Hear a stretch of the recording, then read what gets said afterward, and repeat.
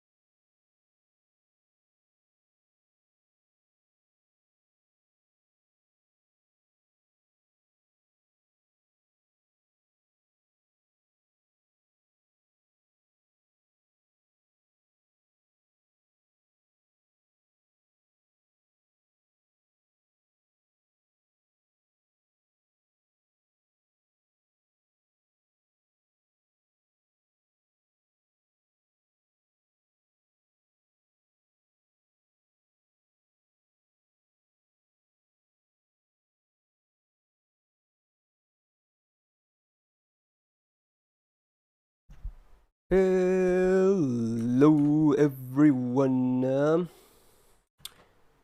How's it going? Welcome to the Friday stream.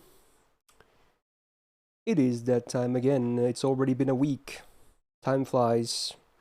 We are in March, and today is the second tier list of servant classes in 2023. And of course, it is archers. I'm hoping it's gonna be a fun time. I think last week we had a fairly good time. Obviously, you know, no one will ever agree 100% on someone else's opinion, but you know what? I'm hoping it's gonna be a fun and good time regardless. Again, if anything, I'm most worried about my throat. I've been trying to take some precautions to hopefully make my voice last a little longer, but yeah, it's gonna be a long one. So, you know, probably sooner than later, it's just gonna get a bit messy. Now, today, we might not have Plushy here either, sadly. He definitely can join at the start, but depending on how long his, you know, the thing he needs to do takes, he may or may not be able to join later, midway through. So we may be able to hear him a little bit today. I don't know. But as is, I will definitely start solo. Just like good old times, huh? Yeah. Hopefully it's still fine. So, hopefully you guys are having a nice little Friday. It is about to be weekend. Hopefully everyone is having a nice time. Which see what I recommend the most of the new ones. I haven't really looked at them too much yet, honestly. I think I looked at them through them once, and none of them really screamed amazing to me. So I was like, eh. I don't know, maybe I'll look at them better later. I barely even played at all yet. Because when I woke up, game was in maintenance, and by the time it was all out of maintenance, I was like, okay, I have all this other shit I need to do now before the stream. So, Yeah, it is what it is. What was I gonna say? Oh, I lost my train of thought. Yeah, I got nothing. Okay. Yeah, I guess one of them was in Vulpeers. That's pretty good. Cool. God damn, I should not answer questions when I'm talking about stuff. I will immediately lose my train of thought. Probably nothing important either, honestly. Oh yeah, hopefully you guys are having like snacks, drinks, or whatever, because we're gonna be here for a while. I don't think this is gonna be as long as last week, but it might still be overtime regardless.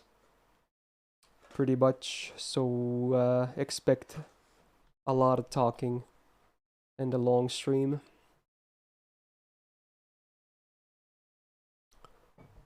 Okay.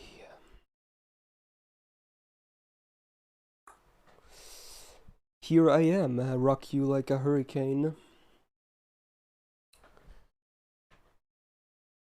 Mm-mm-mm.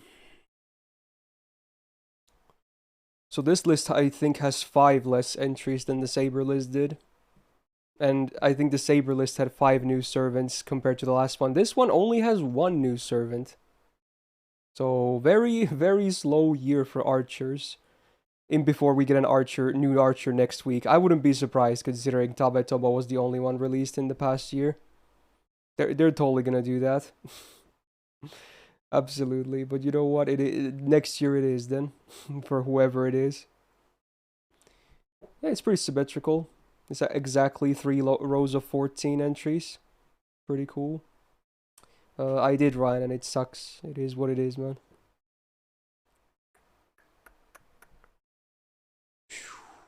So we're gonna get started very soon here. Also, the alerts are off again. I even added text this time down at the bottom so people will know. If someone resubs or whatever doing the thing, I'll try to go through all the subs, etc. All the alerts at the end of the stream, but I really don't want to like stop during like talking to focus on other things. So yeah, we'll just cover all that stuff near the end.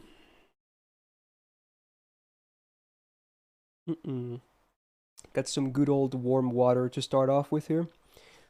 Had some cough drops as well. Hoping it's gonna help. As archers look a lot more spicy than SSRs. I guess you could say that. No worries. Damn, exactly 900 tabs. It's pretty nice. Why is it not like around 900 so much nowadays with that command? Oh no. The last forced archer was 2 years ago. Well, not yet, but like 1.5 years ago. But yeah, kind of rough for archers. Because it's accurate to reality. Yeah, okay.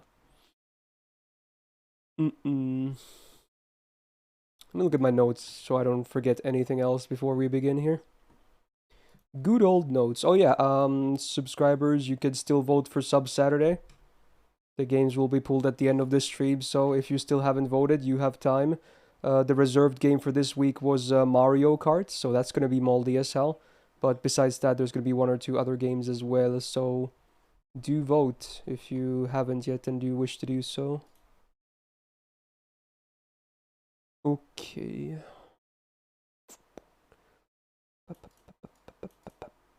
Okay. Good. Good. Very nice, Caesar-chan.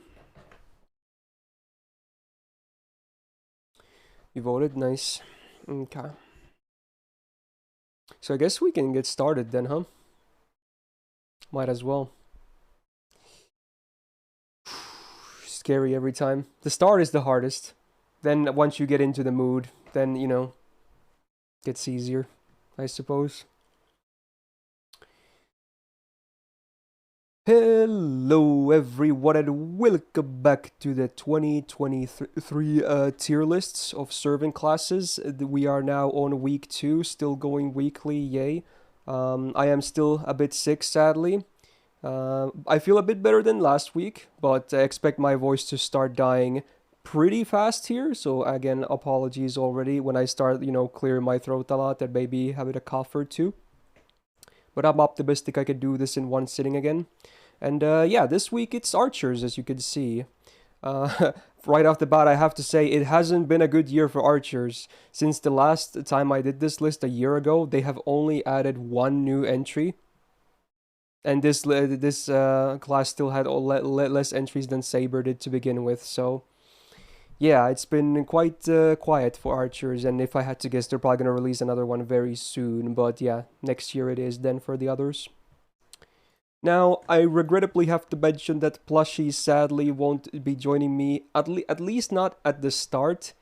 He did say that he might be able to join, later during the stream. He is still very busy after all. So I'm just gonna be soloing either most of this or maybe all of it. I don't know yet. I'm hoping he could maybe join. It's always nice to have him on. And speaking of which, I got some feedback from you guys. Obviously, there were a lot of arguments about placements, etc. And I want to say first of all, thank you. Most of the arguments were actually well constructed, and they weren't really attacking anyone's opinion. You guys were mostly just presenting your own POVs, and I actually appreciate that. It's always nice to hear sides from other people as well. So, very well put comments mostly. And then the most of the feedback was that I was interrupting Plushie a lot, which honestly, I understand. I think I was doing it quite a bit. In my small defense, we have music on right now, which if you're watching this on YouTube, you can't hear because I have to mute the audio music track for YouTube, otherwise this video would never go live. So I wasn't hearing Plushie as well as I maybe should have been. So yeah, not really a defense, but there you go. And maybe I should bump him up a little bit more was another feedback I got. So if he's gonna be on, I'll try my best to improve on these things. Of course. So for this list, or rather before the criteria, etc., PSAs, I'm not gonna go over them again. So there should be a link somewhere top here, top right about now, if I remember to put it there, which hopefully I do. You can watch a short video that lists all the criteria. So there you go. Now I don't have to read them in every single one of these. Now, so I think if I did my math correct, we should have 42 entries today. So it's a bit less than the Sabers, but it's definitely gonna be here for a while. So if you're one of those people that's gonna watch this thing in its entirety, which, first of all, shout out to you, that's very awesome. Recommend grabbing a drink or a snack or both, because again, this is gonna be like 3, 4, 5 hours long. And if you're someone who doesn't want to watch the full thing, understandably, and you just want to see certain servants, I will write timestamps in the description of this video. So you should be able to find all the ones you want to see down there. So feel free to jump around using those if you want to do so. And I think that might be it. Oh, yeah, shoutouts. Well, shout out to Plushie if he does join. Shout out to Copy for making this template again. Shout out to Jord for his AoE loop numbers. And wrong thing. I actually pressed the wrong button. And shout out to I think it's let's see, Leafy, I don't know which one it is for the single target loop sheet. I'm okay. Another feedback was that I shouldn't be relying on this too much. I really am not. I put very little emphasis on this. It's just nice to show some numbers and whatnot, but this is not really the most realistic thing ever. Unlike the looping one, which is very practical, this one is mostly for the fun of it. So I'm not really gonna put too much emphasis on this. Woo! So there we go. I guess we should get going now then. So starting from lowest to highest rarity. As usual, starting with the 1 star, we got 2 this time. Very cool.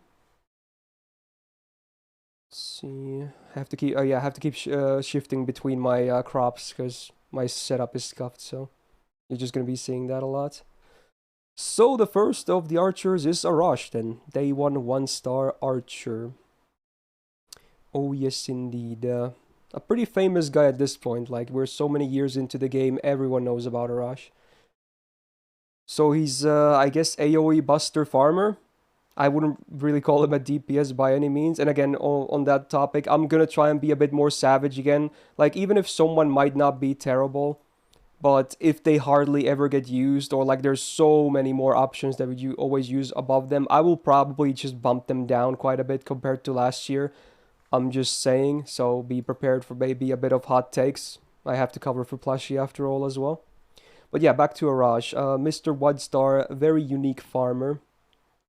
His attack is obviously bad because it's a 1-star stat line, but you know, at least his MP still hits pretty hard because of the way it works. Dick is kind of relevant for him in my opinion. No, skill-wise, there's not really much to talk about. The first skill, you get actually a very fat amount of defense up for 3 turns and a good uptime. Poison resistance is pretty irrelevant, but it's still like a good amount of defense. Second skill is absolutely garbage. Not only is a Clairvoyance a garbage skill, on a servant like Arash with these hit counts, this deck, 1-hitter MP, it is completely useless. It will have such a minimal impact that it will never really do anything. And then the third skill, which is really important for his main purpose, which is the battery. Up to 30% self-gauge and a pretty okay heal too, if you ever need it, that is. For farming, you don't really need it. So this is really the only important skill for farming. No damage ups, but luckily the MP still hits hard. Magic Risk C and Independent Action C. A bit more Magic Risk and crit damage. At least today we'll be seeing a lot of these passives because, you know, it's the Archer passive, which is nice considering Archers have a pretty fat natural absorb, so it's nice to have that. He does have a Rider Append, which can be useful sometimes because you can bring him on neutral depending on the setups. And then his MP, which has been buffed. So obviously, if you don't know yet, he does sack himself when he uses the MP. So he's gone. Although if you have a Guts, you can save him. I guess there's some wacky stuff you can do, but most people, like, the whole point is to let him die. So you get basically a free wave clear from him, and then someone else is going to come in as like a free swap with cooldowns and everything. So that's the whole point. And then the OC adds extra damage, you know, if enemies are alive. I believe it's, unlike Cheng Gong, his is 1 and 1, and Gong is like 4 and 4. So he does place a 1 extra hit if they live the initial hit, for quite a bit of more damage. So there you go. It's basically a double hitter MP, which is kind of crazy. Oh man, this is a tough one. I was thinking about Arash a lot, I'm not gonna lie. Like, I have to say, he is not relevant in the hardest farming in the game. He is not relevant there anymore. That's the thing. But he can still be utilized in a lot of different ways. And a 1-star cost is actually really good because he's so easy to slot into a party, even with a high cost CE. Like, you can still find a lot of uses for Arash for sure, but like, you're not going to be farming 90++ with him. No shot in hell. Even if you have the fattest Arash, I don't really see it happening. So this might be a bit cold, but I will place him at A instead of like A+, which I think where I had him last year. I'm going to start with an A. Just because of how farming, like even for 90+, not even plus, I don't think he's that viable. He's mostly viable for the normal nodes, if anything. Oh, I placed him on EX last year? Okay. I think I had a lot of EXs on Archer from what I remember. Definitely will be different this year. But yeah, I mean, he's still like very good for what he does. And yeah, no, for a 1-star, he's a true standout. So I think Arash is still great. Even if he might not be used for the, you know, hardest farming in the game. Now, the next one was also 1-star, and it's a very different one. They share one thing, is that they both want to cease existing, to put it lightly, I suppose. We got Nobukatsu. Now, I think last year we had a lot of arguments about him as well, and we're probably going to have that again here. So, what is he? Well, he's basically a Buster support, but instead of calling him that, I always call him a Nobu support. You can use him outside of Nobu supporting as well, but in my opinion, you have better options. But he's not a lost cause by any means. So his stat line, it is what it is. 1-star stats, they suck, but arguably you kind of don't want him to be tanky in some cases, so maybe it's not the worst thing. He's definitely never going to be DPSing for sure. His deck is okay. I guess it's like a decent one for star gen potential, so I don't actually hate it. Now, skill-wise, we got a lot of interesting stuff. So first of all, it's a single target confusion for 1 turn, or 3 turns rather. And you have a flat 30% chance to skill seal them for a turn when it procs. And then the scaling effect is a up to minus 30% buster resistance for that 1 target. So the confusion is like, I don't really like it too much. I think confusion, skill seal, it's a low tier debuff. It's not that amazing in my opinion. Sometimes at a merit arguably. But a good chunk of buster resistance down is actually still a nice thing to have. That can definitely amp your damage up a little bit. Like, resistance down buffs are still fairly rare to this day. So, I will not really discount someone having it still in 2023. So, it's on a 6-turn cooldown, it is for a 1-star servant, it's a good skill. I'll say that much. Second skill, is where it truly shines if you have a Nobu. If you don't, it's very underwhelming. Well, actually, not really very underwhelming. For a 1-star, it's really good.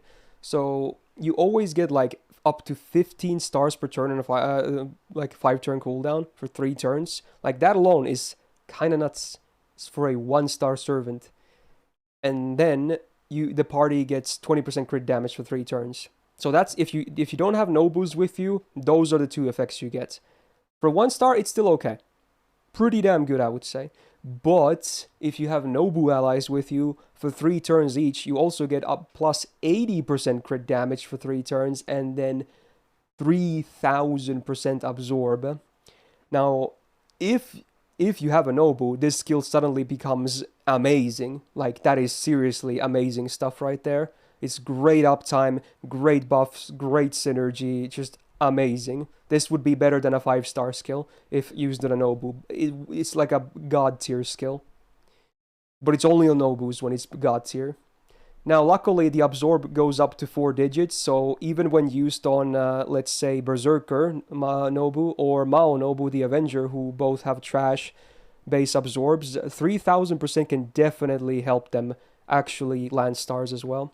So very important. So for non-Nobus, it's good. For Nobus, is insane. Third skill, self-taunt for 1 turn on a 4-turn cooldown. Pretty okay. Then you also get more MP on damage taken, which synergizes with the taunt for 50%. Not too bad. Especially with enemies that have multi-hitters, you can actually get a lot of gauge from this. And then when he dies for the next 5 turns, which actually, it doesn't stack, but you can have a full uptime on it, you heal the party by up to 3k. Those who are still left alive by the time he dies. So, because he has a death gimmick as well with his MP, I kind of like that they put some kind of a, death thing here as well. So, honestly, it's okay. It kind of makes sense on him. Although, if you want him to tank stuff instead of dying, don't get your hopes up. He really can't tank too much. Magic Resist D and Independent Action C are kinda irrelevant. Magic Resist D could be higher, but yeah. Not the greatest passives for him. Caster bonus. I mean, if you bring him as a Nobu support, you can sometimes fight casters too. And then the MP.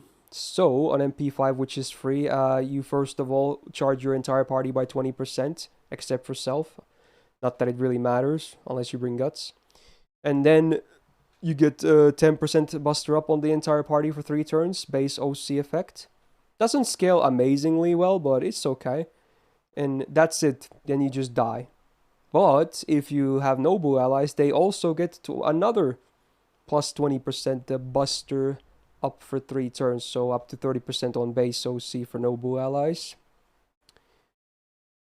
I think the MP kind of sucks, I'm not gonna lie. I think it kind of sucks, honestly. Like, even for Nobu stuff, I think it's like your best bet is to try and keep him alive so you can actually get so much use. Like, this skill is crazy, right? I think the MP itself kind of sucks. Skills 1 and 1 is good, this is insane, and this is, you know, mitigation maybe. But yeah, this is where it's at. This is the real thing right here. Skill 2. The MP is like, if you're gonna die, maybe you can get some bonus value if you know he's gonna die that turn, but otherwise you're probably better off just, you know, having better uptime on this, you know? Yeah, maybe, I think this should be a higher buster up for Nobu. It's only a plus 20%. It should be like 30 or 40 at least, I would say. Maybe 40 to match this 10 on base to get plus 50%. I think that would be cool. Because they did base 20 here and then 80 to match 100 for Nobus. Although, yeah, I do have to say, George, that in some cases, killing him is good if you're doing setups. Then, obviously, the kill is amazing. You get a free swap. I recently did my Super Bunyan one-shot in a Last Belt 7 boss.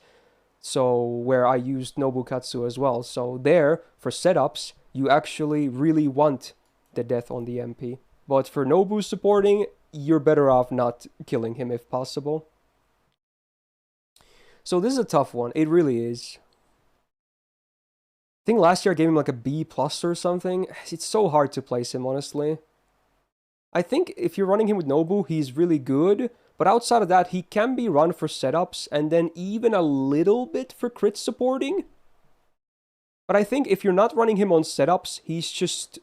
The 1-star stats are... They just fuck him. They fuck him, dude. I'm just gonna be... Language. They're just gonna ruin him, you know? 1-star stats are just hard to use. Oh my.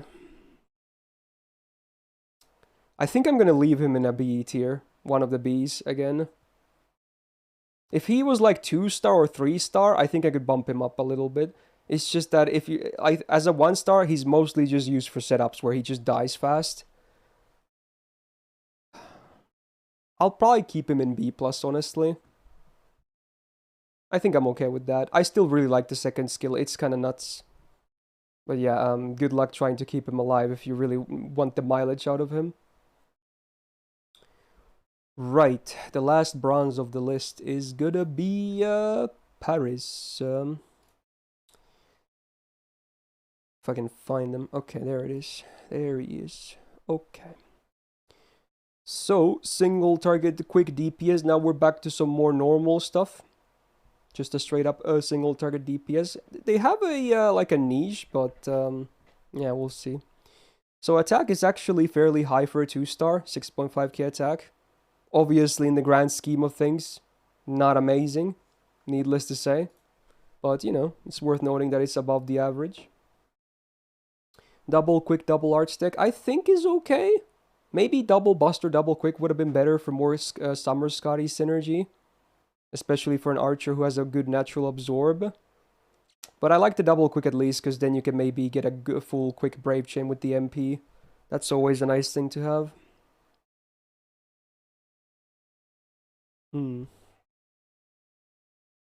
Right, let's look at the skills then. So first skill, self-evasion for 1 attack, 1 turn on a 5-turn cooldown. Needless to say, that's bad. That's just straight up bad. But what else does it do? For 1 enemy, you reduce their crit chance by up to 30% for 1 turn. I wish it was a little higher, but I'm pretty sure the next thing is the reason why it's not. Same with the evasion, because it's a full buff strip as well. Which is very nice to have on command, needless to say. It's not AoE like the craziest ones, but regardless, it still removes every buff from the target that can be removed. So yeah. Dude, Flame, I don't want to talk about Gacha. I'm not going to give out blessings, bro. Okay, can we not talk about that? Okay.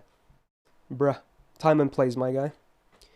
Alright, so if you do happen to remove the target's buffs, though, you get the niche active. So basically, it does a special debuff on the target for 3 turns. Which you'll see what it does when we get to the MP, I guess. But yeah, it's like a special debuff that only he does.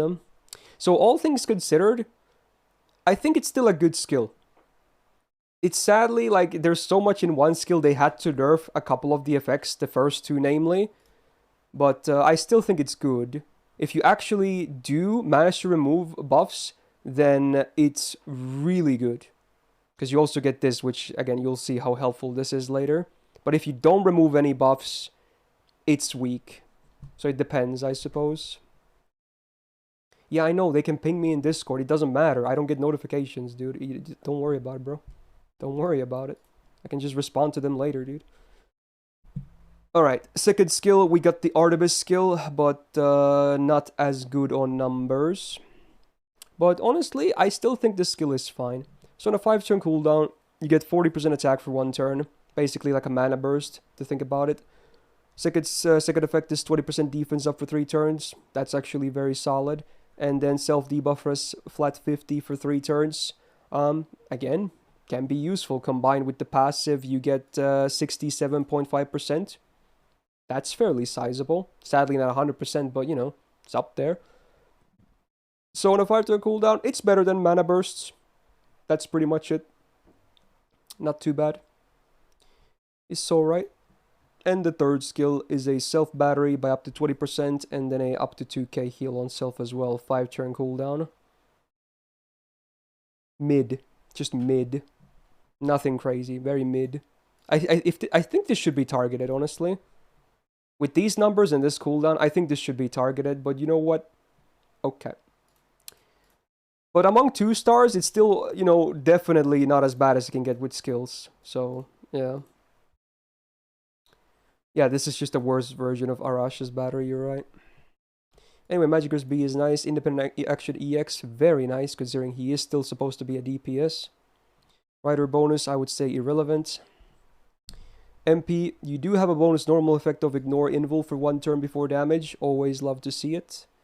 And then here is where the special debuff comes to play. So if the target has it, aka you successfully removed at least 1 buff, you do this. And yeah, it's basically your damage mod for the MP. Base 150%, goes up to 200, so the standard numbers. But I like that it's one that you can make yourself. Now, not always is it easy to do though. Because sometimes the enemy doesn't buff, for instance, or sometimes all their buffs are like unremovable. And to this day and age, there's a lot of buffs that are unremovable, right? So, now, I'm not exactly sure. Do you, if they have, like, let's say they have like 1 unremovable buff, and they do 2 buffs that can be removed, you use this to remove them. Obviously, their unremovable buff still stays. Does this still not apply because of that? Because it says if successfully removed buffs. Does that mean it fucks if a single one is remaining? I'm based on the wording, it sounds like it, honestly. So truly, if a boss has unremovable buffs, if it's that how it works, it's actually really bad then. Okay, so as long as it removes at least 1 buff, it works. Okay, thank God. Otherwise, that would be a lot worse. Okay, I'll take your guys' word for it. Okay. That's way better. So, the MP has good damage potential, but again, it depends on the matchup. But honestly, I think I might be a bit cold with Paris. There's so many single target archers, even on the low stars, that are maybe not even niche dependent. That, I don't know, I don't think, like, sure, Paris is not bad, but would you ever really pick Paris? Unless you have like a grailed copy or you just really like him. I don't think I would, so I kind of agree with a lot of the C's, honestly. Like just below average because of all the easily accessible competition that is just always gonna be, you know, consistent, I suppose. So yeah, gets kind of wrecked by the 2-star stats as well. Oh well. Yeah, they should make a gold version of Paris. Could be really good, actually. And speaking of which, we have another single target archer coming next on the first of the 3 stars that can also make their own niche. So I think this is usually where people mostly compare Paris to. Yeah, they're different on card types, but they work similarly. So next up is Robin, obviously. Single target arts nuker, I guess I could call him. Definitely a DPS. Now, sadly, his attack is not super high. It is below average for a 3-star. But, you know, at least his MP most of the time still hits really hard, which is cool. Double arts, double quick deck, I think makes sense, because, you know, his face cards are just trash. I'm gonna be real with you, they suck. You just want his MP to go as many times as you can with the best type of leash active. So this deck makes sense, because, you know, it's the best for gains, because they're never gonna give him a triple arts deck on day 1, 3-star. Alright, the first skill, AoE drop attack for 3 turns, 15%. Actually, not terrible. It's kind of awkward though, because, you know, he's mainly supposed to fight a single boss, so you have an AoE debuff. So sometimes it's, you know, you could get more value if it was single target, but I still like the effect. The poison obviously sucks, but then you remember that this is Robin, so it's actually really important. And what's great is that the poison lasts for 5 turns, and this skill has a 5-turn cooldown. So it actually, theoretically, unless you know, get skill sealed or whatever, you have 100% uptime on it. Now, worth noting, it is still a debuff, and it is a 100% base chance to land it. So if the enemy has any resistance, that 100% starts going down, you know? So it's 100% base. They have magic rest like ranks, whatever, like minus 20% debuff rest. That's already an 80% chance to land it. Add some other stuffs, and then you can potentially miss it. So that's the one annoying thing. But at least it's 100 on base. So if you're fighting like berserkers who tend to not have like any innate resistance, you're basically guaranteed to land it. So it depends on the matchup. Good vital skill for him though. Second skill, it's an E rank golden rule. It's a nice effect to have considering he wants to spam his MP, so having a 3-turn MP gain. But man, it's an E rank, and with his hit counts and numbers, unless you have like really fat support buffs, he's not really gonna gain super easily from face cards. You really need a lot of support. This doesn't really do much on its own. Yeah, this is like like if you compare this to Gilgamesh, it's like night and day for both the numbers and the effect, etc. So this is like pretty weak. Third skill, 1-turn evasion or 6-turn cooldown standard, but his unique version has a 1-turn sure hit and also a 20-star bomb. Can be a bit awkward, because usually you want to save this for survival, so you might not get the best value out of the sure hit if needed, or the stars in most cases, so... But when it does land really well, it's actually very good for value, I would say. So overall, I think his kit is kind of old, but, you know, it's still not, you know, garbage. I guess if you're on Castoria, you can maybe afford to drop the evade and just get the stars and maybe... Oh, shit. Maybe the sure hit if needed. Magic Resist D could be higher. Independent Action A is nice as a bonus. Not that he has a lot of crit focus, though. And then the MP, like it's as simple as it gets. There's no normal effects besides damage, but the OC is where it's at. It's a poison damage mod, and not just any damage mod. It is a higher than normal damage mod. It starts at 200%, which is usually where standard damage mods on MP cap at with max overcharge. So his goes from 200 to 250, so he's like 50 potential higher. So yeah, if you've obviously never tried using Robin, just give him a nice number of buffs, make sure the enemy is poisoned, pop the MP, and they just kind of explode, right? So, despite the MP sucks with effects, it still does a lot of damage with poisons up. And it's also worth noting, because, you know, you obviously can whiff this, depending on the enemy, but there are still, like, at least 2 or 3 poison command codes, as far as I know, so those can help. I'm pretty sure those are still susceptible to resistance, because they have, like, 100% base too, but it will make it much easier to guarantee that whenever you MP, you always should have a poison up, right? So, yeah, there's ways to make this very consistent, even against enemies with some kind of resistances on. So, Mr. Robin Hood, I still think he is a pretty solid one among the 3 stars. There's a lot of single target ones here, but yeah. I think last year I had him on A. I might still go with the same rating, honestly. I wish he was a bit more modern with his kit, but he still hits really hard with his MP. And he's kind of easy to support. And he's somewhat self-reliant because he can make his own niche. And the huge damage mod on the poison, considering you should always have it up. I think it's worth an A, honestly. He hits hard than many gold servants, honestly. Sadly falls, you know, on the other aspects of the kit, but NP damage-wise, he is definitely up there. Can't deny that. Yeah, they should buff his golden rule. They really should. Okay. Uriel is next.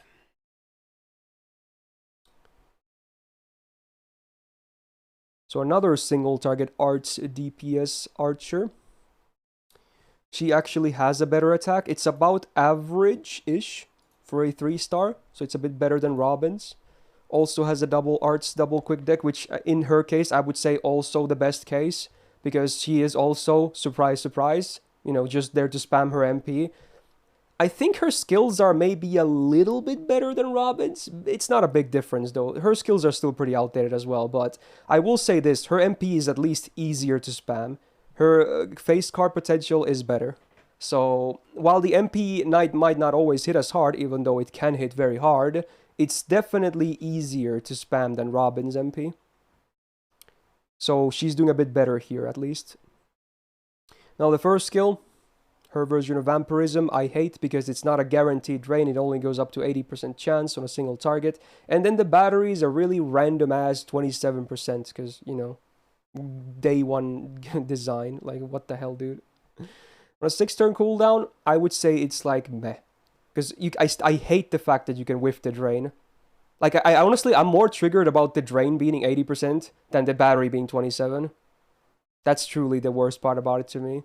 Like, drain is such a powerful mechanic for bosses. It can buy you precious time. And if you whiff it, you just feel bad.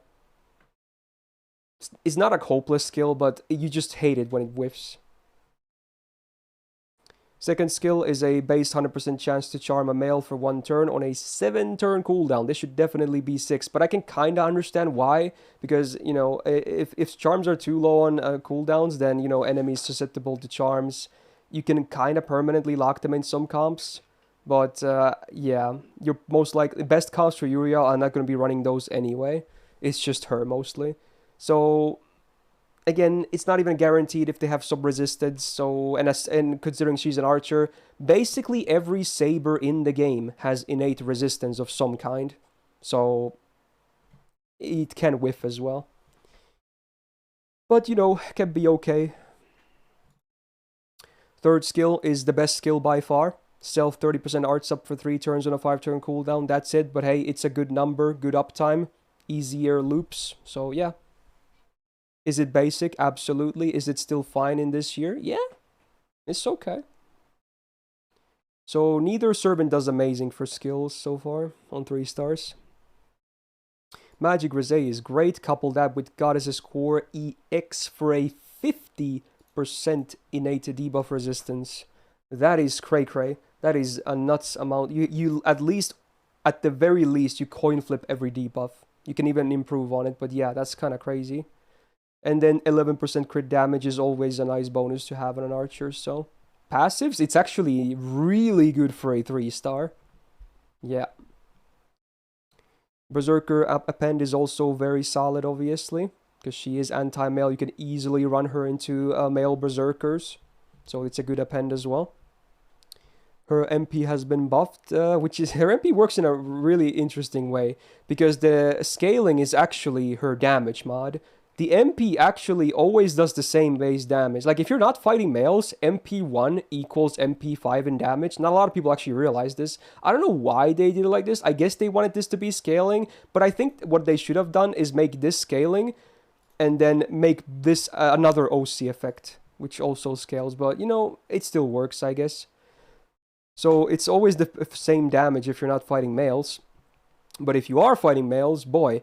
You get the base 150, so it's not 200 like Robin, which is way over than normal. 150 is still the base, but her scaling is still better, because remember, usually these scale from 150 to 200, but her scales from 150 to 250. And because it's tied to the MP level, ding ding ding, you're always gonna get 250 on males, so that's a serious damage mod right there. 250%. That's like 2.5 MPs. That's kind of crazy. And then a nice, really high chance, so we basically can't whiff this. Minus 20% attack for 3 turns. Really solid, actually. I like that. That's really good. And then also another charm, 100% chance base on the OC to charm another male. So truly, yeah, anti-male is real. Is real to the point that I would probably use Uriel more often than Artemis against males. Although I still think Artemis is underrated and gets a bit too much hate. But Uriel is just pretty damn consistent against males though. And male as a trait, actually no, it's not even a trait, it's a gender. It is obviously very common. So despite her like old skills, the MP is crazy. Her passives are crazy for a 3-star, and she still works. Her MP is fairly easy to spam as well. I feel like I should put her into A+, honestly. I kind of, like, now you're saying, like, but wait, Robin always works, right? He's not dependent on, like, gender or whatever. Yeah, you're not wrong. But here's the thing, male is still a very common thing to face, and I'm just being real with you. I obviously wouldn't pick Uriel if I'm not fighting a dude. I would never pick Uriel if it's like a female or no gender, right? But male is still so common. I like, there's a lot of use cases for her, right? So I think I'm gonna slot her above Robin because of that. Even if Robin is, you know, his niche can quote-unquote always work, except when the boss is debuff immune, obviously, but there you go. I think she's actually very solid to this day. Works really well with the arch supports as well. Right, next one, another day one, we got Mr. David, single target red DPS slash support. So he's like a mix. 7.7 attack is actually really high for a 3-star, so he's so far doing the best of the archers. He actually does have the triple arch deck, which I'm actually still to this day very surprised that they did this. I guess they wanted to try a lot of, you know, different, like, things day one. Some of them were wacky, some of them, you know, maybe more reasonable, but yeah. Yeah, exactly, Jordan. So I'm not sure how much I actually like his deck. It's kind of awkward considering he has a Buster MP. This deck, if this was on like Uriel, oh my god, she'd be EX. But David is, I would say it's actually not the best deck for him. Sure, his MP can be okay, but maybe should have been like double quick or something. Or double quick, double Buster, maybe one arts only. It's kind of weird. Anyway. First skill, a very fat 50% defense up for 1 turn on self with the 2k heal. It's a 5-turn cooldown, but depending on your comp, you can use this to tank like an MP. It depends though. And obviously this is self only, so the others would still have to, you know, save themselves as well. So, it's mostly, I would mostly just use it for the heal, and then, you know, if the enemy happens to attack you on the same turn, you barely take damage, so I think it's pretty weak, honestly. It's kind of weird. Second skill is one of his most well-known things. It's good old AoE one-hit evasion, which actually does not have a duration. So until the guy gets hit or buffs are removed, they will keep that 1 stack of evasion for like good. Obviously you can't stack it, so even if you loop this skill with the cooldown, it doesn't stack. But it's very cool, makes it very flexible. In a lot of cases, depending on the comp, you still obviously want to save this for an AoE MP to fully, like, stop it. But depending on your comp, you can pop this very early on as well. So it's flexible like that. It also removes party mental debuffs, so I always wish skills that do this would, you know, let these skills be used when skill sealed, because it really makes no sense, right? It's an anti skill seal one, but you can't use it when you're skill sealed. I think these should be exceptions that are specifically mental debuff, like disengage, for instance. At least this one is AoE, so if he's not skill sealed, your allies are, you can still get use of the skill seal part, but yeah. I would say that part of the skill is kind of like meh. Those are, like, keep in mind, this is not even a stun. This is specifically the terror stun. So it's like mental debuff removal is not as good as it might seem. So yeah. It doesn't work for normal stun, for instance. This is a terror stun.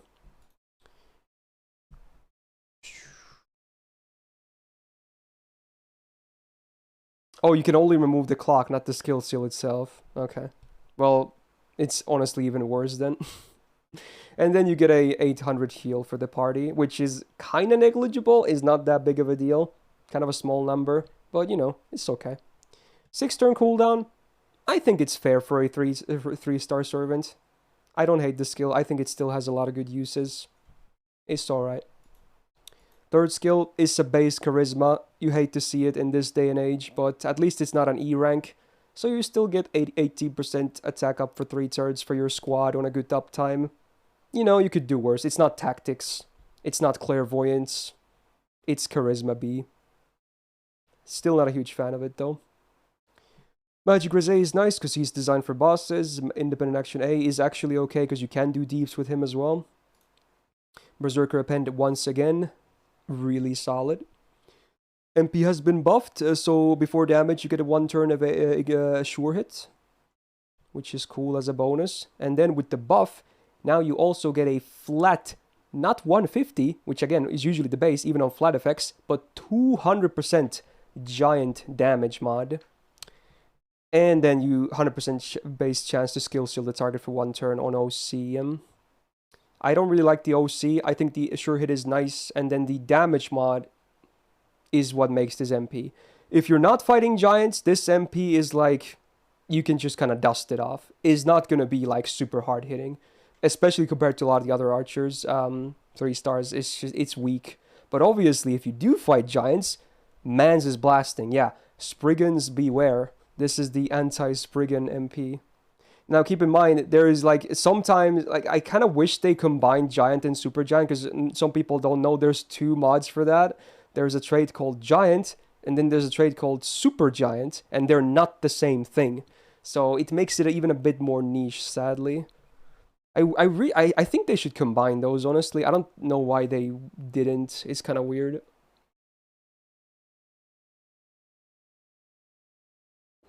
Anyway. David is an interesting case. He's like one of those good old reliables, right? He's mostly picked there for his support, but I think in this day and age, I think most people just don't really pick David too much anymore, right? His Bouncy is a fun meme as well, yeah. I don't think he's like all that... Like, he's good for a newer account for sure. Absolutely. But I think, like, when your account is like a year old, you probably have way better options for like all scenarios. And at that point, he would probably just be picked for the anti-giant MP instead of supporting. Like, you're not necessarily wrong in saying that he's probably top 3 low-star supports, Jord. But again, I'm going to be a bit more brutal this year. Like, yes, he's good, but how many people have picked David anymore, right? That don't do like low-star runs only. It's a lot easier to get more options, I would feel like, than... Like, so many people probably rolling supports anyway. Do you rate him as a 3-star? I will, but I also will put a lot of preface on the fact that how often they should be picked still. Like, Uriel, I rate her as a 3-star, but I would still absolutely pick her against males. Even if I have, like, Kuro, for instance, I would absolutely pick Uriel for male. Like, no question about it. David, if I have like if I have a Castoria or like even some like I don't know, man. I feel like he's just not picked that much. I'm still gonna give him like a B plus, I think, because he's very accessible. But yeah, like even Shufu exists nowadays, which I feel like harms David. Shufu is just so much better, right? So much better. I don't think it's even close. Yeah. They are a bit different, but at least she has way more application. AoE team evade is really rare. You're not wrong, but again, if you need specifically that, you can just pick a Merlin from support or whatever. So I don't feel like he should be given a high rating just because he has a AoE one-hit evade, you know?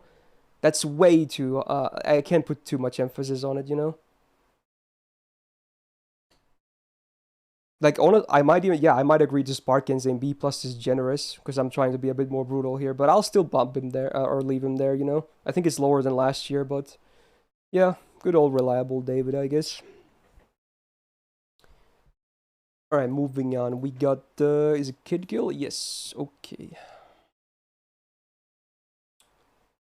Let's see, Mr. Gilgamesh, not adult version. So, AoE Buster DPS. Not even a farmer, honestly. Sad to say that. Which really will affect his rating, I'm already gonna be honest with you. Now, much like David, he at least still has a good attack stat for a 3-star, so that's cool. He has the Gilgamesh deck, which makes sense. His gains are actually not terrible. Even on his own stuff, you can actually do okay. Obviously shines better with the support though. So I think at least up here, it makes sense. I like it. Charisma A+, the Gilgamesh special. Better than David's, I guess, but besides that, not the most flashy skill anymore. This buff recently landed on NA, the Charm one. So he now has a base 100% chance to charm a humanoid target for 1 turn, and then also get 10 stars per turn for 3 turns. Now, this is just a way better version of Uriel's charm, basically, because hers is only male, humanoid is like 99% of servants, and it's still the same chance, same cooldown, and you also get stars per turn. Is it still an amazing skill? No. Is it better now? Yes. So there you go. Humanoid charm is good, though, because, you know, it's 99% of servants in the game. But still, it's only 100% base, it still can be resisted. Third skill laughs a little bit on Robin, I guess, by having a higher version of Golden Rule. So again, with this active, he can actually be a bit more self-reliant on gains.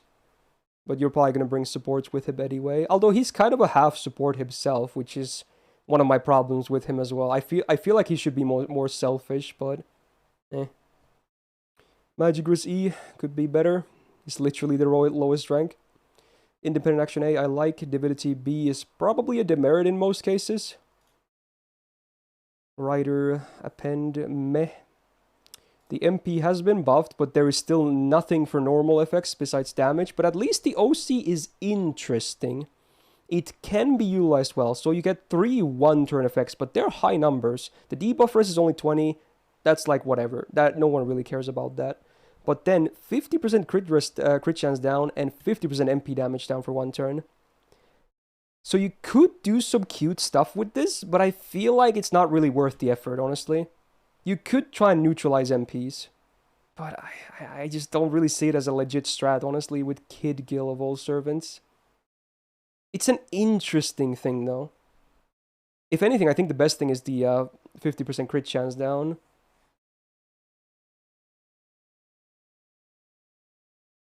Yeah, funnily enough, if you do bring 2 Kid Gills, you can actually get a minus 100% MP damage. Actually, even more than that, because, you know, one of them would have OC as well. So it's awkward, right? And he's AoE, and it's already so contested among the low-star archers for DPSs. Oh, it's crit damage, not crit chance. Oh, yeah, you're right, actually. Oh, man. Okay, I would have preferred chance, but... okay. Damn. That's I just realized, this is insanely rare. This is an insanely rare effect, not just in MPs, but like kits in general. Wow. It's almost is 90 and 98% of cases is crit chance down. Like, I would honestly say even crit resistance is easier to find than minus crit damage on the enemy. Who else does even have this? Okay. Well, if the enemy, let's say there's a scenario where the enemy guarantees crits, like no matter what, maybe there's a niche for this, you know? Oh, Yanqing also does it. Okay. You're probably better off picking him then. I mean, you're still gonna get blasted. Crits would still hit you harder than normal attacks, so it's not that great, honestly. I would prefer crit chance down instead, to just fully whiff crits maybe. Damn, this is dude. I think here is this might be a bit brutal, honestly, with Kid Gil. So last year I placed him in like B. I might place him in like D plus. Is that too much? Like, there's so many options, and why would you pick him? Like, why would you pick him? I don't really get it. I don't really see a reason why I would pick him. Like, sure, he's not garbage. Again, definitely not garbage. But even among 3 stars and lower, there's so many better options. He's like half DPS, half support, so if you want that, just pick David instead, you know? If you want DPS, just pick Robin, pick Uriel, pick Billy, pick whatever, dude. There's even welfares. There's welfare AoEs. I just... Yeah. I'm gonna place him in D plus. Savage year is real. I'm placing more emphasis on the like, would you ever really actually play him if you have even a small amount of choices? So there you go. There aren't very many AoE archers in low star to including Arash. Yeah, but I feel like that doesn't really mean much because you have a lot of welfares as well that are AoE. And even and surely everyone has like when you're 1 year in or so, you probably have at least one gold AoE archer, be it a 4-star or a 5-star or a welfare or whatever, you know. So they would always do better. All right, next up is Billy. I just mentioned him, I guess. Okay. Some Billy fans might get mad at me as well. I'm not gonna lie. So single target quick DPS. There he is. Attack could be higher. It's lower than average again. I wish his deck was either triple quick or double quick double buster. I don't really understand why he has double arts. I guess it's a bit easier to loop the MP, but if he was double buster, he would be way better with Summer Scotty. Obviously, they couldn't know that at the time they designed him. It was like over like a 5-year gap or something. But yeah, I'm not a huge fan of the deck, honestly. Obviously, pretty low hit counts. He's still year 1, so it's not the worst hit counts ever. He's not a day 1 serum. He's still year 1, though. If anything, the 2 hits on the quick is the real sad thing, right? So that's the real sad thing. First skill, pretty infamous, I guess. It's a 120% crit damage for 1 turn. So it's like a crit mana burst. It's literally what it is. It's a crit mana burst. So, you know, potential is okay, but then you remember it's also, you have to crit or it's useless. And I'm just gonna be real with you, he himself will not be generating many stars. You will need a lot of help with that. Even a very buffed Billy, with these hit counts, he's not gonna be generating stars. So this is a hit or miss, literally. Then his infamous 50% battery as a 3-star. This was very legendary. I would say it's obviously a 6-turn cooldown, which is usually where most 50% batteries are. This sadly doesn't do anything else, so it's literally the base where you compare to. Even then, it's not a bad skill. It still works, obviously. I don't mind it. Even if it's a base version of a 50% battery, it's still good and nice to have, considering, you know, again, his gains are not all that amazing. And then the third skill is a Mind's Eye Fall, so even more crit damage, up to 32% for 3 turns this time, and then the 1-turn evasion or 6-turn cooldown. Yeah, it works. Easier to keep him alive. Still okay. There's not much going on in his skills. This is empty. Like, mod check, FX, mod check, kit, hello? Where did it go to? Oh, it was never there to begin with, never mind. Alright, Independent Action A is actually good. And Riding C is actually nice to have. It won't really help too much with his gains, but it's basically a nice damage buff. So, that's cool, I guess. Rider bonus, whatever. MP has been buffed, and yeah, needless to say, it does good damage. So he also ignores evasion for 1 turn before damage. And then the OC is minus 20% crit chance down for 3 turns on 1 enemy, which I like. It's a good OC. And then MP5, you can do a fat amount of damage. Obviously, doesn't still compare to, like, some of the 3-stars that who have their niches active. And some of them are even quite easy to get them active, as we've already seen. But if we discount niches, he has a very hard-hitting MP, though. But the competition, no. Oh, man. Like, if anything, like, if you can get him to consistently crit, and you know, throw out a decent amount of MPs. He is good, but I feel like it's a lot of investment you need to do to actually make him like all that good. I would probably just prefer the competition most of the time. Oh boy. So I had Billy on B plus last year.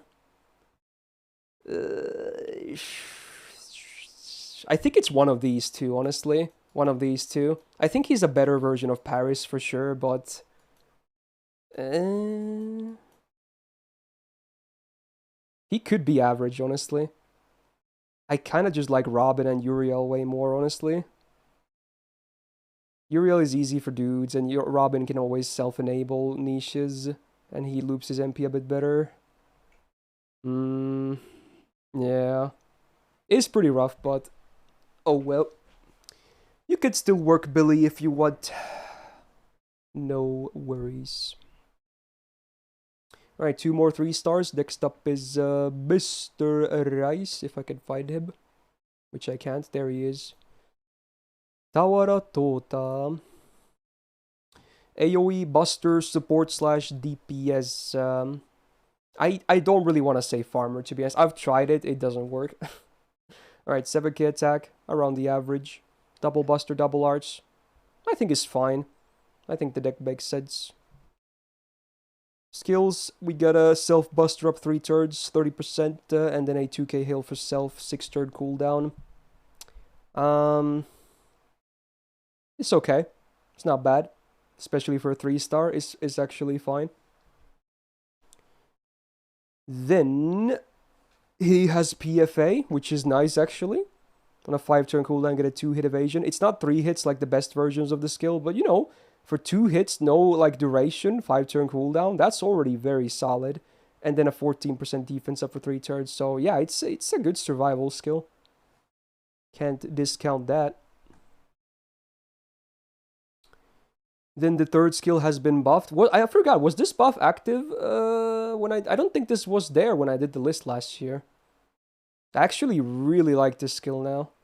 So it's a 2k max HP for the party for 3 turns, which honestly I tend to like. I think in most cases max HP is better than heal because you can use it on max HP obviously. It's only weak if the enemy like spams the buff removal. Then it can be worse than heal, but yeah, I actually like it.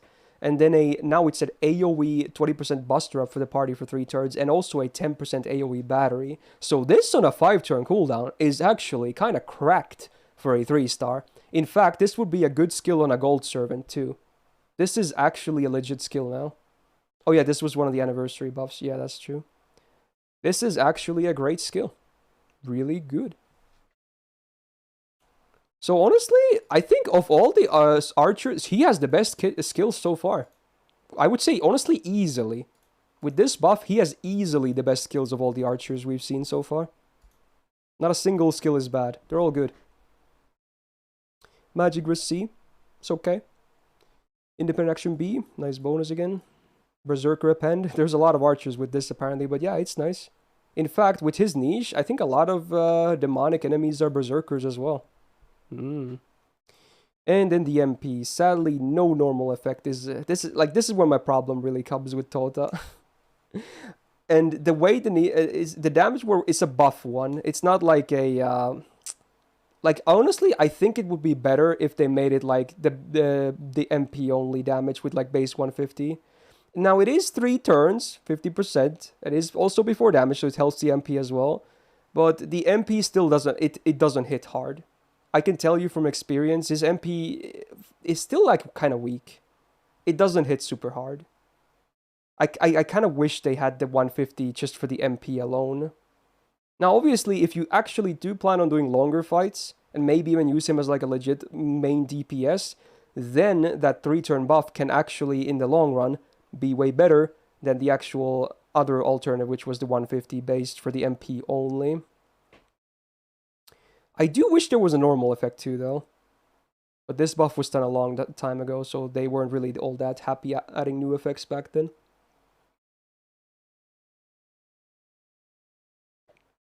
So if anything, I think the MP is the weakest part about him. I actually really like his skills. Tota is an interesting case. Certainly an interesting case. So last year, where did I have him? I had him on a B tier. I might bump him to B+, honestly. I think he's comparable to David. David is a bit better for maybe team survival. It depends on the case, I suppose. But he's very easy to keep himself alive. And I like his skills way more. But then again, I think David's MP fits boss is usually better.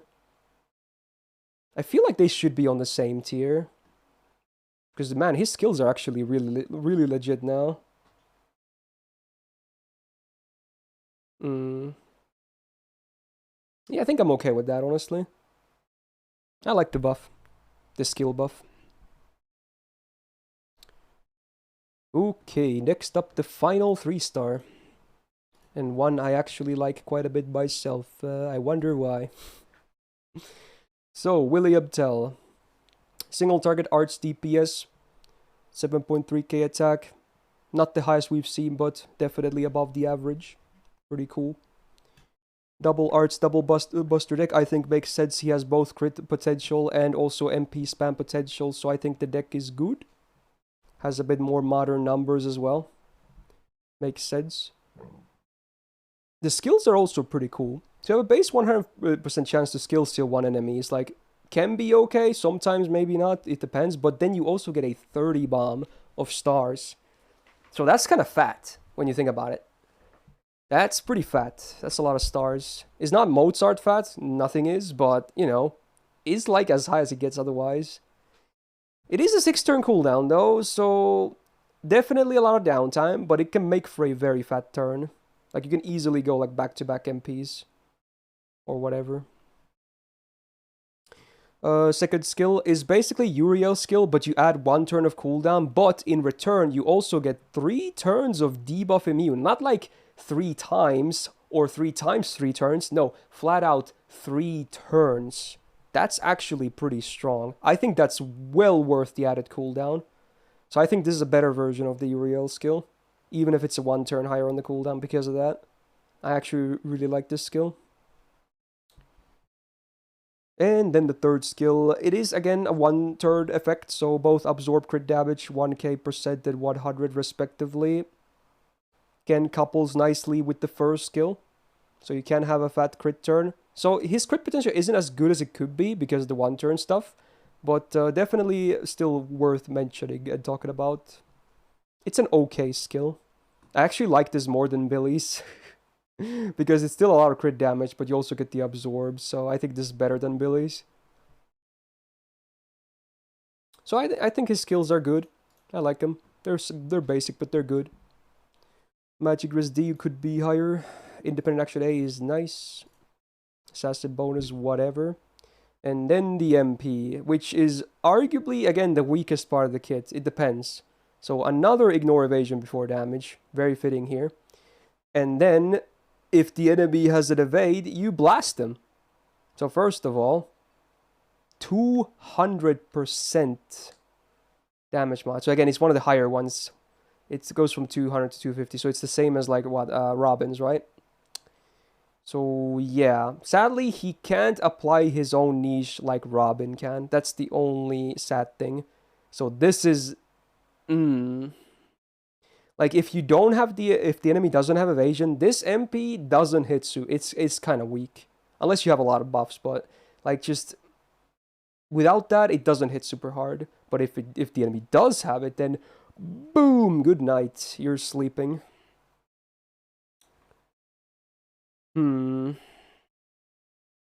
I think I had him on B+ last year. I might still be on that opinion, honestly.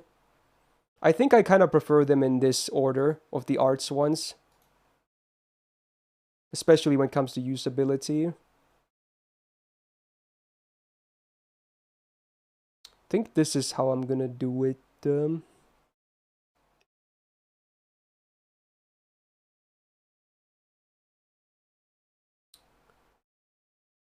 you wait for the evade or do you use the MPS app? Yeah, it's awkward, huh? Sometimes you just keep blasting. So yeah, it is what it is. And the way the enemies are programmed also doesn't help him, because most enemies that have an evade that is not a scripted one tend to use it when they're low on HP, right? So at that point, extra damage is kind of wasted anyway when you think about it. Unless it's like let's say they activate it on 30% or less, and the HP bar is like 1 million, then it's still a reasonable amount of health left. But in most cases, it's going to be like 100k or less. So depending on your buffs, you could do that amount of damage with a normal MP without the evade bonus anyway. So, Okay, that's low stars done. Moving into gold then. Starting with ya boy, Mr. Swords 2.0. Actually, no, he's the OG. Last week was, the new guy. Emiya it is. So, he's an interesting case. He's AoE, he's a DPS, and he's a farmer. He can kind of do both. For sure. Stat-wise, what do we got? 9.3k attack is just above average for a 3 or 4 star. Triple art stick. It depends if it's good or not, honestly. I kind of wish he had double buster, though, because of the crits skill, but it is what it is. I'm not the biggest fan of the deck. Obviously, when you use the Arts MP, although actually you don't even need the deck at that point, you would still do the Arts Chain because of the damage, basically. Yeah, I figured he would be Jord. I saw it already. So, the first skill of Mind's Eye True. If anything, I kind of wish this was Mind's Eye Falls for more crit damage, but I guess he gets a lot of it anyway. So it's a standard survival skill. It's okay. Now, the second skill used to be Poop, and now it's really good. So for 3 turns, you get 100% Star Gen, which can be really... If you use his Buster version, then it's actually like 20 stars at least. For Arts, it's a bit less. And then the other effect which got added is 100% crit damage for 3 turns. Just like not even a buff. They just straight up added that from nothing. So that's why he has very good potential for a crit DPS, needless to say. It's up half the time, which is, really good. My voice is already dying. This is bad. Anyway, good skill. Very good, very good. Now, the third skill has been buffed twice, because, they really like this guy. So, you get the Rainbow Mana Burst, which, honestly, I think is not as good as some people think it is. Because in most of... Unless you get, like, a Mighty Chain, you're going to waste some of those buffs anyway. But, it's nice to have, I guess.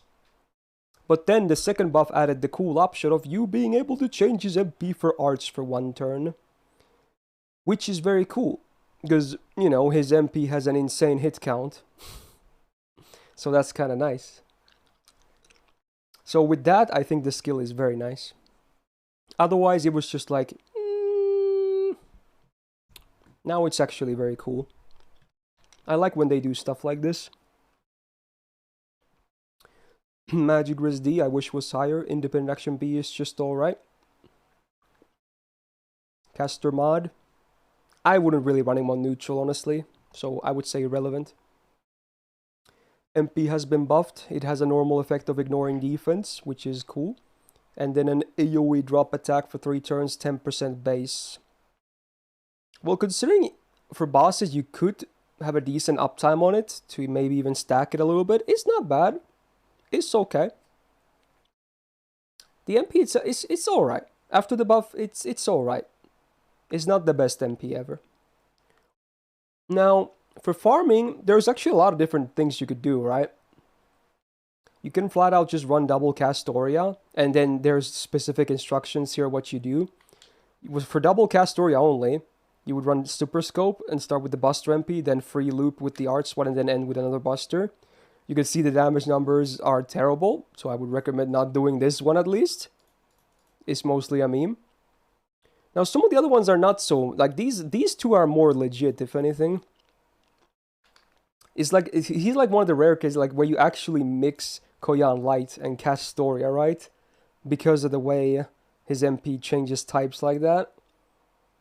But he can reach some okay numbers. If you do the full 3, a double Koyan Castoria, Arts, MP, Buster MP, you actually do okay numbers, but the numbers aren't as good as some of the other farming archers. Like, even with double support, so... I would say for farming, you have better options. I think I was praising his farming a little bit too much last year, honestly. So, I don't think his farming is all that great, honestly. You can do better. But I do like him as a DPS, though. But I think I was maybe a bit too generous on him. He's either an A or an A+. I can't see myself doing EX anymore. Some Emiya fans are gonna be mad at me because they're probably expecting me to do the same thing, but yeah. I can't do it anymore. He's just lacking something for EX. If his farming numbers were better, then maybe. But as is, he's a good DPS, but yeah, I wouldn't really use him for farming either.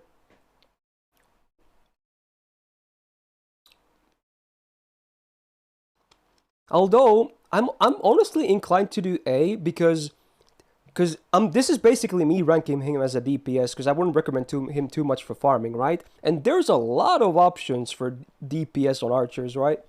And arguably you prefer a single target option in most cases anyway, right? For MP type. So man, this is truly the year of hot takes, right? I think I'm gonna go with A, honestly. Yeah. I mean, it is what it is, man. He's still good, but yeah, okay. There it is. Dude, the comments are gonna be wild. Also, I had the wrong crop on. There you go. Yikes. But that's what I do here. Make people mad. Alright.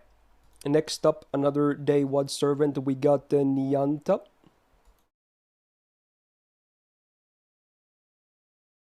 So, we got AoE, a quick farming archer. Would not really use her for DPS, so I'm just gonna be talking about her farming side here. 8.6k attack on the lower side for 4 stars. Double quick, double arts. For farming, it's pretty irrelevant. For DPSing, it's okay for better MP uptime, but I think double buster would have been better for Summer Scotty synergy, for what it's worth. Now, skill 1 has been buffed, but it's a joke of a buff. They increased the value by 14%. Well, you know, it still helps, I guess. Like, this is such a year 1 buff moment. So anyway, AoE, a quick mana burst. That's it. It's better than a mana burst because it's AoE, but in farming, does it matter if it's AoE or not? In most cases, no. I don't think anyone really truly runs her in like duo setups or anything. She's usually the only farmer in comps. So it might as well be a mana burst in most cases. It is what it is. Second skill is a 1k absorb for 1 turn on a 4-turn cooldown. Well, there it is.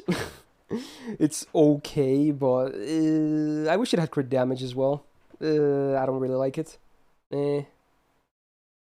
Oh yeah, remember when the game launched? People, dude, you know what's funny? She was considered quick support. I even did the same. I knew she wasn't amazing, but I still did it. I maxed the skill, and I also farmed her Bond C, which is AoE plus 15% quick on the party. This was the first, for story time. This is my first Bond CE on NA, I'm pretty sure. On my main account, this is the first Bond C I got. And you know why I did it? Now, I actually remember that now. You know why I did it? Because Scotty was not going to release for like 3 years. Actually, I'm not even sure if Scotty was even out at that point on JP. Anyway, I knew Okita was coming year 1. And I wanted my waifu to have the best support options out there. So, that's why I bonded up Nyanta from like as soon as I got her. I think I got her near the launch. So, there you go. I'm officially... my simping goes hard back, dude. It goes back hard. There you go. Anyway, moving on. Third skill, her version of the 1-turn, 6-turn cooldown evade. She has MP generation for 3 turns, 50%. Now, thank God she does. Without this, she would be hopeless. So this is a very, very, very important thing to have. Otherwise, she would kind of be useless. I'm not gonna lie. Just because of this, she has a place in the game. Magic Grizz D. Whatever. Independent extra day. Good rank. Berserker bonus. Can she even loot Berserkers? I don't know. I would assume no. At least not in a pretty way. But you know, it's still a good append regardless. It's good. And then the MP has been buffed, but again, it's an old buff, so they only added damage, and they added 5 more stars to the base OC. Okay. Hmm. I feel like that OC sucks. Like 50 stars, you might say it's not that bad, but dude, you're gonna get so many stars from this MP anyway. Like, what's the point, dude? This is like such a. I think the OC is in most cases pointless because you're always gonna be hitting 3 targets most likely. And you wouldn't bring her against single target anyway, so what's the... Like, this MP kind of sucks big time. It just does good damage, but it just sucks big time otherwise. Yeah, you can have 70 stars instead of 50. You can have more guaranteed crits than your guaranteed crits. Oh, wait. So for looping numbers, she's not amazing. Now, you can obviously add an Oberon or a third Scotty to make the numbers way better, but I don't know. Even among quick stuff, I would say she doesn't seem that amazing, right? Yeah. Now she would probably she's probably good enough at least to do sabers, right? So you would never probably do neutral with her. That's for sure. Sabers you can probably make do with most content, but obviously for the higher farming nodes, then I think she just can't do it because her refund wouldn't be enough when the enemies drop below 3 copies. I think she's like B tier, honestly, maybe. I think she's still an okay quick looper, but yeah. Maybe even lower than B, honestly. I don't, maybe C plus. I mean, maybe B is fine. Yeah, maybe B is fine. At least she's also permanent, which is cool. She's been in the game since day 1. Yeah, how's it going? Yeah, I'll probably plop her down to B. We'll see if I move her later. Alright, we got Nobu next. Oh, this might be a bit brutal too. Okay. Washija. AoE Buster DPS. Not a farmer. So that already doesn't sound too promising. 9.4k attack though is at least pretty okay. Double Buster, double Art Stick. I think honestly is good for her. Yeah, I'm okay with the deck. I like it. AoE MP generation on skill 1. 3 turns, 30%. 6 turn cooldown. Kinda just very mid or below mid. Second skill, 100% divine damage mod for 1 turn, 5 turn cooldown. So it's like a divine mana burst. Very niche. At least it's one of the more common traits, I guess. So, but the thing is, because it's only that, if you bring Nobu against something that's not divine, you have a dead skill. That's something you never want that, right?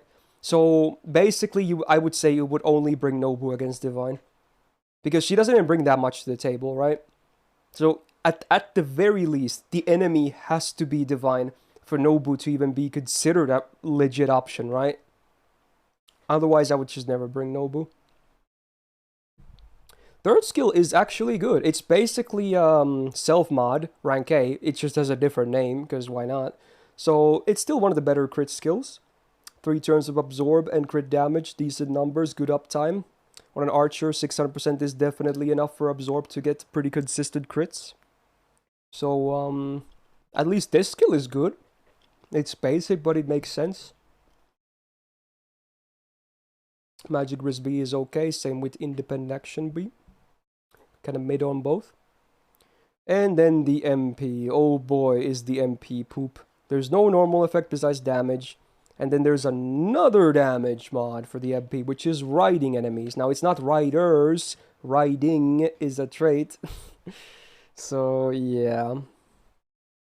Now, if you hit the golden goose of, you know, like, you're fighting Altera, right?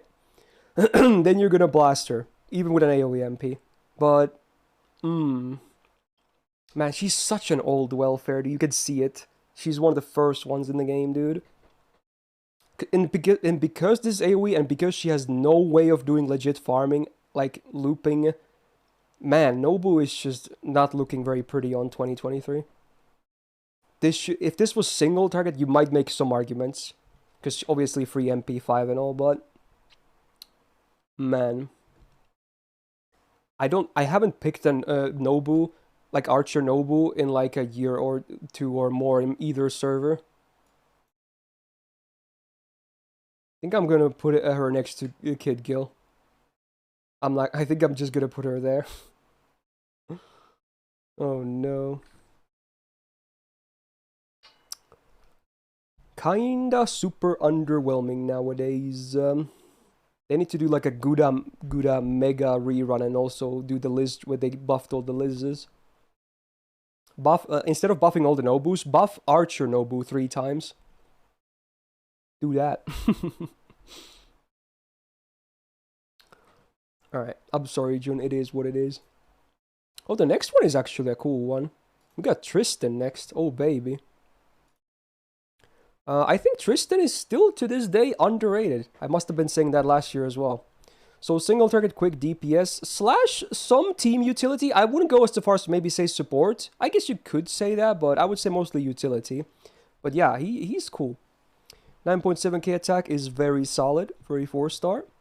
Deck is double arts, double quick. Maybe nowadays with Summer Scotty, double buster instead of double arts would have been a bit more favorable, but I don't hate the deck anyway. His MP is still very strong, so him having more, you know, generating cards for MP, I don't hate it though.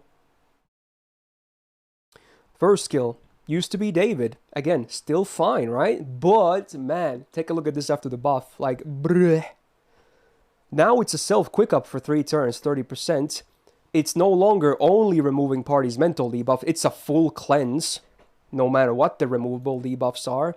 Still has the 1 attack evasion, and also increased the healing from 600 to 1k. Now on a 6-turn cooldown? Is that a nut skill or what? Like, come on, dude? Like, hello? How crazy is that? That's a really nice skill. Now, this is a very, like, top tier 4-star skill. Very, very good.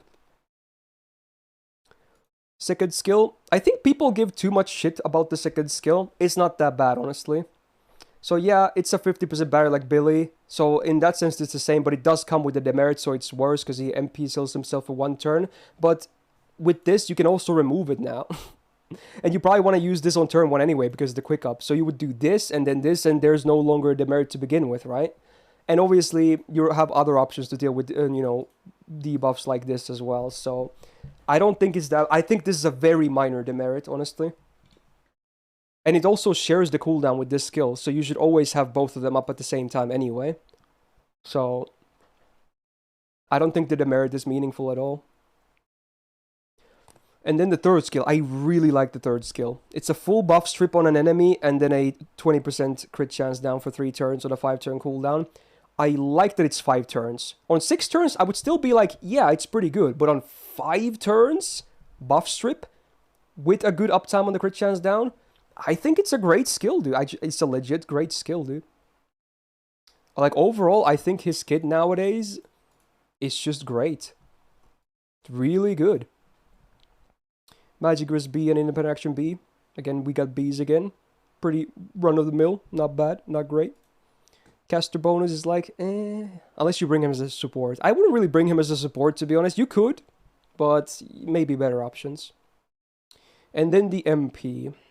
I like the buff. Because at least it's not just a damage buff. They added a new normal effect, which is ignore defense, right? So it also has ignore evasion.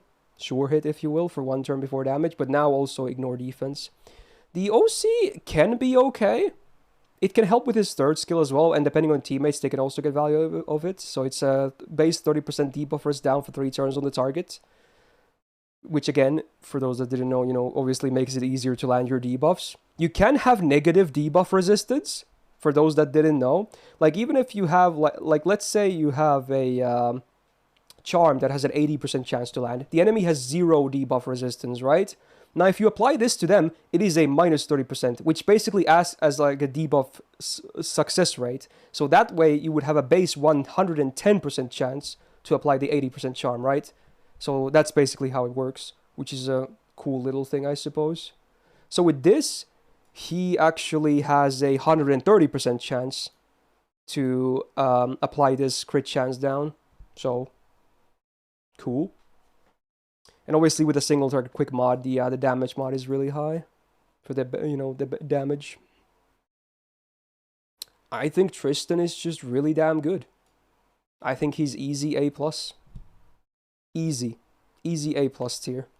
Super solid DPS, great utility. He's a good teammate. You want this guy on your team.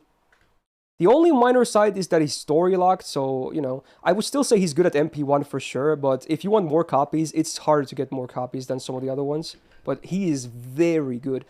Underrated, I might say, because I hardly ever see him, but yeah, Tristan is just mad solid. Alright. Ooh, and then we got some ones that are not so solid, I guess. Ooh. What is Myst DPS or sub DPS? Nowadays with the heart buff, you could use him as main DPS, and I think that might be the best case, honestly. Maybe him, a full support, and then either another full support or a half DPS, half support. Anyway, let's talk about the Summer Yuri Pirates. So single target Buster DPS, I believe, unlike the Rider counterpart, which is quick based. 9.4k attack, so again, pretty solid. I think most Knight classes do well on numbers for DPS, which is good. Double Buster, double Arts, yeah, okay. Maybe double Quick would have been cooler, but okay. It's okay. First skill, it's a Charisma that also buffs your male ally star rate, or like star gen rate, by 41% for 3 turns. So for them, it's useless. For them, it's literally a worse Charisma, and considering there's supposed to be a single target DPS and a selfish one, this is a pretty misplaced skill in my opinion. I don't get this one. I don't really like this skill on them. I don't like the skill too much to begin with. It's barely a better Charisma, because Star Gen is also not even an amazing effect most of the time. So I would say it's, first of all, it's misplaced, and 2, it's just a weak skill nowadays. So, Second skill has actually been buffed. I forgot if this was up last year. This is a fairly recent. Maybe this was like the anniversary before that. So maybe it was. Anyway. Self-absorb up 600% for 1 turn. Get 15 stars. And then the buff added a 30% MP gauge. That on a 6-turn cooldown, I think is passable for sure. Is passable for a 6-turn cooldown, yeah. But would I say it's like amazing? No. And their MP most of the time hits pretty low anyway. It's not a very damaging MP. You'll see why soon. Now this skill is way better than the first one. It's a self-only attack up for 3 turns, 25.5, which is a good number on a 5-turn cooldown. And then it's a permanent guts, so it's a one-time guts with 1 HP, but it never expires, so it's there until it's removed or used, so that's very good, very flexible. And then the demerit is minus 50% debuff rest for 3 turns, so it basically nullifies their innate resistance and then some, makes you susceptible for some stuff, but I don't think it's a nasty demerit. It's like whatever. So at least this skill is good. It's basic, but it's good. Some servants do have this, and yeah, it's an okay skill. What's with the decimals? Yeah, early game design. Magic Gris D barely does anything, and when this is active, it does nothing. Well, makes this a little bit less annoying, but yeah, whatever. Independent Action Day I like, especially in a Buster one. Rider bonus, whatever. And then the MP, which is honestly very lackluster. So the OC is 10% base defense down for 3 turns, and it's after damage. Like, talk about a weak OC, first of all, on a not very super spammable MP to begin with. It does have 9 hits on a Buster, even if it's single target, so you can maybe get a handful of stars. And then, if you're full HP, it's a noodle.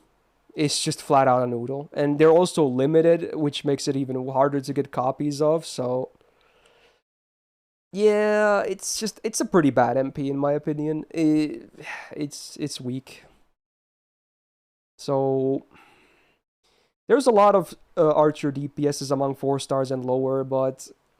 I would most likely almost never pick Summer Yuri Pirates. Even after the buff to the second skill.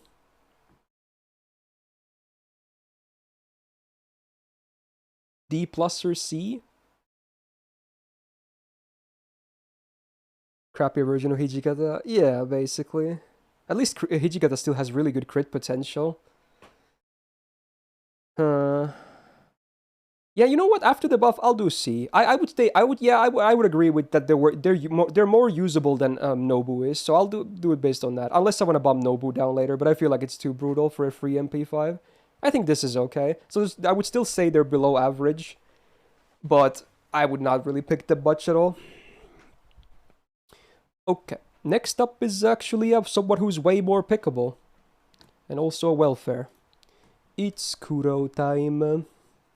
Okay, Jax was ready for it. Okay, let me get a sip first.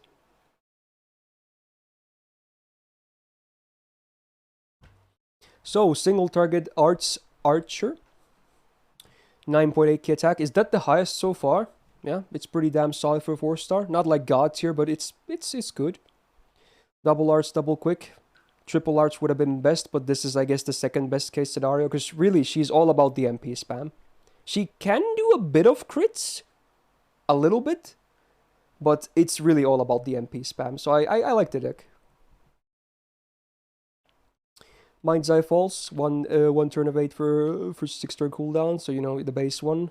This one comes with defense up. I honestly think maybe this should have been fall, or actually no, it is false, I'm stupid. I need to sleep more. Yeah, this is the crit damage version. So yeah, I like this more than the defense up version on her. Yeah, I prefer this. It's okay. And yeah, her arts has 6 hits, and she has 2 of them, which is funny. So if anyone's ever like done overkill arts crits with her, boop, boop, boop, boop, boop, boop, the bar just jumps.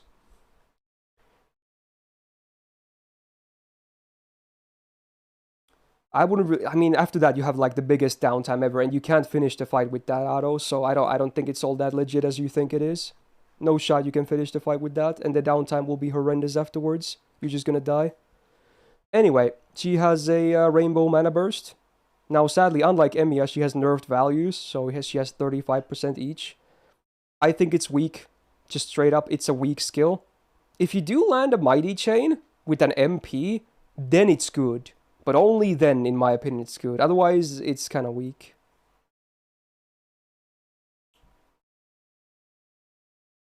Now, the buff to the third skill is kind of whatever.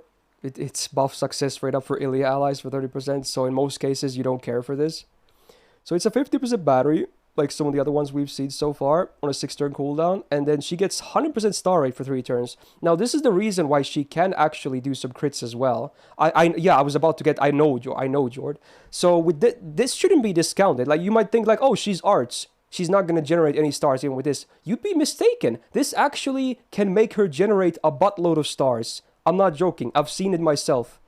There's a lot of potential here. So that's why I want to say she's mostly about the MP spam, but she does have some fairly legit crit potential too, actually, because of this existing and also crit damage here.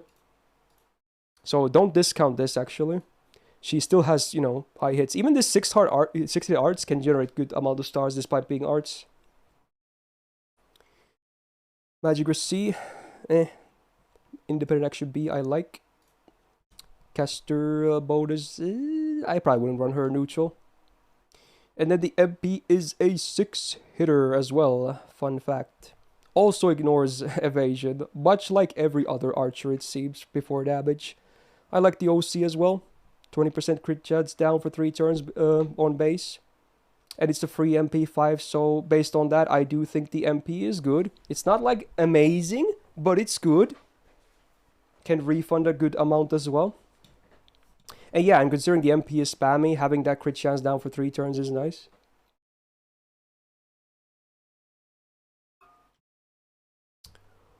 So yeah, Kuro I still think is very reliable and relevant. To this day. I think she's just flat out great. Still, I would say, I might as go as far as to say still to this day, top 5 welfares in the game. I might just say that, honestly. And I would go no less than A+. I think last year I had an EX, but ooh, I might settle with A+.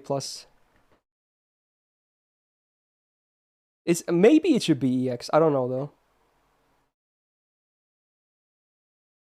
It's tough. I don't think A plus is generous. I think it's actually legit.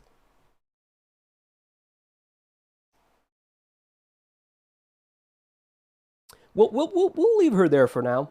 Again, adjusting maybe later at the end. Okay. Yeah, we can always, like, depending on the EXs later, we can always adjust. Like, don't worry about it. This is not necessarily final yet. It could be, but yeah, we'll see later. Okay. Next up, we got more blue stuff. Mr. Edgy Ebia Ultra single target arts DPS. Not as high attack as Kuro, for instance, but in having said that, it's also slightly worse than average for 4 stars.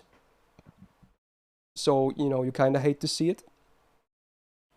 Same deck as Kuro, though, with 4s across the board, minus the extra being at 5 for hit counts. I like the deck, because again, I doubt they were going to give him triple arts like OG, so it's basically as good as it gets when it comes to MP generation, I suppose. Now, his skills are interesting. This was around the time when they started adding a lot of servants that were like, you know, use-based. They were either like take X amount of hits and X turns, or like do or like X amount of hits, X turns. His skill is full of it. So first of all, you get a 3-time 5-turn damage, like just flat out defense up 50%, and then a 3-time damage cut for 500. Now the damage cut is like whatever, is kind of minor, but a 50% defense up, that's legit. That's a lot. With class advantage, you're gonna get tickled. It's just tickles coming your way. Now they're both at most for 3 attacks, but considering it's a 5-turn cooldown, even if it gets like you get popped 3 hits turn 1, it's not the worst, I guess. But that's most likely you're gonna get like at least 1 or 2 or maybe even 3 turns out of these hits. So I actually think it's better than what it looks. Like, I prefer this one to David's first skill, for instance. This is way more flexible. So yeah. Wait, there's buffs? Wait, there's new rank ups? Wait, did I miss some buffs or whatever? Was there new buffs today? Interesting. Anyway, whatever. He also has the rainbow, you know, meta burst, but he has slightly worse numbers than Kuro even, so we keep getting worse and worse. Interesting. So it's only a 30% up now, so kind of weak. Kind of weak. Yeah, I don't think there's any buffs. I think I would have already known about that, but yeah, okay, that guy must be trolling. Anyway, yeah, I don't think this skill is very good. Third skill, we get back to this stuff, so it's a 3-time 5-turn attack up for self, 40% 5-turn cooldown. I do hate this, kinda. I hate this for the same reason I hated, like, Saito's third skill, because with this, 40% is nice, but you can never get this to work with an extra attack. If you get the best case scenario of the MP Arts Brave Chain, missing out on that 40% attack up for the extra, considering nothing else in the kit even buffs the extra either, ooh, that kind of hurts, you know? That kind of hurts. That's the only reason why I kind of hate it. Oh, man. Yeah, Gorgon has 4 times. They actually, you know, accounted for that. It was with the buff, right? So, yeah. No, this is not rank up. This is, dude, this is the tier list, bro. You're high, man. This is literally the tier list. You need to lay down the weed, bro. Anyway, overall, I think his skills are average to slightly worse than average. I do prefer Kuro's kit overall. Magic Riz D, could be better. This is at least an A rank. I like that. Archer bonus, irrelevant. MP has been buffed, which is the reason why he's somewhat relevant, because his MP actually does hit hard. It does ignore defense on normal effect, which is cool. And then I kind of hate the OC, I'm not gonna lie. Like, I'm so mad. It used to be a 60% chance to drain the target, and then they buffed it, but not to 100% base. They buffed it to 80. They still, like, look, it's still 100% here for max OC. They just improved the scaling. It's so stupid, dude. Why isn't it 100%? I'm so mad. obviously, I guess they couldn't really. They would have to switch it to be a normal effect and then add a new OC, because then there's no point in scaling it, because you can't actually resist the drain. You can only miss it. So it would have. But they have done that in the past. You'll see later when we talk about Artemis. They have done that in the past. So I don't know why they didn't give the same treatment to Emmy Alter. I'm pretty sure at this point they even had done the Artemis buff way before this. So I just don't understand. So it's the MP hits hard. I like the added ignore defense, but I hate the OC because it can whiff. I love the effect, but man, the fact that it can whiff, any drain should not be under 100% nowadays. It's a crime. Man. So he's also story locked, which is kind of annoying. Most people don't even have a single copy of him. He doesn't even get that many rate ups. I think he's quite a bit worse than Kuro, personally. His face cards are also worse. He's not a free MP5. I think he's just like so much worse than Kuro. Maybe a B tier? Is that too harsh? Maybe not. Maybe fair.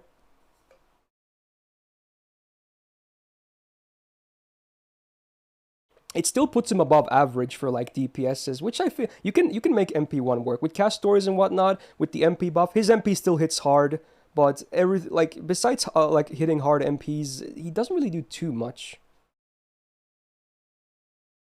Yeah, MP drain is not a debuff. Yeah. So even with debuff success rate up, it doesn't affect it, no. It's not considered a buff or a debuff or anything like that. It's its own thing. So even if an enemy, for instance, has debuff immune, you can still drain their tick.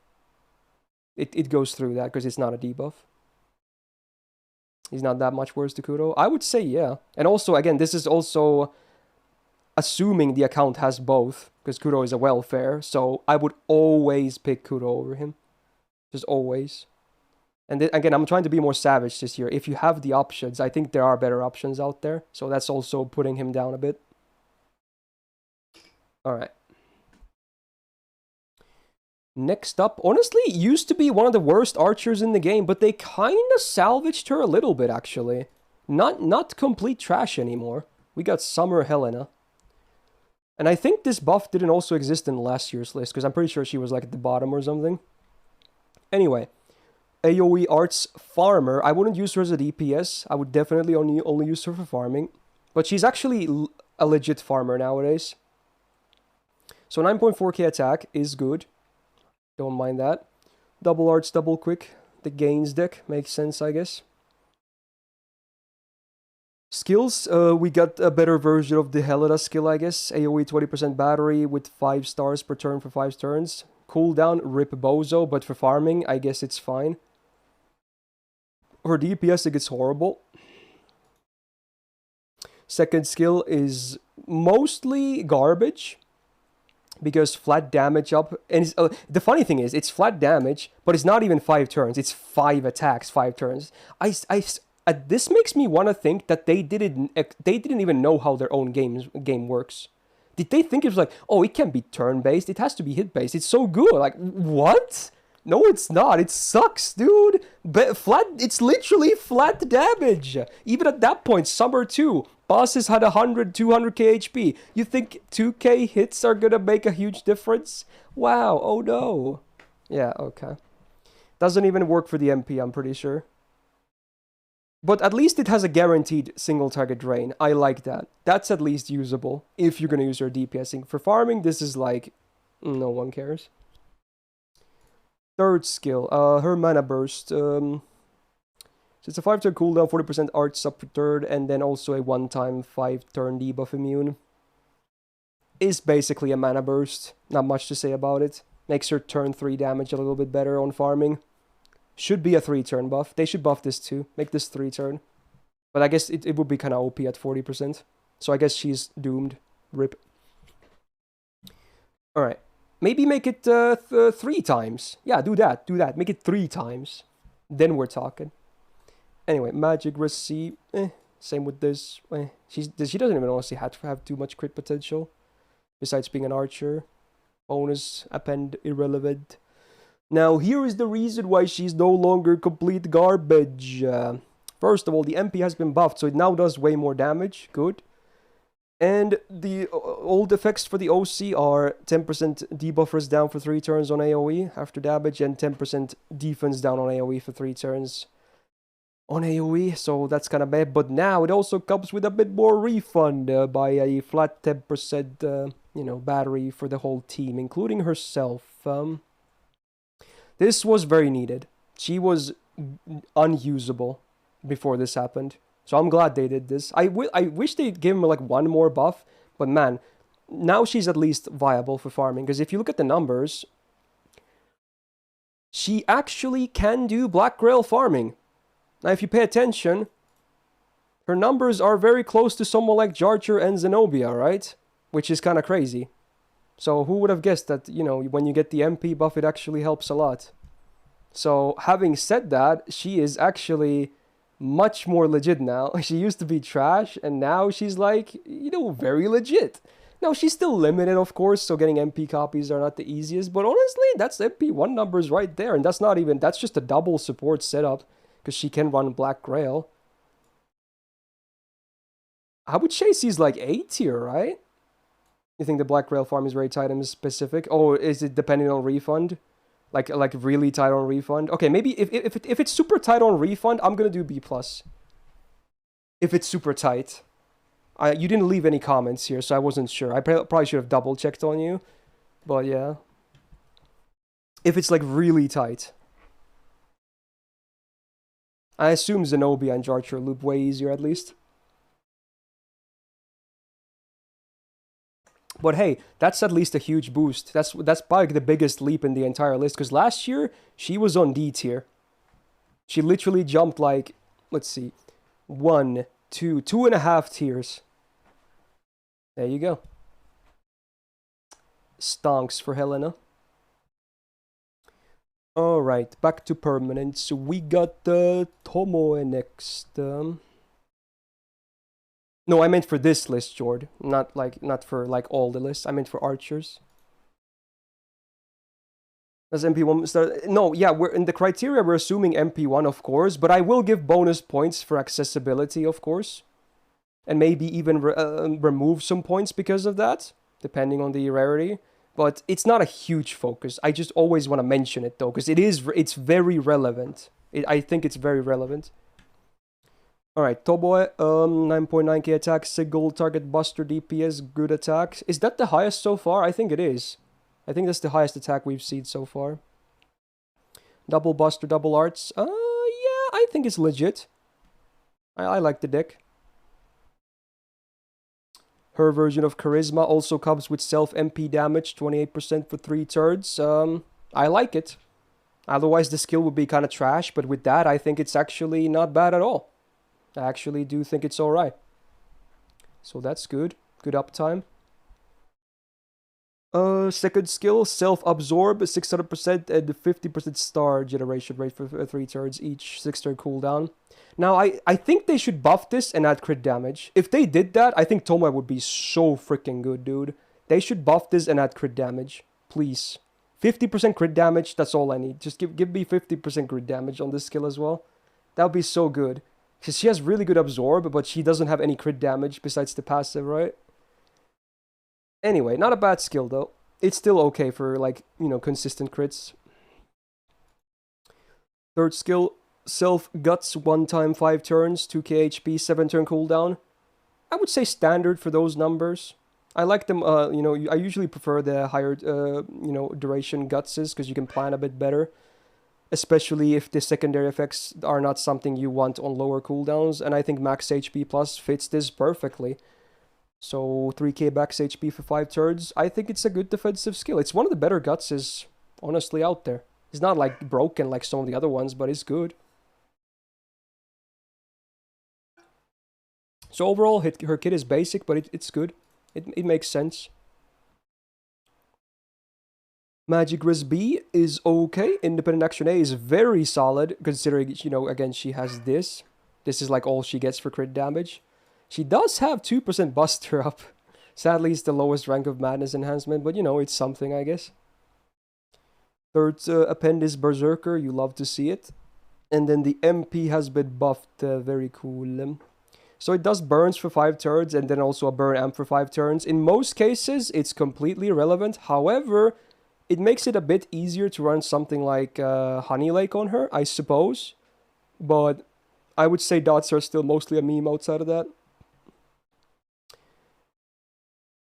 VOs E minus. Wait, has what? E minus what? Oh, you mean madness enhancement. Yeah, you're right, actually. Anyway, I like the other normal effect though, which is 20% crit chance down for 5 turns. Not 3 turns. 5 turns. Her MP is not as spammable as Kudo, for instance, but man, that is a great, great long debuff. And even on MP1 after the buff, her MP actually does fairly legit damage, and she's also not really tied to any niches either. So she can be used like anywhere, which is cool. Like, Tomoe is basic, but she makes a lot of sense, right? What did I have her last year? I had her an A+. I might do the same thing, honestly. I might do the same thing again.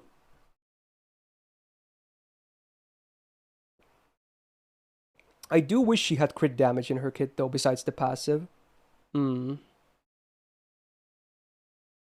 Yeah, maybe I think I kind of like Tristan and Kudo a bit more, honestly. Kudo is a free MP5, she's nuts with MP spam. Tristan, after the buff, is so good. His MP also hits really freaking hard and has great utility. Yeah, I think I'm gonna make Tomoe A, honestly. Hey, good music. If you're watching this on YouTube, ignore that. Sadly, you can't hear that. There you go. Again, maybe some shuffling later. Right, next up a welfare once again is gonna be Santa Altera. Yes, indeed, she's back. Back-to-back lists. So single target, quick DPS with a bit of utility as well. I wouldn't. I'm just gonna be real. I would not bring her just for her supporting stuff, but it's nice to have, I guess. I would only bring her for support, like DPSing. 9.7k attack is high. Good. Double quick, double arts. Again, nowadays maybe double buster would have been favorable over double arts, but you know, at least there's double quick. That's very important. So yeah, here's a bit of supporting. It's a targeted battery on the first skill, 20%, and then also 30% star generation for 3 turns. On a 5-turn cooldown, it's okay. It's just okay, I would say. It's not like screams amazing to me or anything like that. I wish the other effect was something else besides star generation, but it's okay. At least it makes her generate a lot of stars with her MP, I guess. Second skill also targeted. 30% MP damage for 1 turn and 30% crit damage for 1 turn. Now that on a 5-turn cooldown I think is kind of weak. I like that it's targeted, of course, for more utility, but if that cost with the numbers, they should have just made this self-only with higher numbers. The downtime is big and the effects are fairly minor. Yeah, this should be 50%. Maybe make it 50% and self-only. That would be better, I think. Third skill, now this is self-only, so you get Ignore Invul for 3 turns. On a very good uptime, actually, because it's a 5-turn cooldown. Then you get Absorb 600% for 3 turns, and then 30% defense for 3 turns. So, if this was the skill, this would be a great skill, honestly. Like, that's great. That's a really good trio. Good stuff, good uptime. But then there's the demerit that after 3 turns, you stun yourself for 1 turn. Now, there are luckily ways to combat this. It's even easier to combat than Summer Tomoe, because her thing is treated as a demerit, a debuff to begin with. So you have 3 turns to deal with it. So it's not as bad as it might seem. But if you don't deal with it, it's a problem. But considering you have a lot of time to deal with it, it's actually, I think the skill is still great. Honestly, it's a great skill.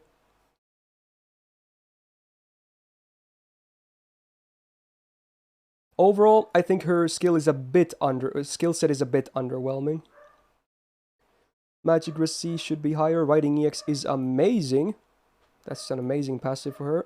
She has a unique crit passive. I guess you might as well be embedded, but Axe should. But yeah, 10% crit damage. Nice to see. And then Divinity B, probably just, you know, a demerit. Foreigner damage. If you are really lacking on alter egos, you could have her as an option, I guess. But maybe not a great one. The MP, you can tell it's a welfare MP. So there's no normal effect besides damage, and the OC is a 20 bomb of stars, and that's it. Obviously, she's a free MP5, so at least the MP hits pretty hard. But, yeah, it's not the greatest for effects, huh?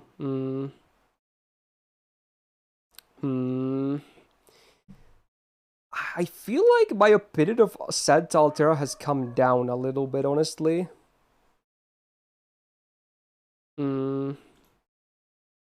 Last year I had her on what? I had her on... I apparently had her on A, which I think is a bit too high. It's nice that she's free and all, but... I don't know... I feel like A is too high. B plus is maybe fair. I don't want to bump her too much down. She's still alright, for sure. Definitely usable.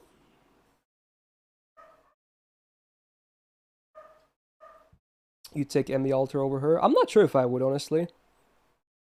Either they're the same, or I'm going to place Altera higher. I think the free MP5 is... Like, if you have a good Emmy Alter, then I would probably pick him. But if it's an MP1 versus MP5, I'd probably pick Santa Altera.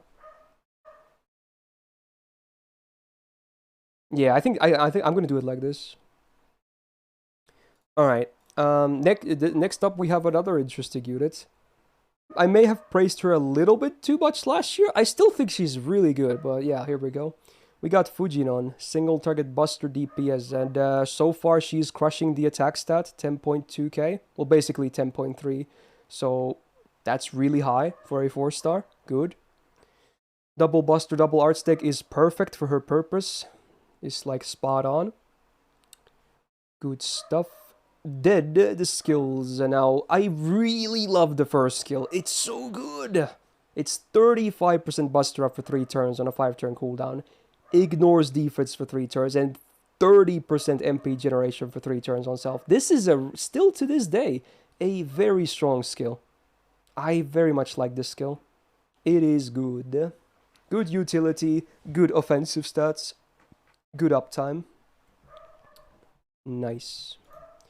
Second skill, 3 turns of ignore evasion. Okay utility, I guess. Invul Pierce would have been better. And then a 15-star bomb. So this is a bit more underwhelming than the first skill. It's not garbage, but it's a bit, you know, less exciting, I suppose. Third skill is very fun. Very fun. So you have a demerit of 2000 HP, max HP down for 3 turns. Now, it is a good chunk of her HP, yes. But it's not like, you know, you can maybe heal later as well. But then the upsides are pretty cool. You get a 1-time 3-turn guts on a 5-turn cooldown. So that's a good uptime for a guts. And then a 2k damage cut. Not for 3 hits. Not for 3 hits, 3 turns. But for 3 turns flat. Now, 2k damage cut is starting to be a number where it's actually really significant. Like, even at this point, if you get crit, especially if it's class advantage, it's not surprising to still see zeros on damage taken when fighting sabers. It's not surprising. They would have to have some more buffs besides a normal kit to even go through this damage cut. So, yeah, this is the reason why she actually has very solid solo potential, I would say. This skill right here. Yeah, the dog is going ape. I'm sorry about that. I think my brother got home or something. So yeah, great defensive skill. Well worth the demerit. Overall, I think her skills are well above the average. Magic Resist D, I wish was a bit higher. Independent Action A+, very solid. And she actually has Territory Accretion B, so for 8% more arts on that double 3-hitter arts is actually very nice to have. So I like the passives. Assassin bonus, whatever. Now the MP used to be, like, it's okay effects-wise, but it used to deal like 0 damage. Then they buffed it, luckily. Oh yes, this was the biggest problem of her, so I'm glad they did something with it. So the MP afflicts a one-time 3-turn buff block on the normal effect, which I love. Buff block, very good. Then it does a 10% attack down for 3 turns on base OC. It could be higher, considering it's not the most spammable MP out there. Although for solo you can have better uptime, but yeah, it's still okay. And then the buff, besides adding more damage, also adds a new overcharge effect, which is the super large damage mod. So remember earlier when I said, you know, giant and super giant are different? Well, there it is. I guess you have David and her for, you know, different purposes. So I would say even if you're not fighting super large enemies, with good setups, you could actually still make her MP do fairly decent damage with this buff. Now, obviously, if you are fighting super large enemies, then woof! Deletion is real, needless to say. So yeah, I still think Fujinon is like really good, but I might bump her down from EX to A+, honestly. I think EX might be a bit too much, even if I think she's really good.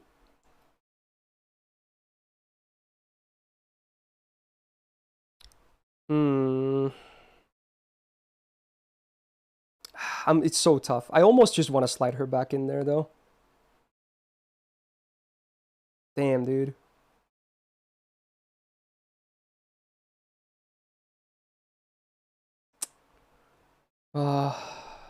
So close, man. I might have to think about it a little bit more and just move on for now.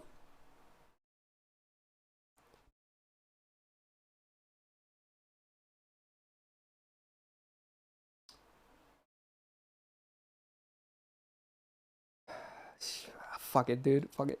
I think, yeah, I do agree with Carol, like, to the extent that her biggest problem was that her MP was kind of weak. But after the buff, that was the biggest problem basically solved, though. So I don't really think she has, like, other issues, really. I really like what she does otherwise. So among 4 stars, I would still say it's probably fair. It's probably fair. Again, even if some 5 stars will get there later, doesn't mean, again, you should be directly comparing them, okay? I always want to mention that. Usually just compare down, unless that you can compare upwards in a very reasonable amount. Normally, I would say among 4-star Archer DPSs, she's just like, yeah, toppity tippers. So, there you go. Alright. Kate on time. Another unit that I really like, actually. This man is awesome. So, single target arts DPS or support. Crit support, rainbow support. He kind of does it all. 9.2k attack on base, level 80. Could be better. But honestly, because he's used a lot as a support, I don't really mind. Double arts, double quick deck, I think makes sense, because you want his MP to be up a lot of the times. It's actually a really good MP after the buff. Mind's Eye True, I think makes sense for someone who's a bit more support leaning towards. I like that he has the defense up instead of the crit damage one. Second skill, party crit damage, 50% for 3 turns. That's a good chunk. And then a 15 star bomb. And the demerit is like, yeah, it's literally 1 turn of Black Grail. It doesn't matter. So on a 5-turn cooldown, I really like this skill. Good stuff. He can also himself benefit from it, which I like.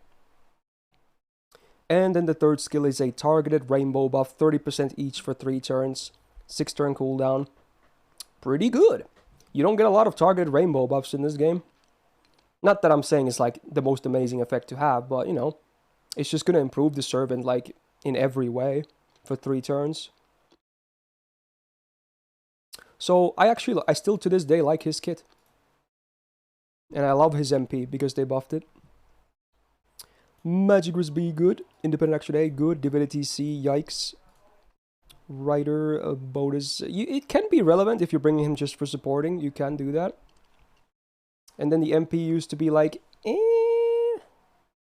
It still wasn't bad because it still had like this, like removing defense buffs before damage. But man, this is such a fat MP now. Oh my. So first of all, again, remove enemies' defensive buffs before damage. Very cool. It also now deals considerable damage with the upgrade, and they also added an earth damage mod for the base effect, 150% flat. So, honestly, if you're fighting earth, he's a seriously hard-hitting DPS. This MP hits so freaking hard against earth. In fact, even in the looping sheet, like, you can see he's definitely up here when you're fighting earth. Kinda nuts. And then I really like the OC as well, which is, again, another 20% crit chance down for 3 turns. And his MP, if you're actually using him as a DPS, and even if you're not, he can still have an okay uptime on it, so... yeah. I think this MP is now a really amazing MP nowadays. Damn, dude. I did seemingly move him to EX at the end of the list last year.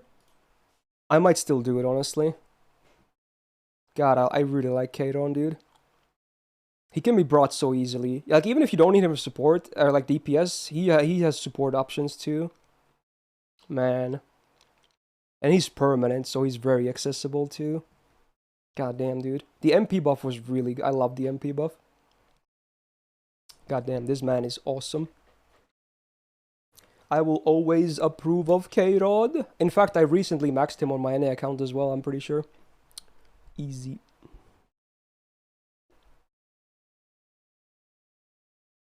Okay. Next up, a fairly popular one too. We got Hot Wheels.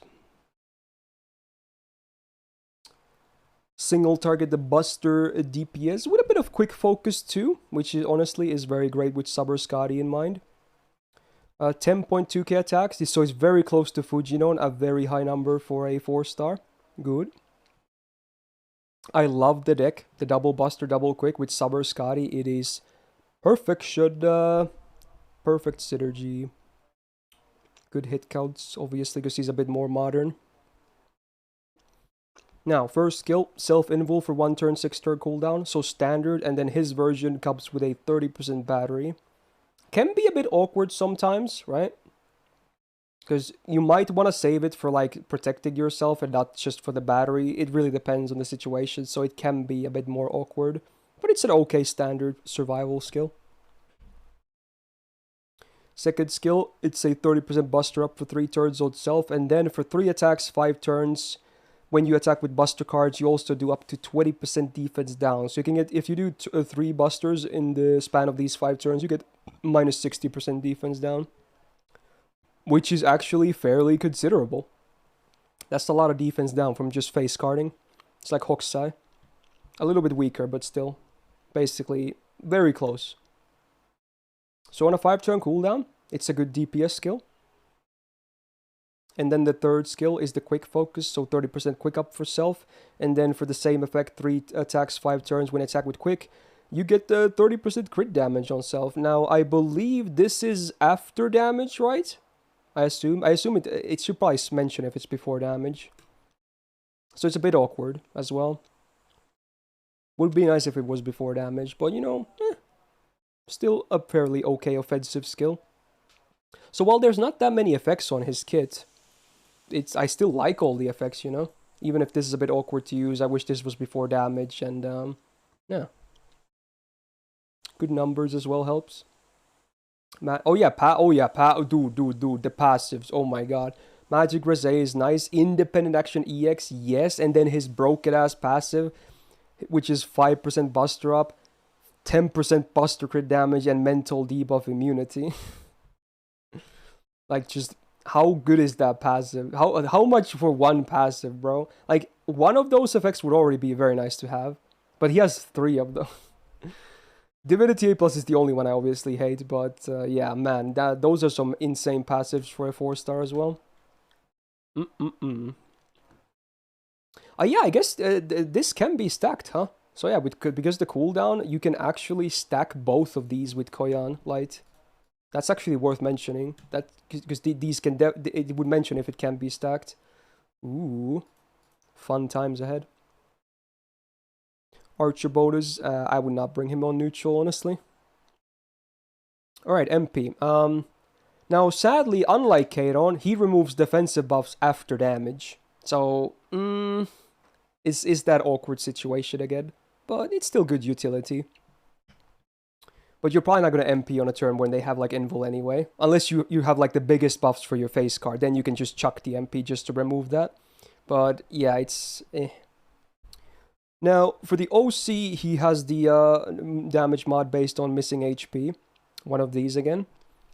So obvious, in my opinion, on base, his MP, it hasn't been buffed. So on base, it actually doesn't do that much damage. If anything, you should go with like Koyan and stack like crits or whatever.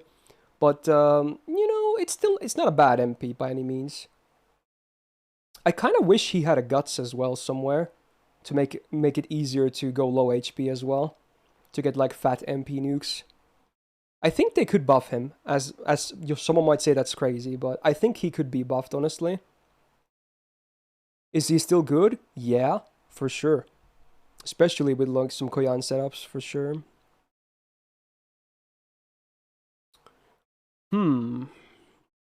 I can't see him as EX myself, honestly. I would agree with at least an A, but now the question is, which one of the A's do I want to do? I think he could use one more buff. Well, he doesn't have any buffs to begin with, but I'm saying just one buff would probably be enough to make him like really nuts.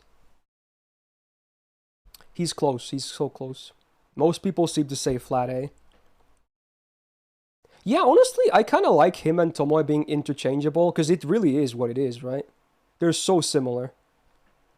They both offer some better, you know, stuff in sub directions, but they're similar. They're very similar. So you know what? They should be on the same tier. Okay. Oh, summer stuff again. We got Summer Hime next. Who does anyone use Summer Hime? I actually, it's funny because I'm literally using her NA right now. In the Shimosa node that I farm, I'm using Summer Hime, but it's a 3 MP setup, so it doesn't really, only because she has like an AoE attack buff. So yeah, okay. This might be a bit brutal. Alright, so AoE, Buster, Archer, DPS, and a bit of support as well. She's a weird mixed bag, honestly. They still haven't made like a really good version of Hime. She's kind of awkward in everything. Anyway, 8.8k attack is a bit on the lower side, sadly. You can definitely feel that with the MP, it doesn't do much damage. Full arts deck. I don't like it, dude. She not only does she have crit potential, which you would prefer Buster and Quick, her MP is also Buster. God damn it, dude. The lore deck, dude. The lore deck is so real. I hate the deck, honestly. In hers, it feels even worse than Emi, honestly. At least he could have an arts MP for one turn. Alright. First skill, crit damage for self 50% for 3 attacks, 3 turns, not even 3 turns. And then self-evasion, 1 attack, 1 turn. It's again, why is... Can you not like... Okay, first, they need to make the crit damage 3 turns, no limit. And then the evasion needs to be 1 turn. Or 1 attack, no turn limit. With, like, the combination of these two on a 5-turn cooldown, this is not a great skill. It's just not that good. They need to fix this. It could be way better and usable. Alright, second skill. This is the fun one. So it's a taunt for an enemy for 3 turns. So whoever you're targeting will get a taunt for 3 turns. So you have to like plan ahead accordingly. This can actually fuck you sometimes if you're not prepared for it. And then you get an AoE attack up, so it's a charisma for 20% attack. And then also party sure hit for 3 turns. Now, if you get value from the sure hit, I like this skill. If you don't, it's just a stinky charisma. That's it. Like, how boring. How weak. Anyway. Then the third skill, her red and blue up 30% for 3 turns. This is a 5-turn cooldown. Well, at least this is good. I like the numbers here. This is at least good. The one thing I like about the skills. This one. It's basic, but it works. Yeah, it's better than the Okizan one, yeah. You can tell. Alright, passives. Magic Resist B is okay. Independent Action A, I like. Divinity C is poo-poo. And then her unique passive is 8% arts up with 200%... Or not 200%, oh, Jesus Christ. 200 damage cut. Oh my god.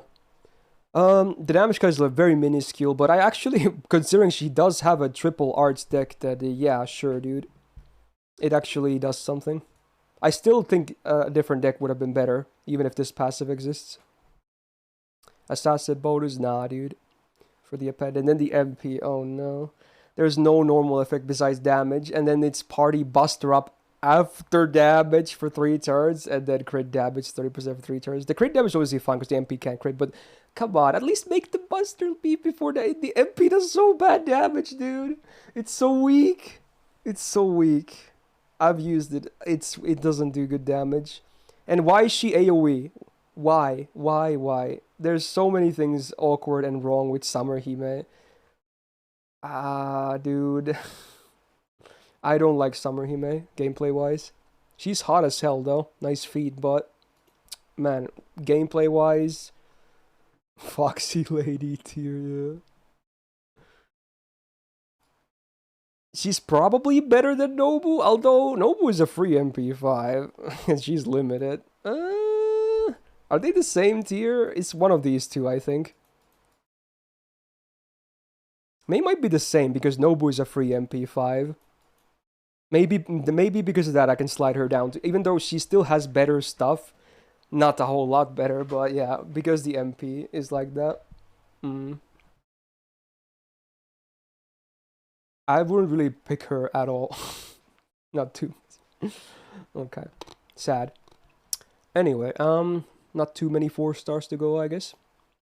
Next up is Jane. Stupid, sexy Jane. You did. Yeah, it's a very specific farming comp, and I could easily substitute her out, though. Someone else could do the job as well there. I just want to mix things up. Anyway, single target quick DPS slash support. She's an interesting case, I suppose. So 8.9k attack, I wish was a bit higher, but oh well. If you're using her as a support, I guess it's fine then. But for DPS, it could be higher. Double quick, double arts, you know, for the MP spam, I guess makes sense, considering they probably can't give her a triple quick deck easily. Skills, we got the... Why is it... Am I going crazy? Why is it like this? This looks weird. Anyway, her version of Sabotage, I actually like more than Robin's, even though Robin needs his version. But yeah, AoE drop attack, 10% 3 turns, and then minus 19% crit chance. Not 20, but 19% crit chance for 3 turns. I still like this skill. On a 5-turn cooldown, it's good, you know, messing with the enemy, reduces their damage potential. I like it. Second skill is an AoE drain. Well, not drain, but a tick down, because she doesn't really get anything from it. The battery always happens. But yeah, I like that. AoE drain is very nice. Self-attack up 20% of 3 turns, and then the other guys also get 20% attack for 3 turns. But that's sort of chance-based. I hate that. Just make it a 20% AoE. Guaranteed. Why the fuck would you do this, dude? It's so stupid. I guess they wanted maybe her own kit to have something to do with buff success rate up, because it's here too, right? Yeah, it's on the base effect, but man, like, it's stupid game design, dude. Why, like, there's no reason to introduce a demerit if you're gonna have a thing in her kit that kind of tries to solve the demerit from the get-go. Just remove it from the get-go, you know? Why do you feel the need to put the problem there? Like, I don't understand that game design philosophy. Oh my god.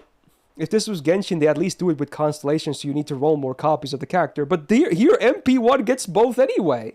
So it makes even more less sense, you know? It's not even making money. It's just crippling for no reason. Anyway, 10% battery at least always lands, which is cool.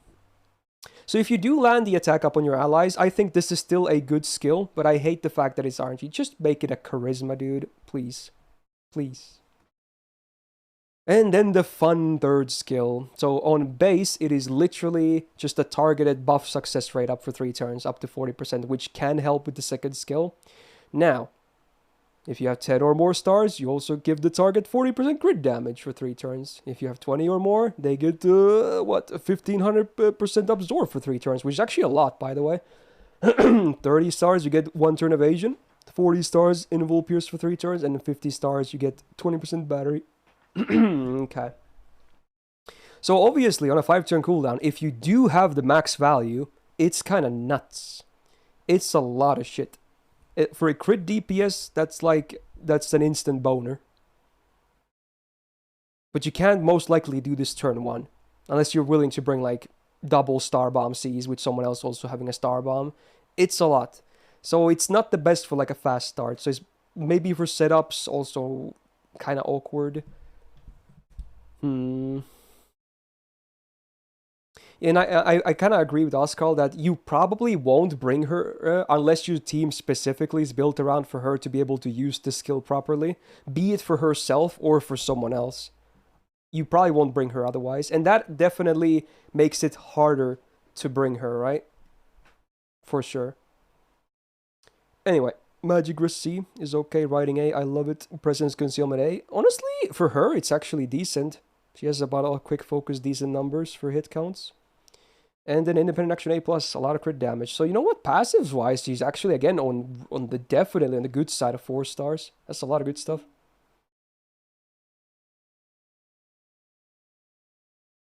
Okay. Foreigner bonus, again, if you're lacking on alter egos or you want to use her as a support everywhere, go for it. I kind of wish the MP was just flat out, you know, a support one, but oh well, it's a damaging one. Sure hit for 1 turn before damage, I've never seen that before. It's still nice to have, jokes aside. And then the OC is 10% defense down for 2 turns, not 3 or 1, 2 turns before damage, and quick rest down 10% 2 turns before damage. At least both of those are before damage. Thank God. That makes this MP actually fairly good. If those were after damage, I would say like, but now it's actually, I'll thumbs up this MP. I like it. It's not the highest base values, but both being before damage still definitely adds up. And yeah, if you're going to use her as the main DPS, this ignore evasion is kind of weird because you're probably going to have, you know, sure hit here a lot of the time, or invul pierce from this skill a lot of the times anyway, which does the same job but more. So, I think the sure hit is obviously a lore thing, if anything. Jane is an awkward case. She can be a decent DPS, right? And a decent support, but I don't think she's great in either, right? Doesn't help that she's also limited. Feels weird, man. I think there's probably sub setups out there that I haven't seen that I actually utilize her well, but I want to say B tier, honestly. Is that too harsh? I don't know. Last year I had her on A, but I don't know. Maybe that was a bit too high. She's the only target invul pierce. Well, Sherlock has it on full AoE, so not really.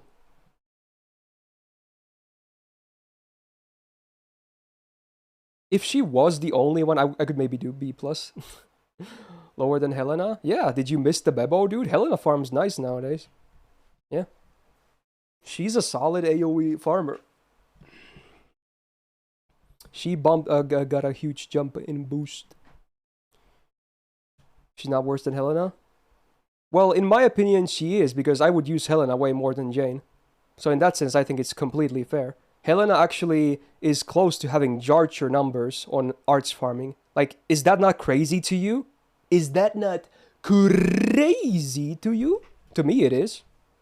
And that matters. That's actually legit. Jane, I feel like I hardly ever pick her, you know? So I think it's fair. Alright. Who's next? Santa Nightingale, another welfare, yeah. Okay. Is Jax holding a gunpoint right now? No, because Kuro would be EX. Or rather, wait, she already was, right? No, she wasn't. Yeah, she would be EX if Jax was doing that. Anyway. Nightingale said AoE, a quick... she doesn't really farm well, does she? She's mostly a DPS or a support for setups. I think, honestly, I think she's mostly picked as esports for like setups, right? I think that's where most people pick her, myself included. She has a lot of use cases in that sense, even if she's not like amazing in necessarily anything. But I like the second skill for like setups. It's so nice because not a whole lot of servants do that, what she does. Anyway, 9.8k attack is actually still very high. So, you know, if you want to DPS with her, that's a good start. Double quick, double arts deck. You know, double buster would have been better over double arts, but, you know, it's okay, I guess. Now the skills. So you get a AoE remove one latest buff from enemy. It's not a full strip, but it's still AoE, and you know it can be useful even on setups sometimes. Same with the other side, so it removes one of the latest debuffs of the party, which also can be used on setups depending on the you know, fight. And then a 3k heal. Most of the time, if you're doing this shit turn 1, that's irrelevant, but you know, you never know. I think it, like, outside of setups, if you're just doing DPSing on boss, I think it's a fairly good value skill. Even if you don't land one of these two, if you land one of these and then get use out of this 3k heal, on a 5-turn cooldown, I think it's alright, actually. I think it's fine. Now, this is where the fun begins. So it's a targeted guts for 1 time 3 turns, which I like. There's not too many of those still. And then the other really nice reason is 100% buff removal resistance for the target. Not just 1 turn, it's 3 turns. That's kind of cool and nice. Okay. And then also give them 30% MP damage for 3 turns. Like, this is such a good setup skill. So good. I really like this. Even outside of setups for bosses, it's still solid. Oh, yes. It might be the best targeted buff removal resistance skill in the game, actually. I think it is. Unless I'm forgetting something. It's the best. Nice. And then the third skill is cool as well. So it's charisma with crit damage. So, you know. It does come with a +1 cooldown, but I think it's fair. I still prefer this over charismas, regardless. So good amount of attack up and crit damage for the team as well. Boom. So overall, I like her skills, actually. Magic Risk C, it's okay. Independent Action A+, pretty solid. And then Madness, it has with EX. So yeah, really makes me... I wish she had that double buster even more now. Avenger bonus. If you're lacking on Moon Cancers, I guess. Or you're bringing her for setups. Although for setups, she's not going to DPS anyway. Alright, MP time. So it removes offensive buffs from enemy, which, you know, can be okay. Maybe makes it so that you don't die to crits or whatever. And then also removes their dots. So you can't really... If you need dots on the enemy, like, you know, Honey Lake or something, this is kind of annoying, I guess. And then AoE drop defense 10% to 3 turns, but after damage. Also, she can't loop, right? Yeah. So, she's not really a farmer. If anything, it would be cooler if she had a single target MP, actually.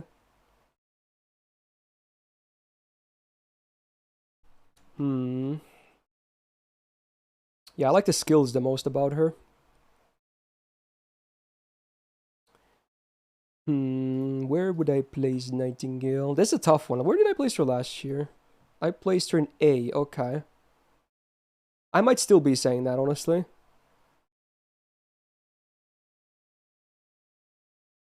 Like, she's still very good for setups, but I feel like for most setups, she's not going to be needed or going to be, like, amazing. It's kind of niche, but when it's working really well. Like, Demeter, goodbye. For instance. It's invaluable for every comp. I feel like you put a little bit too much emphasis on buff removal resistance than I do, Jordan. It's not that common, let's be real. Your buffs, most of in most big boss fights, there's no buff removal at all.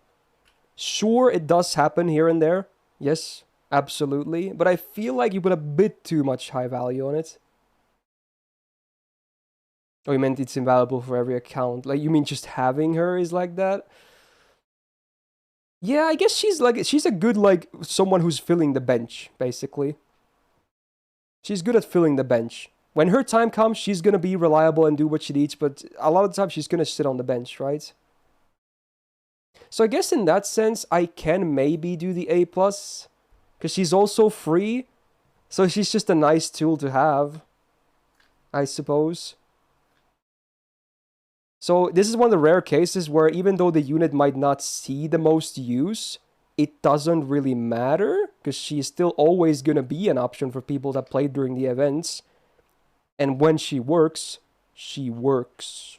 So maybe that's an argument to be made. Yeah. Okay. Okay. Right, 4 more 4 stars. Next up is Ilya Summer. Okay. So, AoE quick, honestly, I would say farmer more than DPS. But honestly, her farming numbers don't look all that amazing either.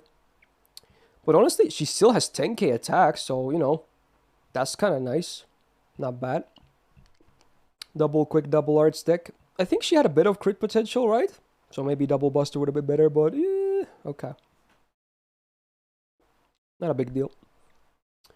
First skill, 20% quick up for self for 3 turns, 500% quick absorb for 1 turn, and then 100% crit damage for 1 turn. I do like this for actually kind of DPSing though. At least the quick has a good uptime, and then, you know, you can maybe get a bit of value from that. Although, you probably want to use this turn 1, so you would need to provide a star bomb as well. Does she have one? I forgot. She does not. Okay. So that makes it a bit more awkward as well. But it's not a bad skill. Second skill, self-invul, 1 attack, 3 turns, and then AoE MP gain up 30% for 3 turns, and then Child Servant Charisma, 20% for 3 turns, which should include herself. Yeah, it does. 6 turn cooldown, I think it's alright. I actually think it's pretty good. I like the AoE MP gain. The invul is a bit flexible with the 1 attack, 3 turns, and then, you know, at least she's always gonna get the attack buff, so actually not a bad skill. Third skill, a 30% self battery, and another crit damage for self 50%, but this time for 3 turns, and then a 70% chance to get 500 healing per turn for 5 turns.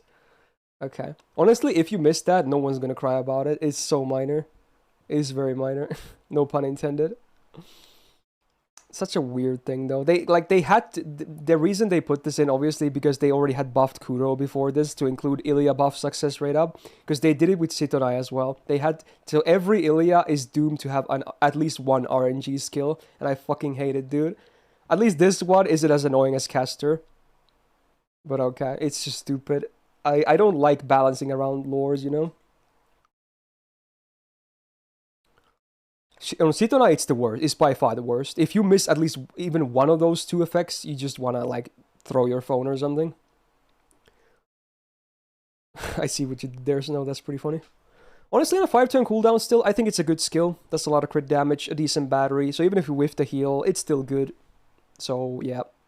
I think overall, actually, her skills are way better than, you know, Caster Ilya's at least. So that's cool. More modern. Magic Grisei I like, Independent Action B is nice, and then she has the Ilya passive of getting 3% gauge per turn, which is a nice bonus, I guess. Cool. Archer bonus, miss me. MP once again ignores evasion before damage for 1 turn, and then gets a rainbow buff on base 10% for 1 turn before damage. It actually scales okay, it scales up to 50.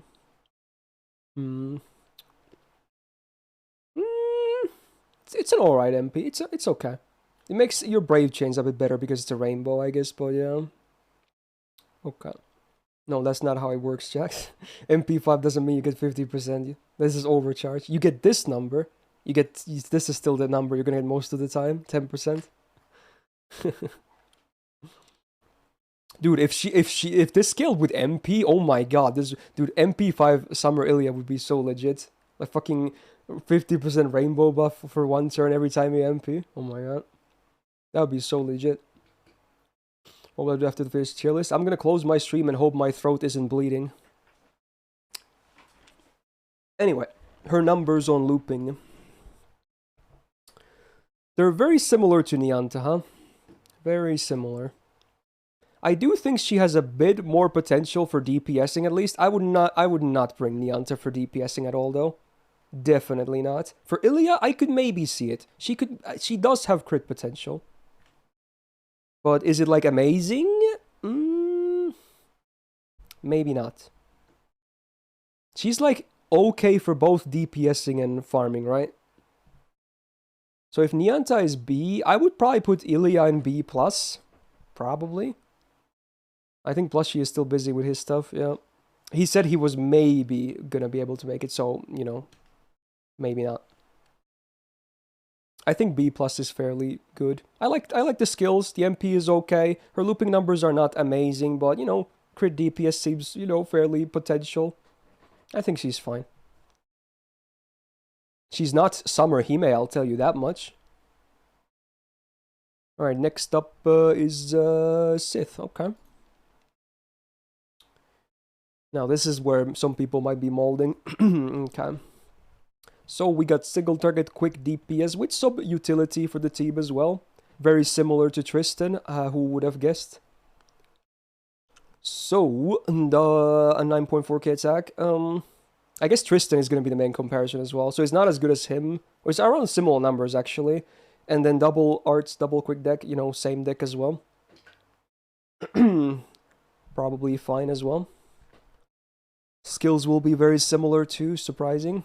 So she does have a higher quick up for self. It's a 40% for 3 turns versus 30. And then this one also gets her a 1 turn invul. And then party 1 hit evasion. So again, like Harp of Healing. And then does a Black Grail effect on the whole party. Not the good effect, sadly, but the demerit. It's not a big demerit though. It's negligible. So on a 6-turn cooldown, I would still say this is a good skill. I like it. It's a very good skill. I think I prefer Tristan's Harp after the buff to this, even if this has a higher quick num. I just like the other stuff you get as well, but this is still a great skill for sure. I like it. Next up, we have AoE, MP, and Skill Seal for 1 turn, which again is a bit awkward when you think about it, right? Because she's single target. But I guess, you know, they probably wouldn't, if it was single target, they wouldn't be like, oh, a skill seal for 2 turns. I don't think they would do that. So I guess it's the same whether it was single target or AoE in that sense. So it's not a big loss of, like, efficiency. And then a self battery for 30%. There it is. So for a 6-turn cooldown, I think it's okay. It's not as good as the first skill, but it's okay. I like MPCL. It's a good debuff. Then we have an HP Absorb. So for the enemy side, it's minus 3,000 HP, so it's nothing. But for you, it's a plus 3k healing, so at least the heal side is good. Damage-wise, it's terrible, but, you know, it's still a good heal. It's mostly a lore thing, so I understand why it is like that. Now, let's see, what else do we got?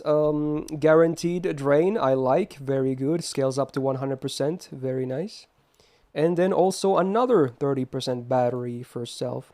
So she has up to 60% on her batteries, which is cool, I guess.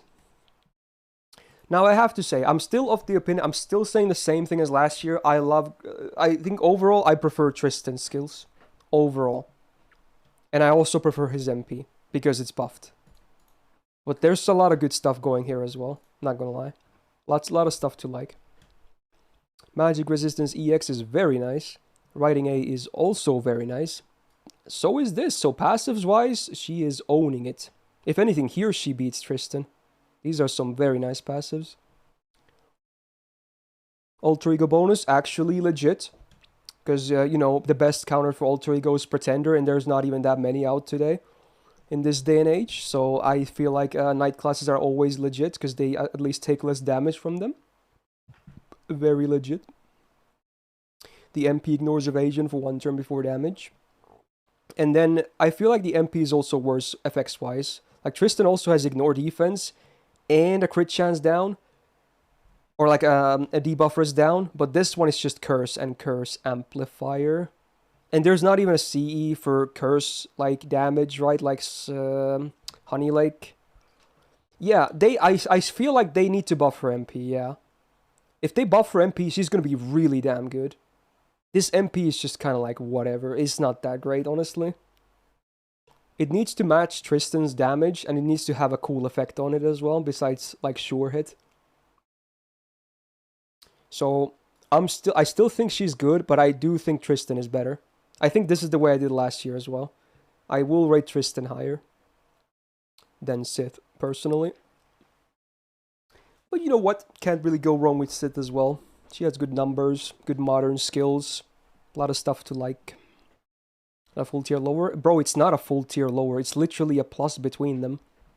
It's a half of a tier, bro.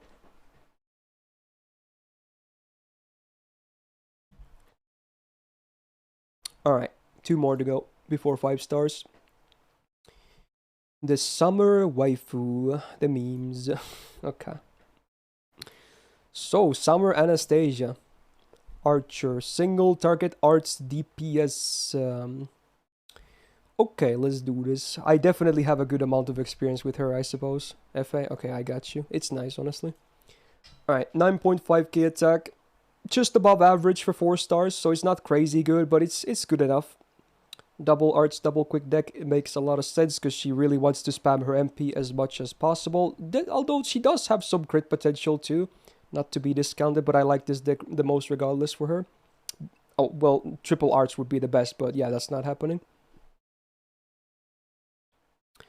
Alright, now the first skill is a bit awkward because it has a long cooldown, but effects-wise is at least very good. So it's a 30% art sub for 3 turns on self and then a 50% battery.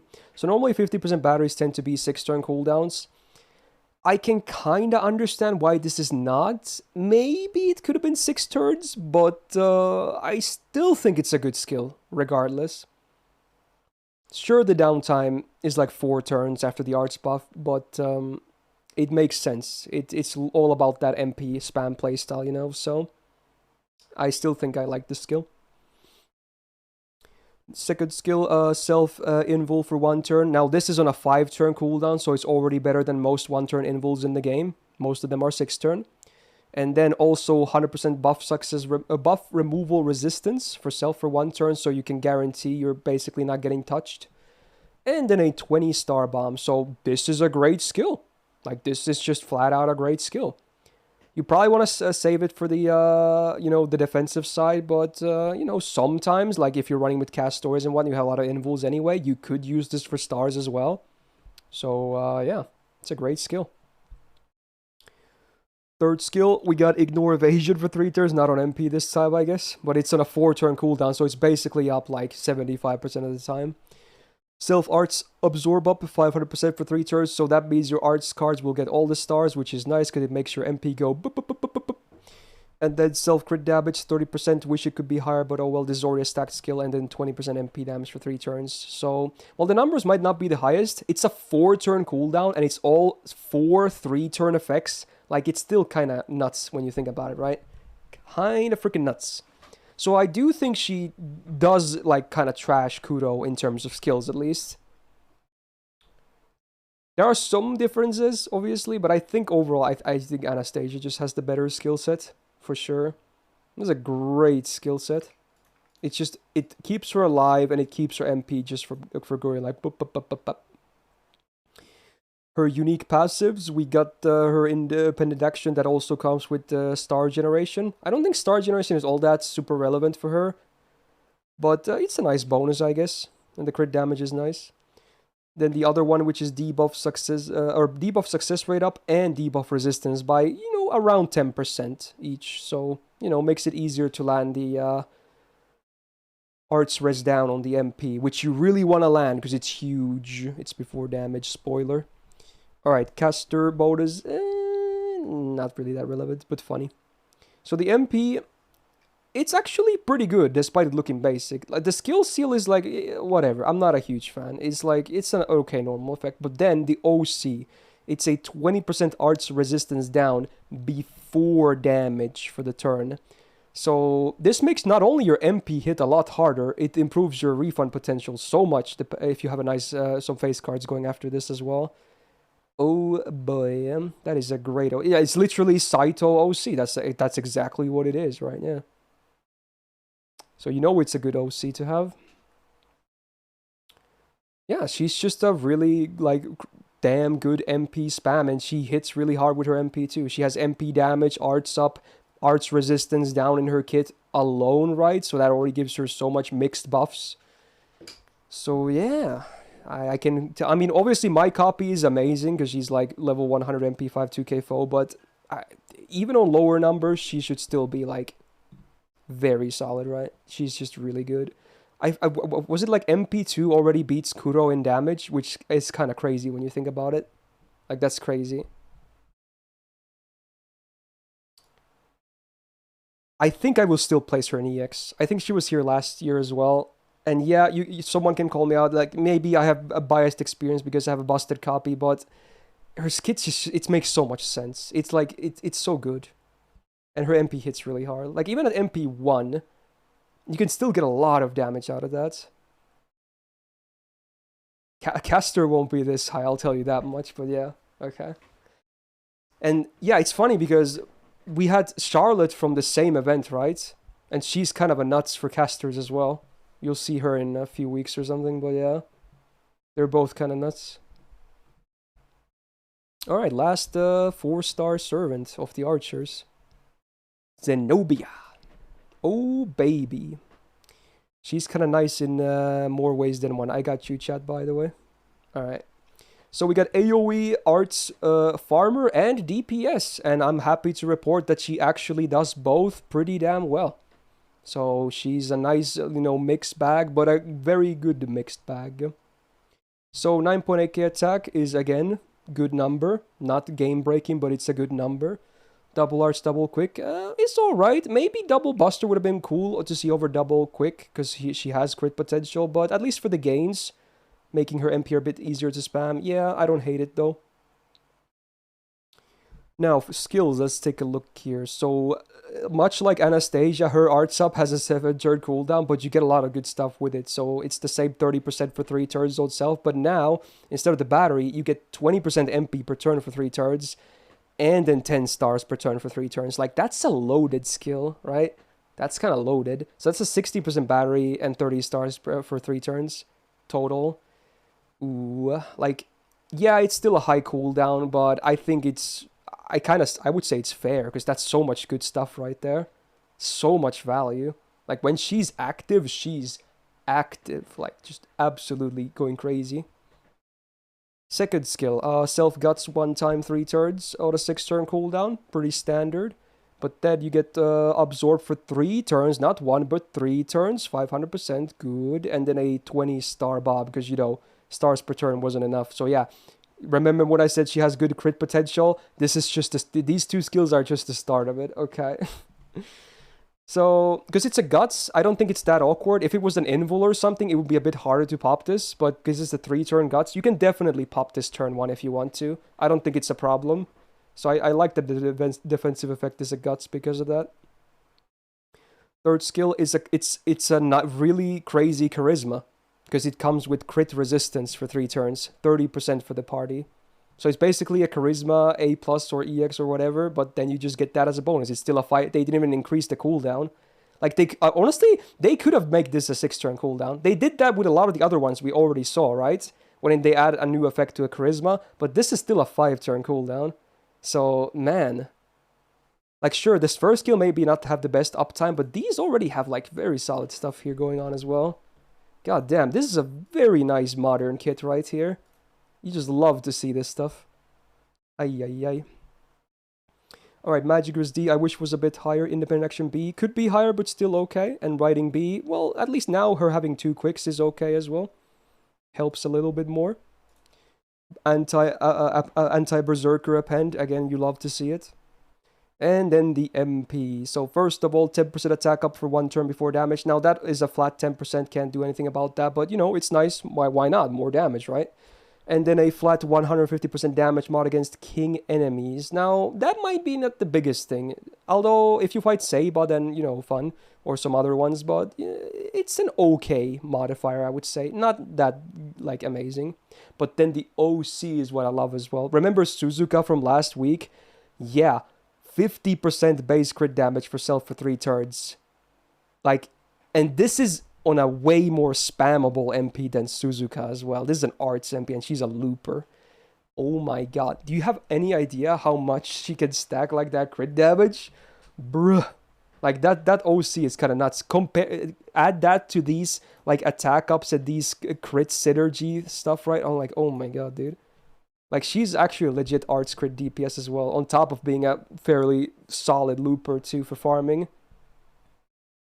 Dude, yeah, people should use her with Johanna now. They really should. I want to see some DPSing with Zenobia and Johanna. Alright, now looping numbers. She actually compares to Jarcher as well. She does even better than Helena, at least on the first two waves. Which honestly, I like the more balanced stuff, rather than like 1, 2 being way lower than 3. Yeah, she literally compares to Jarcher on similar MP level. As a 4-star. Permanent 4-star. Wow. And obviously you can add a third support here to get even higher deeps on the loops. So there you go. I think last year I had her on EX, and I might do the same again, honestly. I think she's just an amazing permanent 4-star. Just so good. Yeah, Jarcher probably still has the better refund for sure, but, like, come on, dude. She's just nuts. Permanent, great DPS, great farmer. What's there not to like? That's a top tier 4-star right there. Okay. Oh, right, he's actually the first 5-star, because we're done with the 4-stars now. I forgot. There were no day 1 5-stars for archers, although Gilgamesh was released in like 2 or 3 weeks into the game or something as the first limited campaign. Oh no. I bet this is where most people also skip the video, because there's so many fans of him. Oh no, the dislikes are coming. Anyway, let's talk about Gilgamesh. We're gonna start with the 5-stars now. My voice is dying, but, you know, I'll get through this. So the king of heroes himself, AoE buster, farmer slash DPS, yes indeed. Good shit. So first of all, at least up here he's really damn good, because his attack is 12.2k, which, you know, definitely on the higher side of SSRs. It's not like the highest, but it's high for sure. I love the double buster, double art stick. It makes perfect sense with his, you know, playstyle and kit. Good numbers. You would not believe he's like a year 1 servant with these numbers. Thank God they didn't do him dirty here, at least, unlike so many other early servants. Now, they did buff him not too long ago, so this wasn't a thing last year, so they did buff his charisma. So, what do you get now? On a 5-turn cooldown, get 21% attack for the team for 3 turns. Okay, and here comes the new stuff. So, okay, so all servants, ally servants that have the Sky attribute, which I believe he himself has, obviously, right? Yes, they get MP damage for 3 turns, so 20%. And then also a 20-star bomb. I like this buff. I think you can go watch my buff breakdown as well. I do really like this buff. It makes sense. It adds more damage to him, and it helps with, you know, his crit playstyle as well. I still want to see crit damage, though. I want to see crit damage. He still doesn't have crit damage in his kit. Like, he's a guy who's going to get all the stars because of his 3rd skill, and even more because of this, but he still has no crit damage. I don't understand. But here's hoping this is, they're going to give him some more love again, because I think, as crazy as it sounds, I think they could buff, like, his golden rule still. I think they could. Anyway, this skill is now great. I like it. It's very good. Second skill is just the golden rule. Now, obviously for farming, this is completely irrelevant, but for DPSing, it's legit, because with this, his arts, face cards, and even the quick one, they generate a lot, right? A lot of stuff. There's a lot of gains. Anyone who's ever used his face cards, especially if you get like overkill, you can see his MP bar jump quite a bit. So, the effect is still good, but man, give him crit damage or something. Whatever. Come on, dude. Please.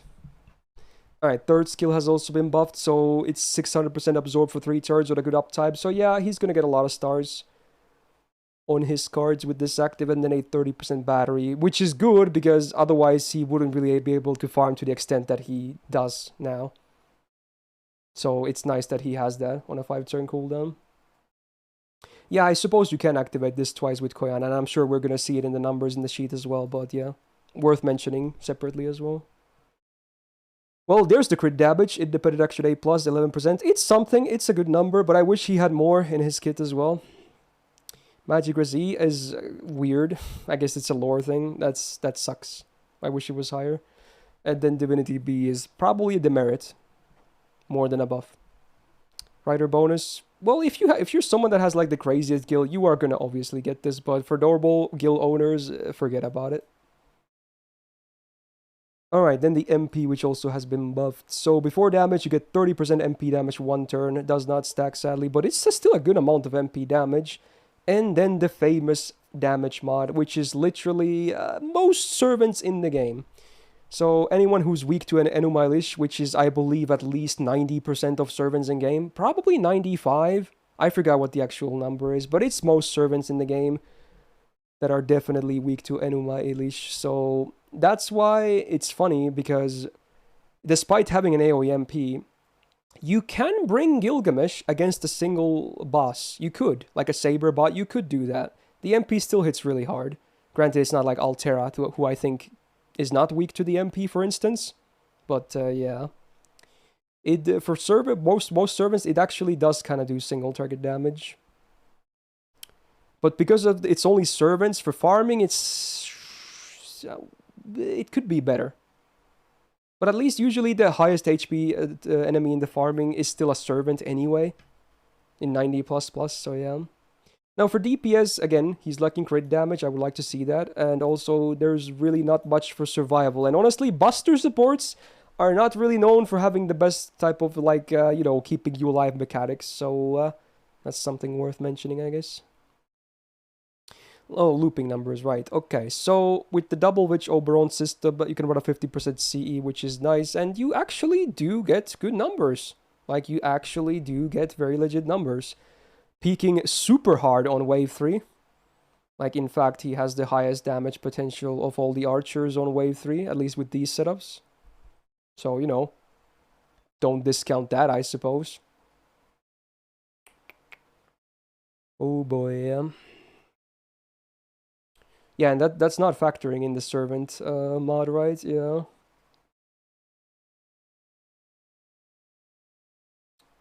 Yeah, this doesn't factor in power mods, I'm pretty sure. So yeah, his numbers are pretty good. Pretty damn good. Dude, it's tough, man. It's tough. I don't know what to do here, honestly. I feel bad if I put him into EX because of the way most of his stuff looks like nowadays. I would feel dirty, but oh my god, dude. Oh, it's always an eternal struggle with this man. It really is. There's so many mixed opinions.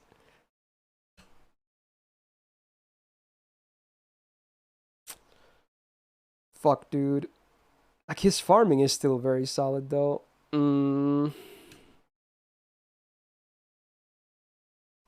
Can I put him in there just for farming alone? I could probably. The numbers are high. Yeah, they are high. I could probably do it. And like, he still has good DPS. He's not as like he's still lacking some stuff for DPSing that I would love to see, but numbers at least are still okay for damage. Now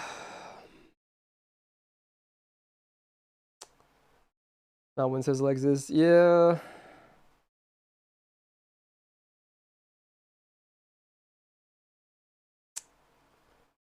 But for farming, he does do better than Tesla, is what it is, right?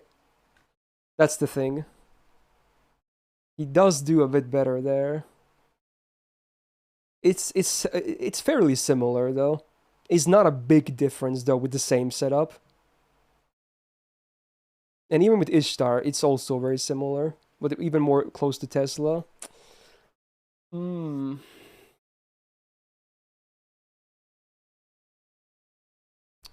So tough, man. And Tesla's kit is just so much better overall, though. Oh my god. Gil is definitely not above Tesla. They're either equal or Tesla is higher. I would never put Tesla below Gil nowadays.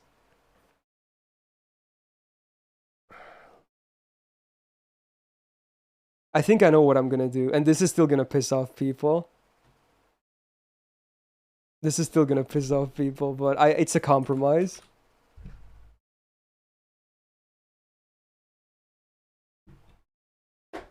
I did it, dude. I did it.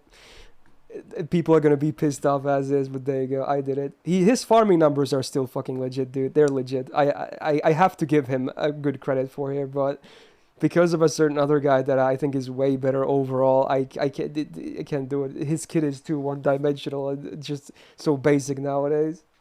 But I know, people are gonna be mad.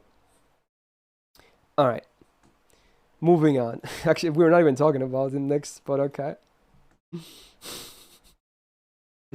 Dude. Okay. All right, let's talk about Artemis. Artemis. While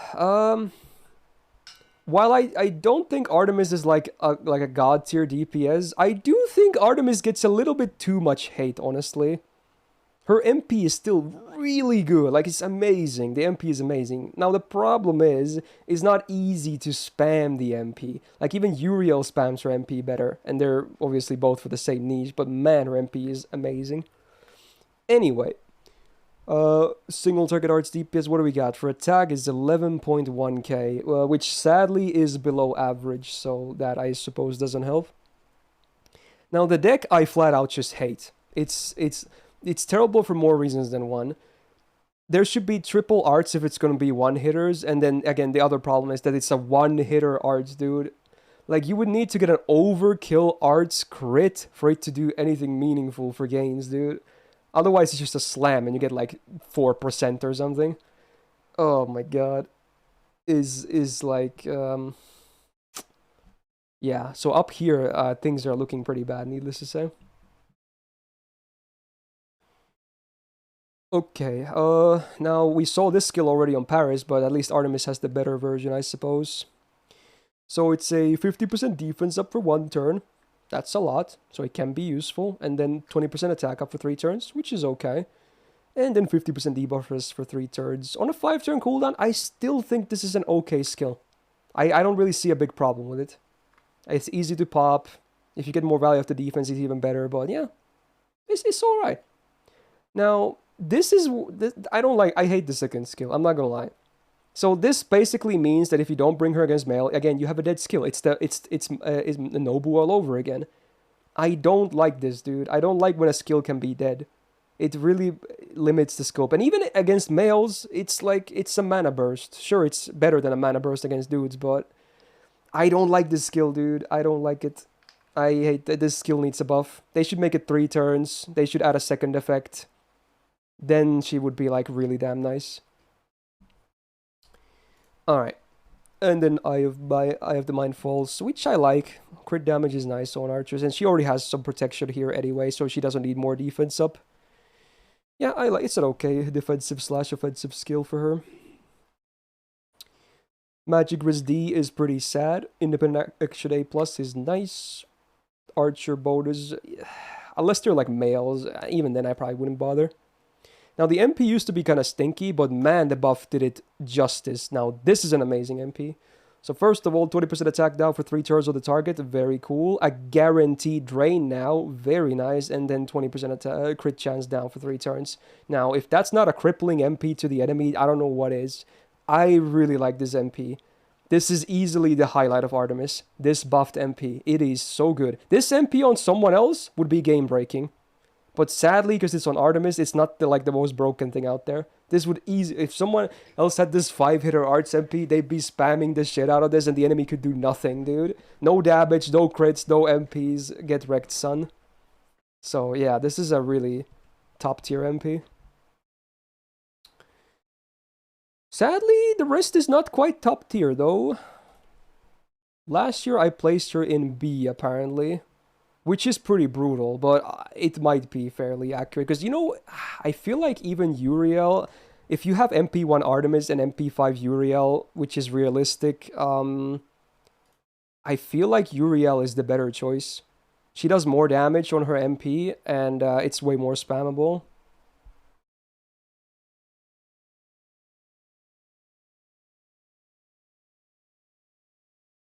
It's C plus or B, for sure. I guess I can do I prefer Emiya Alter or her? I think they're similar, honestly. Neither have like really spammable MPs, but you know, both do good damage with their MPs, and maybe they should be the same tier.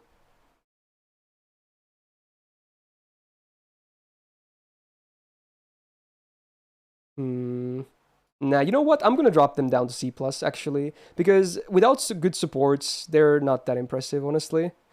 They are just not that impressive. They need a lot of help to get going. The numbers just are so bad. Okay, I wish they buff Artemis again.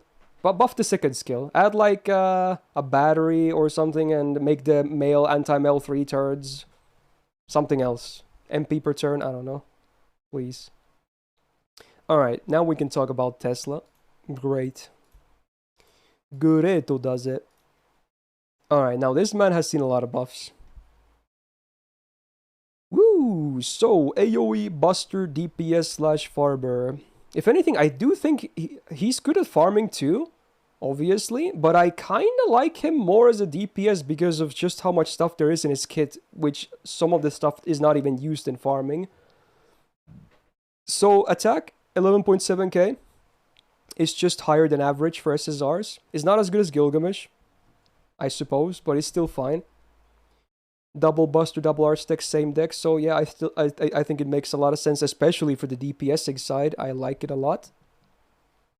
Now the first skill used to be like, you know, it's Gilgamesh, but a little bit better. Like you know it's fucked up when even this skill is already better because it's a 5-turn cooldown instead of 6. This is already better than Gilgamesh's Golden Rule, and it has had 2 more buffs. That says a lot, right? They haven't buffed Gilgamesh's Golden Rule. How is the original one better than his? Anyway, after the first buff, it was already pretty sexy because you help your team on DPSing because they get more MPs. But then this is a cool buff. I love this buff because now you also get your party buff and debuff success rate up by 40%. Now this is key, okay? The buff success rate is only 20%, but that's all you need because he has 80% successes, okay? This guarantees all the buffs from his second skill. And if you know what his second skill looks like, it's bonkers when you think about it, right? It guarantees the buffs. And then this, even the debuff success rate up helps because his MP actually has a 30% chance. Actually, no, it's a 40% chance to stun. So now it's an 80% chance to stun, which is a considerable difference. So this skill now, like, it also gives 30% MP gain for allies for 3 turns on a 5-turn cooldown. That's a lot of stuff, man, which helps him as well a lot. So, oof. And then the second skill after the buff. Oh my god. So it's a 1-time 3-turn guts on a 5-turn cooldown, which is better than most, because usually a 3-turn guts is a 6-turn cooldown, so that's already a good sign. And then you have 80% chance to get MP damage for 3 turns, 30%, and 80% chance to get defense up 30% for 3 turns. And remember, nowadays, you can guarantee those. Oh, yes. And then a guaranteed 20% attack up for 3 turns. Like, how loaded is this man? How loaded? On a 5-turn, but they're both on a 5-turn cooldown. Like, excuse me?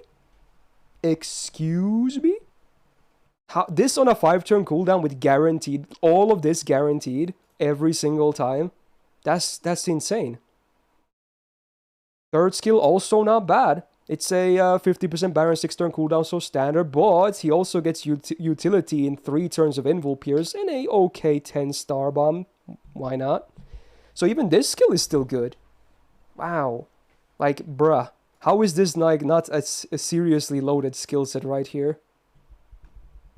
So this is the problem. This is why I can't put Gilgamesh into EX. It's such a contrast, dude. This is the problem. it's the difference is night and day, dude. Anyway, moving on. Passives, not the greatest, at least on passives. Magic Resist C could be better, and this could be higher, but you know, it's still fine. Caster Bolt is kind of irrelevant, and the MP, of course, has been buffed, so 40% chance to stun, 80% with the first skill active. Minor, like, Black Rail proc on self after damage, and then if the enemy is Earth or Sky, Servant that is, it's not just Earth, like a lot of people think it's Earth or Sky, you get the damage mod as well. And Earth, it's not the most common attribute, but it's the second most common attribute. Sky obviously a bit more rare, but Earth is still a good damage mod. For sure. Yeah, this bad truly deserves his modern like animation update. Can kill yourself with that damage? Yeah, you can actually. Yeah, it always says if you cannot. If it's like this, it's like Jinke, right? It's the same thing. It's funny though. Plushie is sadly not here today. He's busy. Although wait, I just got a message. Oh, it's not from Plushie. Never mind. So yeah, Tesla is kind of cracked, huh? And yeah, I mean, I mean, I guess we should still look at just to see the numbers. Still, his farming numbers, they're not quite Gilgamesh. They're close though. They're close. I would say they're comparable at least. Sure, Gilgamesh wins a little bit, but man, it's just like everything else. He just does so much better, so much better, dude. This is the like Tesla existing is the reason I can't put Gilgamesh into EX. I can't, dude. I can't. No, it's not the same case, Yuri. Arturia is EX because she's the one of the easiest Buster Loopers in the game, and she still does crack numbers with the correct setup. So yes, she's on there farming only, but Gilgamesh still needs the full 9 yards, dude. Is not like him looping with him is way harder than Arturia as well. Has higher damage? Yeah, sure. He's got on 90 plus plus. But again, you gotta be real. You gotta realize the fact that my criteria is not really meant for 90 plus plus. Obviously, it's nice if servants in here can do it, but you gotta remember, with my criteria, it's MP1. You're not gonna do a 90 plus plus with Gilgamesh on MP1. I'm sorry, you're not gonna do it. You're not gonna do it. You need a Grelled one. You need a higher than MP1. I don't know what to tell you, dude. It's like you're not gonna do it. You're just not gonna do it. So with my criteria, I think this is fair. I think this is fair. Exactly. Tesla will do shit. Dude, Tesla will absolutely wreck Gilgamesh on a boss. It's not even close. You need to make sure Gilgamesh is protected 24/7. Tesla is just like, oh, I just fucking slap shit, dude. Only bosses? So wait, you're saying that Gilgamesh is slightly better on farming than him, but Tesla fucking 100s to 0 him on bosses, and you say they should be the same? Nah, dude. Nah, dude. Nah, dude. I'm not buying it, dude. I can't. I can't. Tesla is so modern and nice after all those buffs. Gilgamesh needs another buff. He's one buff short, okay? It is what it is, dude. I feel like even the A++ was generous, but okay. It's mostly because of his good numbers. And again, my list is not the best when it comes to 90++, because that requires nuts numbers. Even for the best of the best, Melusen, fucking Morgan, you name it. You still need more than what my criteria assumes is realistic, right? So you gotta realize the POV here, you know? They need to buff his golden rule. Okay. I know people are going to be mad no matter how much I try to explain, but there you go. Alright, I need to preserve my voice until the end. Okay, so next up is Arjuna. Kind of a more sad case, if anything, honestly. I wish Arjuna was better, but... eh. Yeah, everyone is feel free to make their own tier lists. This is just my opinion. No one should take this seriously to begin with. I'm just a crazy gacha guy rambling here. Alright, AoE Buster, DPS. Not even a farmer, right? Ouch. Okay, so at least his attack is high. 12.3k. That is good. And then a triple art stick. Triple arts. Yeah, okay, dude. I don't like it. Dude. Okay. Alright, let's take a look at his skills. His skills are actually not bad. I'll say that much. So he has star generation. 50% for 3 turns. Sure. Not the best when you remember his MP is only 1 hits, but at least now it's a debuff immune for 5 turns, right? Yeah, that's pretty legit. Oh my god, people are still arguing about Gilgamesh, oh my god. Anyway, I think it's an okay skill. The first effect is like pretty terrible on him, but you know, at least most of the time you won't be debuffed, which has some value for bosses, because again, that's basically where you're gonna pick him from, or for rather. Alright, second skill has also seen a buff, but man, they still didn't, you know, fix the original thing, because it's still a 25% battery. What a weird number! Shout out to Karna and Arjuna, okay. Let's see what else we got, though. 2k HP every turn for 5 turns? That's actually a lot. That's a lot of healing. And then also 8 stars per turn for 5 turns. It's 5 turns, so it's nice, but it's only 8, so it's not the biggest deal out there. And considering he doesn't even star generate that much normally, you might need a bit more than this from other sources. And then the buff adds a 10% battery every turn for 5 turns. So now with an 8 turn reduced cooldown, I think it's fine. I think it's actually a legit skill. For farming, it's kind of sad though, but for, you know, outside of farming, it's not terrible. It's alright. And then his version of Mana Burst is like a split between Buster Up and MP damage. 50% total. I still like this more than normal Mana Burst because it's mixed damage buffs. So, you know, it's depending on the buffs you have, this potentially adds just more damage for your MP. Obviously less for your face cards, but he has one Buster card to begin with, so I don't think it's a big loss. I think this is a better one. But regardless, it's still a Mana Burst, so it's kind of weak in this day and age. They should buff this as well. Alright, skills are at least not terrible. Just kind of for an SSR nowadays. Magic Wrist C, decent. Independent Action A, like it. Divinity B, yikes. House Throat, it's kind of dying, I'm not gonna lie. But I will push through the end. Hey, Anti-Berserker Append though, that's great. Then the MP. It's a one-hitter AoE MP. With a chance, 50% chance to insta-kill. And then 80% chance to insta-kill divine enemies. And a 20% defense down for 3 turns on base OC. But after damage as well. So, his MP, needless to say, doesn't hit like super hard.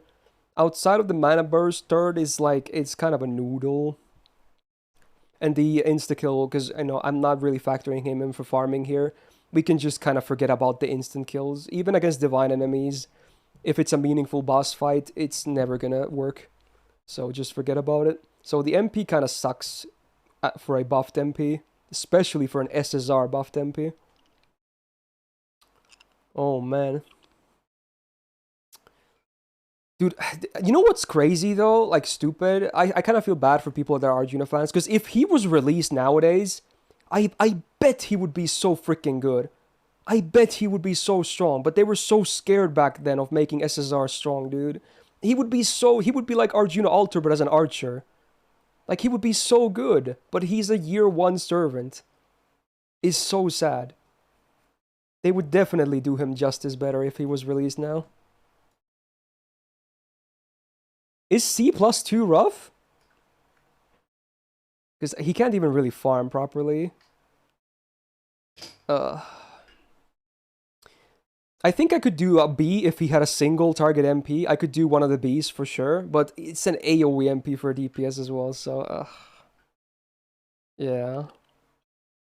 It's a bit brutal, but it is what it is.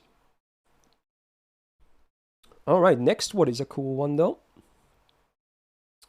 We got the Arturia, Archer, Subber, Squirtoria, I guess people call her as well. Single target arts DPS, and she do be zooming. 11.12k attack. Could be higher. It's slightly lower than the average among the SSRs, but, you know, it's not like, you know, Jinako levels. Why do I say that? Why do I hurt myself? Anyway, double arts, double quick. Besides triple quick, that's basically the best deck she could ask for. Or, not triple quick, triple arts. Yeah, so it's still good for gains overall. Not that she needs too many gains if you know how her MP works. So her face cards are not even as needed as some of the other MP spammers. First skill, 30% arts up for 3 turns on self, and then party-wide defense up 20% for 3 turns. I actually really like this skill. 6 turn cooldown, I think it's legit. This is good for bosses. It protects your guys and then makes her go more zoom. You can just pop this immediately. No awkwardness. It's offensive / defense, but it's easy to pop immediately.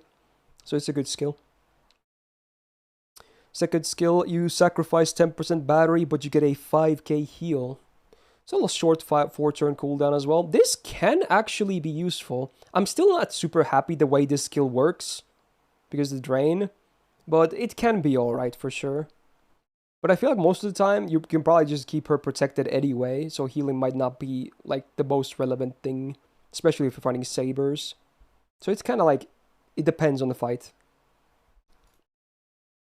Third skill, It's like her charisma, so it's the same thing we had on Yuri Pirates as well. But yeah, the other effect is male star generation. So this skill kind of just sucks.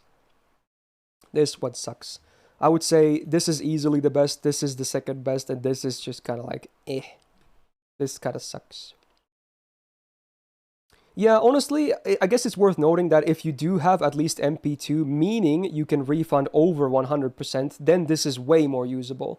This really is a lot harder to use on MP1. I do agree with that. Yeah, because if you get a sick refund turn on her and you have more than MP1, you're probably going to fly above 100 anyway, right? So it's awkward for MP1, I suppose. Yeah, this is like whatever. Magic A is nice. Dude, I'm dying. Send help. Okay. Independent Action A is nice as well. And then Territory Creation A is also nice. It's 10% across the board. I like it. Very good passives. Rider bonus. I guess you could do that. Maybe. Because she can still Black Rail loop and whatnot. Yeah. If you have a crazy copy.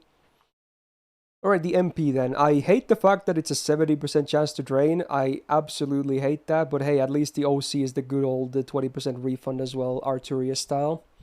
Which, you know, the MP already hits 10 times, by the way. Yeah, needless to say, you can loop with just the MP or with the correct buffs. Kind of bunkers. It's a self-looping MP. I'm gonna show this thing again. So she basically has the highest damage potential if we don't take niches into account of all the... If you do back-to-back-to-back MPs. Oh, again, this is maybe not the best reference, I know. But it's just to show the potential out there. Again, the key is no one else can do back-to-back-to-back, guaranteed, with Black Grail. That's why she owns. That's why she does it, okay? That's key. So even with MP1, with these back-to-back-to-back buff MPs, you can still do a lot of freaking damage, dude. Sabas beware. So, yeah. And even if you don't do this setup, with, like, just have 1 or 2 face cards in there, it's still, like, such a... It's, like, the most, like... I'm gonna say this. Summer Anastasia, her MP is super spammable, but, like, this is arguably even more spammable, because the MP itself refunds so much more. So I have a feeling she kind of has to be EX, right? She has to. Like, she kind of has to be there. Her kid, although her skills are not as good as Anastasia, though. But man, it's like you can probably MP like every turn for like 5 turns with the correct setup. It's basically carried by the MP, right? That's pretty much it. Her skills, minus the first one, are not that amazing, but it's just that the MP is so broken, dude. Just Black Grail looping all day, every day. Fuck, dude. I kind of feel dirty putting her here, though, with these nice kits, though. Oh, should I do here? Should she be a friend to Gilgamesh? Should we put her next to Gilgamesh? Because again, I would feel dirty, dude. I would feel dirty. It kind of feels wrong on the EX because of the kit.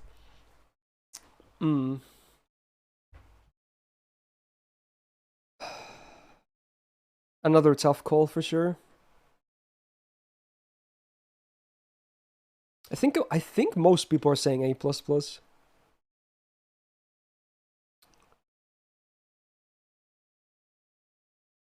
Who's as good as her when it comes to single target looping? I would definitely put Anastasia up there.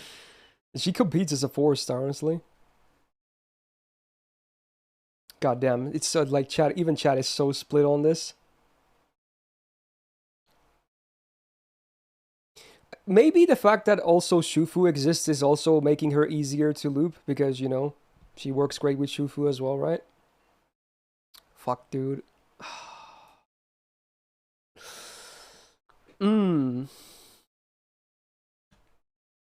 Okay. Okay, I can barely do it, probably. Okay. Maybe a lower EX. I'm not gonna do like an EX minus. That defeats the purpose. You might say it already has defeated the purpose, but yeah, okay.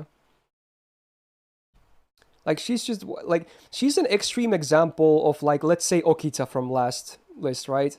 Carried by the numbers to an extent that it's even, like, even more crazy. Like, Kid is a basic one, but it's just the numbers that carry.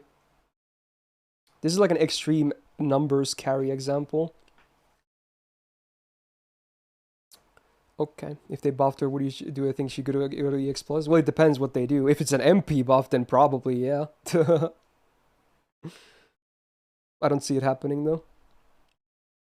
Alright, let's move on. Another big, popular one, huh?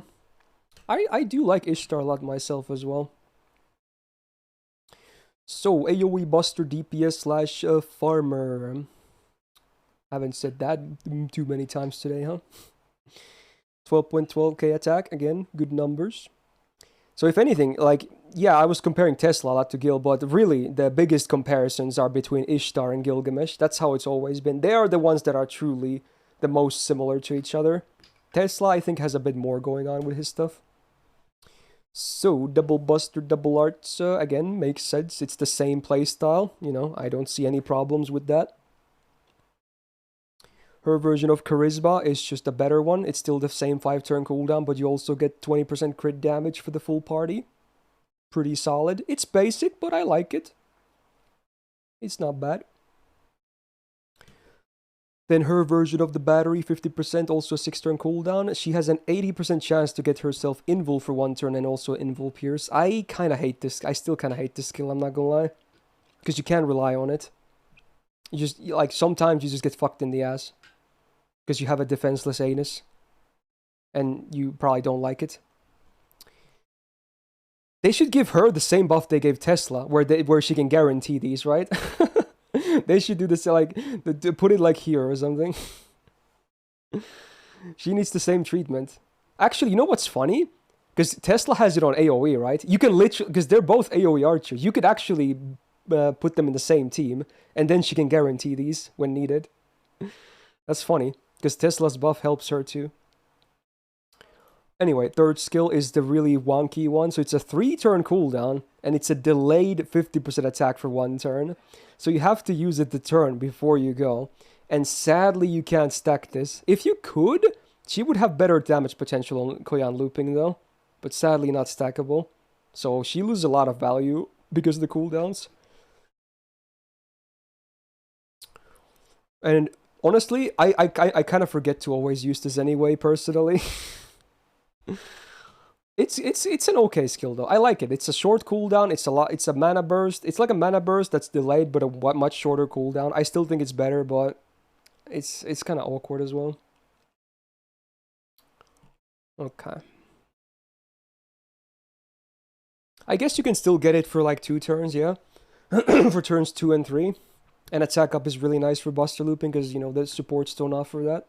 At least not the looping ones.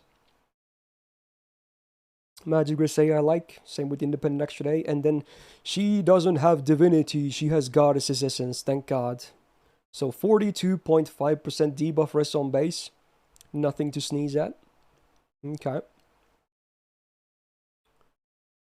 Let's go. Ruler bonus. Yeah, okay. Good joke. And then the MP, which has also seen a buff. So now you get a 20 star bomb. Always when you use it. That's kind of nice. Makes her crit potential way better.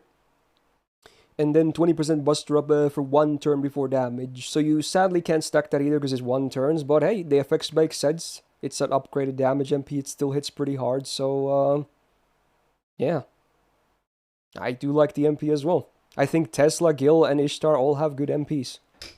For what it's worth. Okay. She's the only archer that can do CQ 90 plus ruler. Yeah, but okay, how is it still not a good joke? Like that is a joke, right? Even if it's true, like that's a joke. Like why the fuck would you bring Ishtar when you can bring an Avenger and have full class advantage?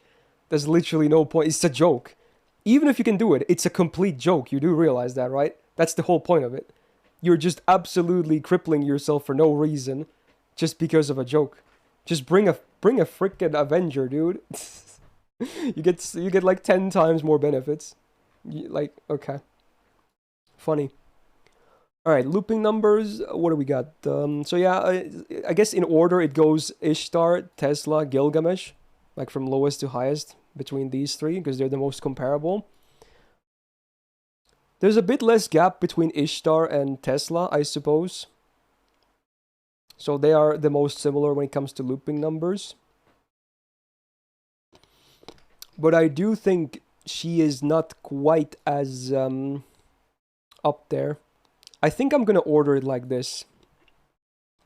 I think she's A+, plus here, and then Tesla here. I think that's how I'm gonna do it with my criteria. I think that's just how it's gonna go down. Nothing wrong with an Ishtar though, and honestly, if you have a really impressive copy, you can probably shit on those numbers anyway. So who's not? You could probably do 90++ totally fine with Ishtar too. Like a lot of people have really impressive copies, so yeah, go for it. She's definitely an option. So there you go. And yeah, honestly, her crits are not to be underestimated. With the MP buff and the crit damage of the first skill as well, you can do some cool stuff. At least she has some crit damage unlike Gilgamesh. Anyway. Okay, the next one is, like, I really like the next one, but man, you know what's the funny part about Moriarty, though? Like, sure, he may not be the best servant out there, but I'll say this much. His MP damage potential among single targets is one of the highest. People actually don't realize that. But maybe not the most practical thing still. Anyway, single target buster DPS... James Moriarty himself, attack just above average, not too shabby, but then the big problem is that stupid ass deck, dude. Why? I thought we were done after Arjuna, but the madmen did it again. They put triple arts on the Buster MP. Oh my god. And I'm so sad to report that in his case, it's one of the absolute worst mismatches ever in terms of the gains. He and Abby are probably the worst with this. Like, the gains are so bad. They're so bad. You need so much help to get his MP, dude. He has a big battery, sure, but, like, if you want to go more, then, dude, is like, there's, like, you think triple arts cards with 4 hitters, like, it's amazing, right? No. He barely refunds. Okay, at least the battery helps. Anyway. First skill has been buffed. Not sure if this was already there last year. It probably was. So now he ignores defense and invul for 1 turn. Cool, I guess. And 600% absorb for 1 turn and a 20 bomb to help with those crits, I guess. But he really doesn't have crit damage either, does he, right? I'm seeing a pattern here. Why do they not like putting too much crit damage on these SSR archers? They give them crit synergy and like, no crit damage. Anyway, 5-turn cooldown, I think it's now fair with the decent bomb and the okay 1-turn effects as well. I think it's an okay skill. No real issues. Second skill has also been buffed, so now it no longer consumes 10 stars, but sadly, you still need to have 10 stars. People don't realize this, like, it used to take 10 stars, but now... You can keep the stars, but you still need to have at least 10 to use this, which is kind of weird, but okay, it's still better, I suppose. Then you get the 50% battery when you have 10 or more stars, so at standard 6-turn cooldown. Now you also get 20% MP damage for 3 turns on self, that's not bad. And then you grant your other allies evil trait for 3 turn, or alignment, which comes useful for the 3rd skill, I suppose. Which, honestly, I kind of don't like at the same time. So it's a charisma that also gives another buff to evil allies, except for himself. Why is he not included in that second one? It makes no sense to me. I guess he's supposed to be like the crime boss or whatever, but come on. This should absolutely buff himself too. Come on. Look, Doman does it. I mean, obviously, he was released first, so, you know. But come on. Doman does double buffs to himself on 2 skills, dude. Why can't Moriarty do it? Come on, dude. Come on. It's only a 20% attack up for himself on a single target DPS. You could do better than that. Come on, man. Could be better. Overall, nowadays, I think his skills are, I would say, above average, but not much. Magic Res D could be higher. At least here we get some crit damage, much like Gilgamesh, I guess. I think it's the same rank too, funnily enough. Third Pencaster, again, Myst B. I'm surprised. Wait, why is this not Ruler? Oh, was this before Sherlock was released and he was teased as a caster? But no, wait, no, this append came so much later. I guess they're maybe still going back to that tease, but okay, whatever. Anyway. Then the MP, man, is it a basic one though? There's no normal effects, and then the OC at least is pretty okay. It's a 3-turn defense down, 20% base before damage. So at least that's good, but it could use a second normal effect or maybe two. Come on, man. Come on. But the funny thing is, he still has, like, actually, like, if you look at this, he's just behind Arturia in MP damage looping. His potential is really good, but again, this might not be the most realistic setup. You probably can't finish the fight with this and then you're done afterwards, so it's just to show, like, potential, if anything. In a more normal case, it's much harder to do that because of his gains being kind of bad. Oh boy, do I wish Moriarty was, like, top tier. I like this guy a lot. So last year I put him at what? He was B plus. I feel like I can do a B plus. I feel like with the buffs, it's still fair. His potential is still good, but he needs a lot of help. Just a lot of help, you know. Yeah, I think I'm okay with B plus. Dude, we're doing like a middle finger here. It's one of these tier lists again. Alright. Alright, Napoleon time. Bara Daddy. That was pretty cursed. You're welcome. Alright, AoE, Buster, DPS slash Farmer. Probably not the best when it comes to farming, especially have some of the previous options, but you know what? I guess he could still do it. 12k attack, pretty okay. Pretty good. It's the same double Buster, double R stick that we've used to seeing for a lot of these. And yeah, I still think it makes sense for him too. Not too bad. His version of Charisma is actually what Moriarty should have. Like, really. I wish it was 3 turns on the other attack up as well, but whatever. So it's, yeah, 20% AoE and then 20% for self for 1 turn. So it's only ever so slightly better than a normal Charisma. Just a bit. So overall, still a fairly underwhelming skill. Second skill is like just a better version of Tactics, but oh my god, is it still pretty bad. So it's an AoE 20% MP damage up for 1 turn, and then 100% star gen for 1 turn. On AoE, like, this is weak. This is so weak. He's a 1-turn man as well.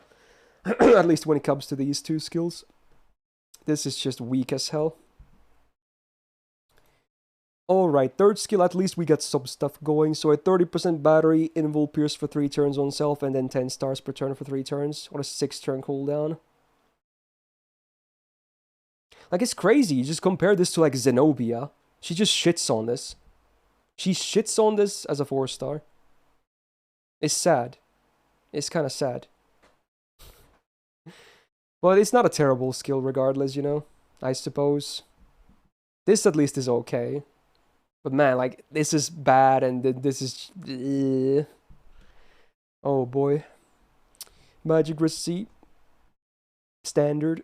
And then standard also for the crit damage. Rider bonus. Nah, dude. MP has been buffed. He was so bad after this, I'm not even joking. His MP was the biggest noodle before this. So this was much needed. So, ignores defense before damage for 1 turn. If you combo that with the 3rd skill, you can actually also ignore Invul, which is cool. It's the Holy Grail. You get the same 20 stars that Ishtar does. Cool. And then the OC is Anti-Divine Damage mod. The standard 150 to 200% scaling. So, I do think his MP, at least now, is good. The MP is good. I like the MP now. It's good. Divine also a common trait, so... This is a great MP for sure. I wish the skills were better though. If one of his archers really done dirty by the time he crit up against Napoleon. True. Yeah, he should also have crit up. Or crit damage. Oh my god. Yeah, for a Buster Archer, he can actually dish out a bunch of stars. I suppose. How many hits is the MP? It's 5. So if you have this active, it can actually generate a few stars as well. So looping wise, he just... I guess he is fairly comparable to Ishtar. But he doesn't peak as hard on wave 3 because of his 1-turn stuff, right? So if you have these other options that we talked about, they're probably better, but it's not the worst numbers ever. You could make it work for sure. And especially if you have a really good copy, but in comparison, not as good, I suppose. And wave 3, I feel like this might be a bit too low for 90++. Again, depends on the copy, I suppose. Okay, so Napoleon last year, I believe... Apparently I had him on A. Do I still agree to that? Do I still agree to placing him on A? I don't know.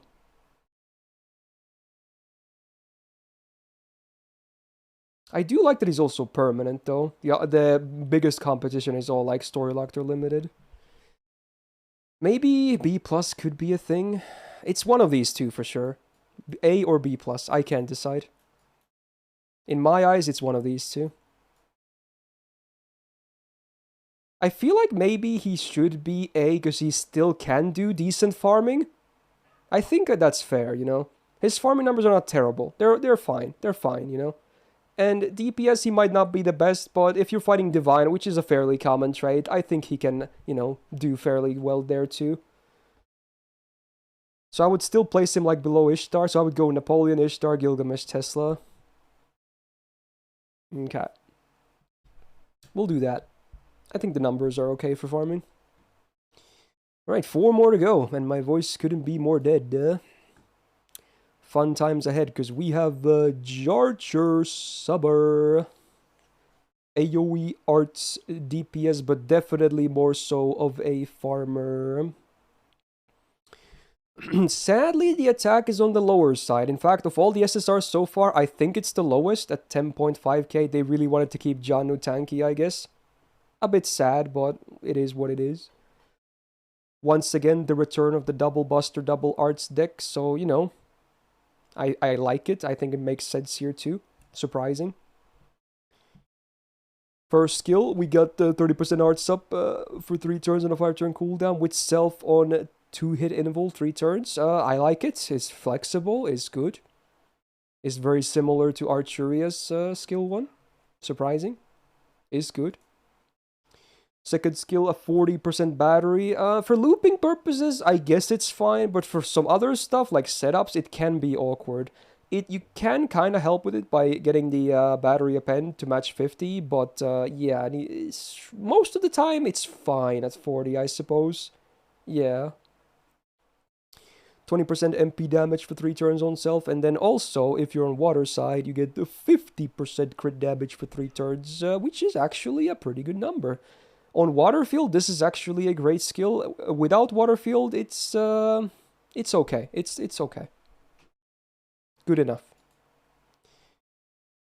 Her version of Charisma, and this increases her own too, right? No, it doesn't because she's Summer Alime, I forgot. So sadly, she doesn't get the double attack here. But yeah, good allies get 40% attack. She gets 20% 3 turns. So for her, it's kind of a bad skill. It helps with farming too, but it could be better. Man, Summer alignments, huh? Doesn't have lawful good. She's lawful Summer. Unfortunate. I mean, the skill set still, you know, works really well for farming, I suppose. Magic was B, decent, and then her own version of independent action also comes with 3% MP gauge per turn on water side fields. Good crit damage and a nice bonus when it matters, or when it's active rather. Anti-Berserker append, and with her gains, I'm pretty sure she can loop Berserkers quite easily too, right? So it's actually a very, very nice append. Alright, then the MP, there is nothing for normal effects besides damage, but the OC, at least in farming, it's kind of irrelevant. Most of the time, sometimes you might do face carding, but for DPSing, considering how spammable the MP is, 10 stars per turn for 3 turns on base OC, which is stackable, yeah, it's actually, it can be a very nice OC. For farming, again, most of the time, you know, you don't really need it. But yeah, okay. So then the looping numbers. Now, we already saw that Zenobia and Helena are fairly comparable, but the big difference is that Jarcher, her refund is just a lot better, right? Yeah, like George is saying, it's probably among the best in the whole game when it comes to like arts loopers, so there is that at least. So Zerx should still be easy. Maybe can't say the same thing for Helena, or definitely not Helena, but maybe not even Zenobia. But in her case, yeah, Zerks are easy, which is cool. And we just double Castoria Black Grail setup. Those are high numbers. Like, those are very commendable numbers for sure, despite her lower attack stats. Just because of she has a good amount of damage buffs in her kit. She can do 3-2 nodes. Indeed. Where did I place her last year? Apparently I had her an A+. Ooh, that's tough. But I still, even then, I still had Zenobia on EX as well. Ooh.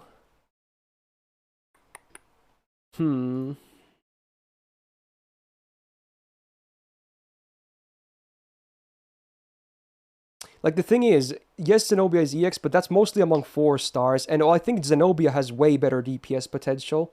I'll say that much. I think even as a 4-star, she's comparable to Jarcher in DPSing. I think she honestly does better. So I don't, again, it's not, even if I place Jarcher not into EX, it doesn't mean Zenobia is better than her. Again, don't compare too much between rarities. That's against, like, the criteria. She's, like, Zenobia is a god tier 4-star is what it is.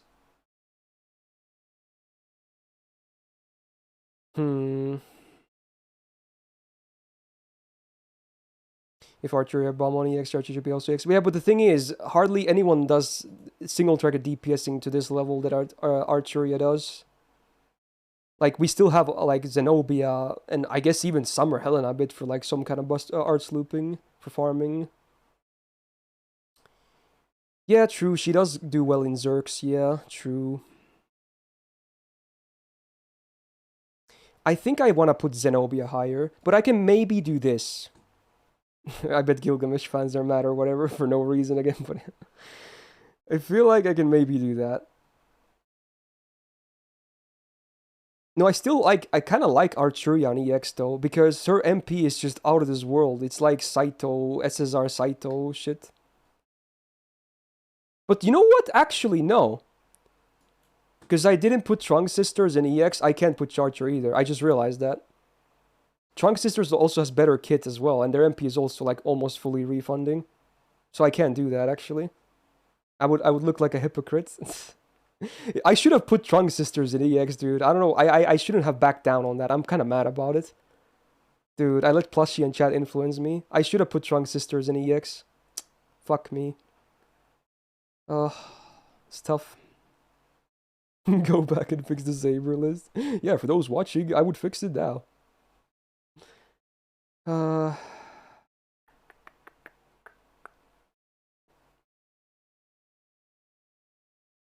So hard to when you get more and more plays, the comparisons start happening more and more.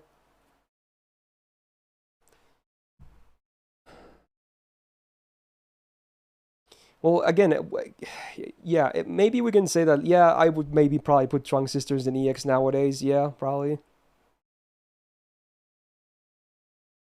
So maybe in that sense, I could put Archeria back. I'll leave it at this for now, okay? I'll leave it at that for now. We'll see. We have 3 more to place. Okay, well, we're going to do some more discussion after all. This is everyone has been placed initially. All right, it's time for Super Chad. Raise your Myst FG chads in the chat, or you can do Giga Chat as well if you're not sub. All right, Super Ryan, there he is. Single target buster crit machine is what he is. 12.5k attack, so even higher than Gilgamesh, right? So that's kind of cool. Do be slapped. Full gorilla deck, the only way you would have it, you know? Makes sense. The first skill is his mana burst, which comes with wild beast or demonic damage. Not separate modifiers. It's only one or the other. If it's both, you still only get 50%. I think this is by far the weakest thing in his kit. This skill, it's kind of doo doo. It's fun for like the fattest one turn ever, but outside of that, it's actually pretty doo doo when it comes to skills. Second skill though Ooh, very importante. So 1 time 3-turn guts with a 6-turn cooldown. So that's pretty standard. The HP may be a bit slightly higher on it, but then you also get 20% attack for 3 turns and a 20-star bomb. So he is a bit self-sufficient with this as well. This and the MP, of course. Pretty good skill, I would say. And the third skill is where really, you know, faces get melted. So in a 5-turn cooldown, you get 500% absorb for 3 turns. Good uptime. And then also for 3 attacks, 3 turns, when you're buster attacking, you get up to 100% crit damage before the damage. Yeah. So your third buster can have, just from this skill alone, plus 300% crit damage. And you don't even have to do it in 1 turn. That's the common misconception. It's for 3 attacks, 3 turns. You can space it out. Sure, it's fun to see a high chain in one, but you can do this across multiple turns. And I'm pretty sure it only consumes a stack if it crits, so it's not like you can even whiff it. You can, you know, wait 3 turns for it to expire, but besides that, I don't think you can really waste it too much. So this skill is actually pretty damn insanely cracked. This is really what makes him what he is. This skill. The MP is also good for buffs, but yeah, this is just nuts for damage potential.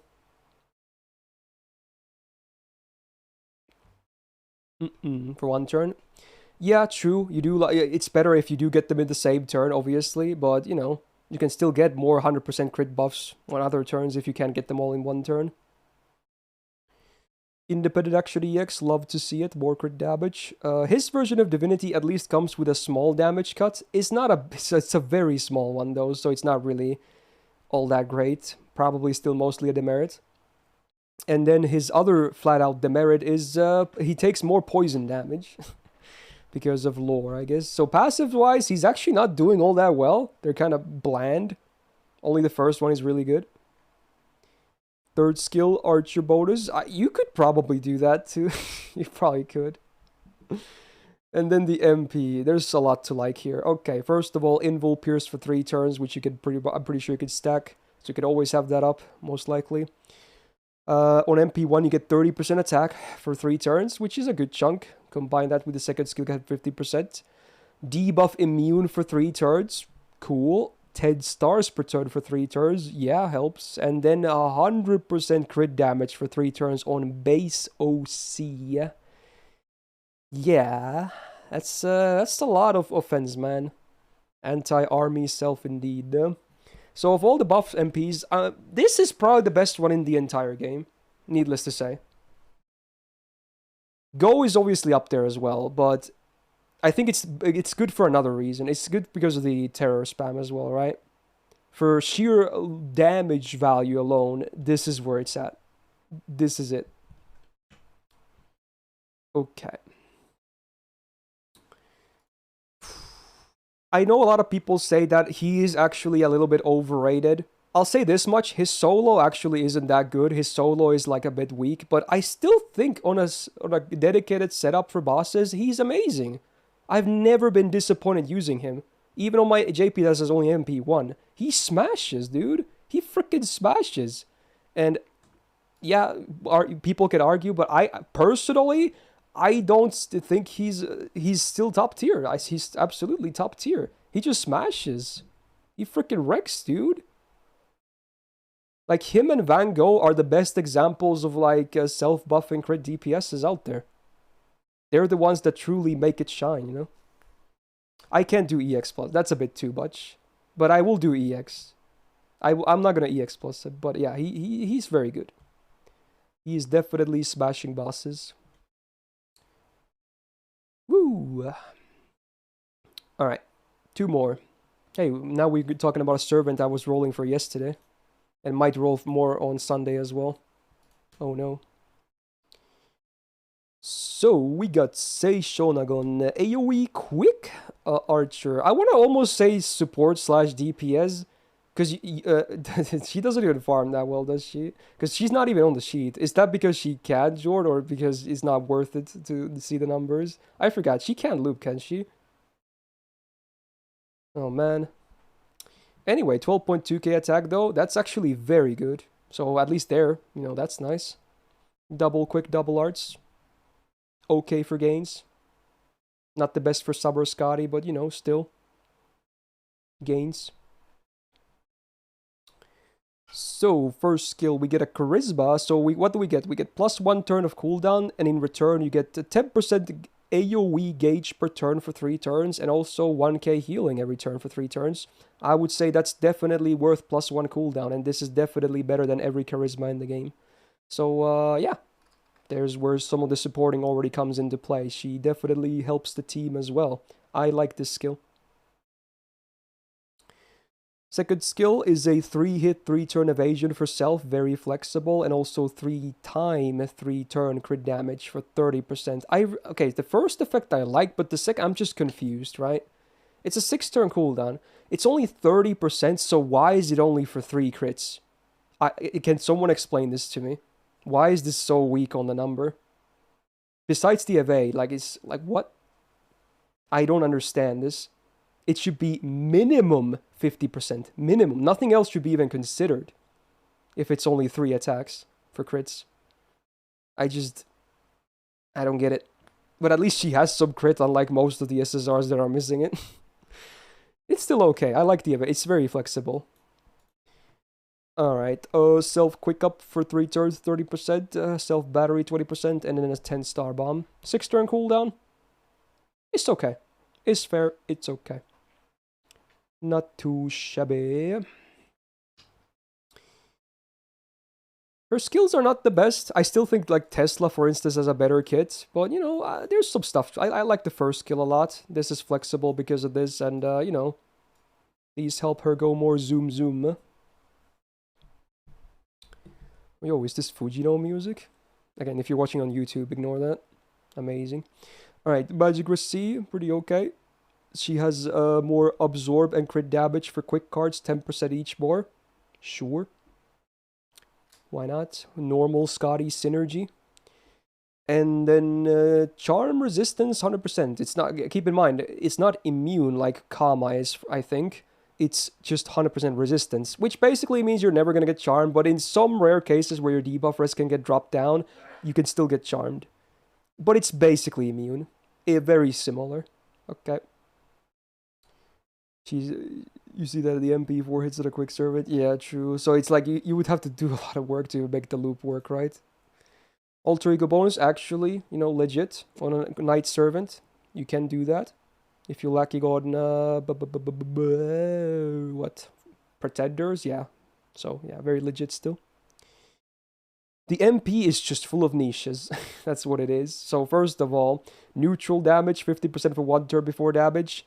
Then Shadow Servant damage, 50% for 1 turn before damage. Like, that alone is like, no, nah, dude. And then Man Attribute damage for 1 turn before damage. 50%. The Man one, great. Servant neutral, pretty good too. Shadow Servant, doo-doo. Okay.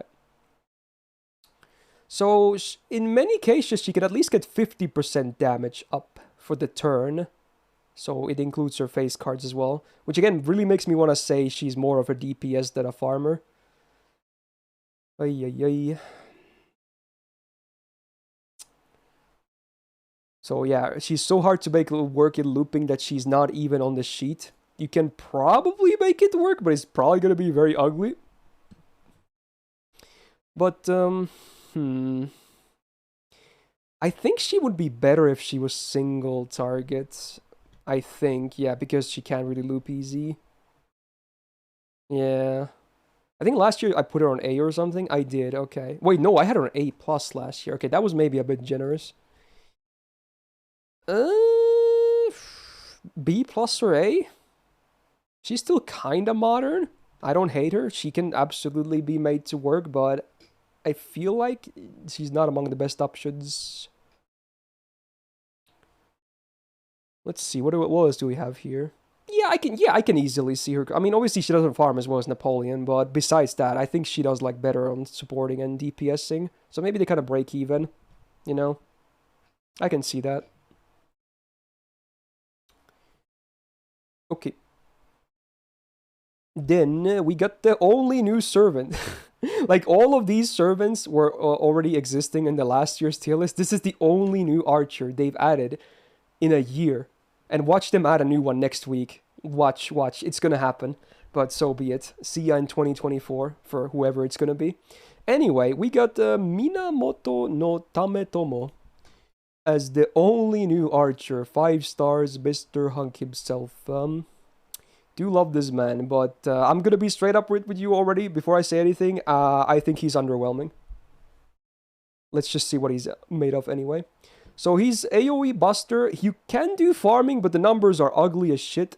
I would just say stick to DPSing. Farming, unless you have a really amazing copy, probably not worth. Alright, 12.4k attack though. Definitely good. That's good. That's a good start. Double Buster, double Art Stick. I like. Gives some crit potential, some more MP potential. It's okay. So at least up here, nothing bad. You know?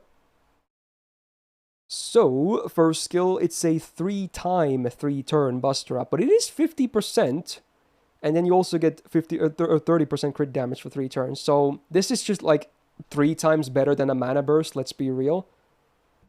But it's still not like an amazing skill, right? It's okay for farming, obviously, because you can get this for 3 MPs, but like you'd be surprised how like the numbers are still not amazing, right? Despite him having plus 50% Buster on every farming MP. Yeah. Okay. It's okay. Hey Kaisuke, how's it going? Alright, second skill, self 1-time 3-turn guts or a 6-turn cooldown. He has the 2k health versus the 3k, so it's a bit lower, but the duration is average. Now he has an Ana Guts activate buff too for 3 turns, so when his Guts is activated, he gets 20% MP damage for 1 time, 3 turns, and also cleanses his own debuffs, so that those are both on Guts activation. And then when you also use the skill, you get 30% battery with the Guts. It's okay. It's kind of hard to make it really work, I feel like, but like for full value, but you know, even as is, it's fine. And then the third skill, 5 turns of Ignore Evasion. Yeah, watch out, Dodgers. Also, a regen buff for self, which gives him every 1-time 5-turn MP damage buff every turn for 5 turns. I kind of hate that it's 1 time. I wish it was like 5 turns, just flat out 5 turns. So his MP would just ramp. They should do like a King Protea to him. So it's kind of annoying that it's like every MP will always consume the stacks. Damn. Considering it's only also like what 20%, they could have done like 3 turns or something. Come on, dude. Anyway, then you also get 10% gauge per turn for 5 turns. So considering all those last for 5 turns, I think it's okay for 7-turn cooldown. But it's not like an amazing skill, just because of the stacks being consumed on every MP. Yeah, I'll give it that, Rip. I think the skill is cool. It's definitely cool. It's sadly not the most practical thing ever. But it's cool for sure. I like what they're trying, at least. So yeah, he definitely has a better skill set than a lot of the other servants we've seen so far. But considering he's a 2022 SSR, he's not really like blowing me out of the water, you know? Also, the sure hit is kind of weird on here anyway, because when you see the MP. Anyway, Magic Rest C. Crits B. Okay, it's okay. Berserker Append again. There's a lot of archers that have this. Really good. And then the MP. So we got both the holy duo of Ignore Invul and Ignore Defense before damage. So that's always nice to see. Now if you're on water side, you also get 20% Buster up for 1 turn before damage. Can be okay. And then his damage mod on OC is Lawful Alignment Enemies. Standard values from 150 to 200. Yeah. The MP at least I think is great. Still not the most damaging MP out there, sadly, but FX-wise is good, for sure.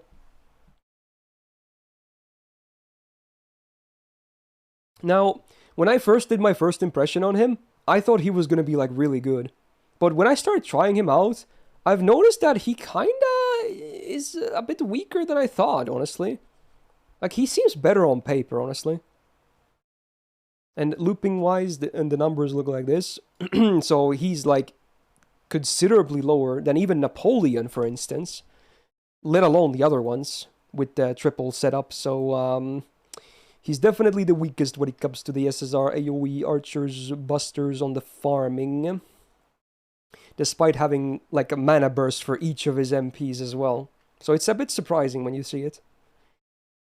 But, you know, he's still permanent, much like Napoleon. I think he's a good DPS. Is he amazing? Not really. I'm thinking like a B+, honestly. Is that too harsh? I feel like it's fair, because if he was single target, I could maybe say A. Or higher. But for, because he's also AoE, the MP doesn't do much damage for bosses, unless you're fighting like specifically lawful. Yeah.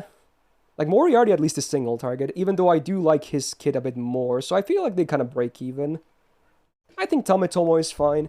He's a cool addition, he's hella cool, his voice sounds cool, his MP looks amazing, but is he all that like needed or amazing? No.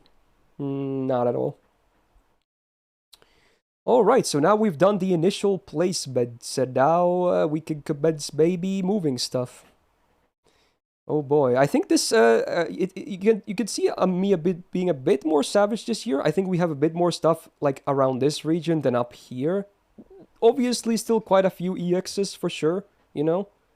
But, yeah, there's a lot of good archers, I suppose. I like that Rib. The Rib was immediately ready with the copy-paste. I think Robin is better than Uriel. I'm reading your pasta right now.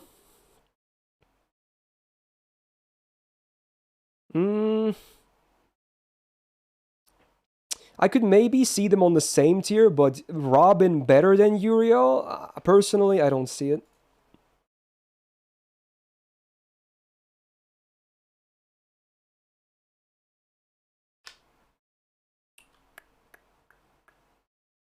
Bump Tristan to EX and Sith to A+. I feel like I don't want to put Sith in A+. I don't know. I think she needs an MP buff. Her MP is kind of lackluster. Thing is useless against non-males. Yeah, but male is such a common thing. I can absolutely fully place her based on anti-male. It's not niche at all, dude. You would just pick her against males and she's always gonna be good, you know? I think that's very fair. It's such a common thing to see.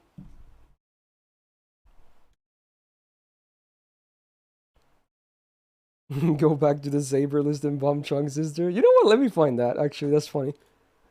For those watching this as well. You guys can meanwhile leave comments. Okay, let's see. I think this is it. Hey, it still remembers this shit. Okay, fuck it, dude. No Rugrats. No Rugrats! Fuck it, dude.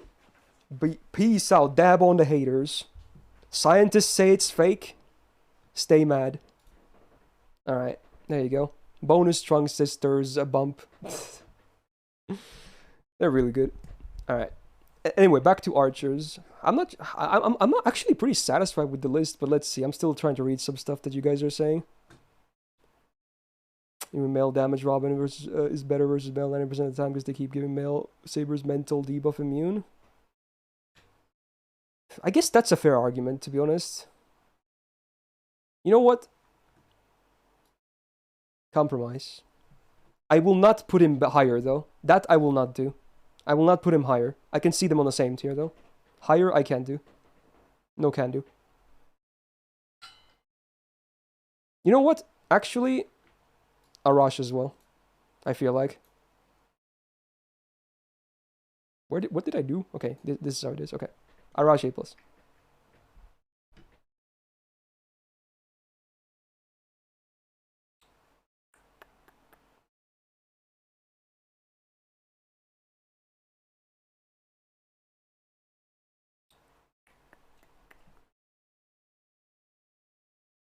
And there's so many people wanting to move stuff. Oh, did I move Emiya? Was he down here? I actually forgot. Did I do? He was here, right? Okay, there we go. I think I do that on accident. I think I like him here, yeah. Napoleon's too high? Nah, he actually has good farming numbers. He's not as good as like Ishtar, Gil, or Tesla, but it's actually still good. And he's permanent, so I think he's good. And against divine opponents, he can do good deeps as well.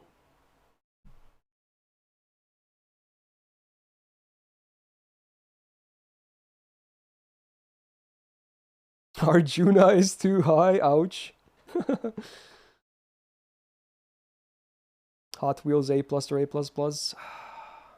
I don't know. That's a tough one.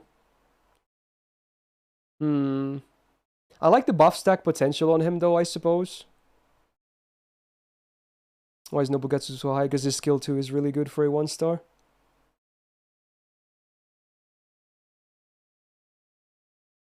Do people think Hot Wheels should go to A+? Maybe he should. You think I could move Kuro and Tristan to A++? You think they're better than some of the other A+s? No. Yeah, I think I'm okay with it. I don't want to put too much stuff into A++. A++ was made when I was truly struggling like insanely hard between those two. I think Tristan is yeah, he's good. You could maybe even see him at EX, but I think I like A+. Lube with Koyan is rampaging damage arts cards. Higher damage according to HP. Yeah, but most of the time, if you're doing setups like that, you don't get the use out of the missing HP anyway, right? So the MP is still gonna stay fairly weak compared to some of the other options. I feel like he's one buff away from A+ or EX, depending on the buff. I like him at A. Also, he's story locked, so it's hard to get copies. Not that it matters too much, but, you know, something to worth note.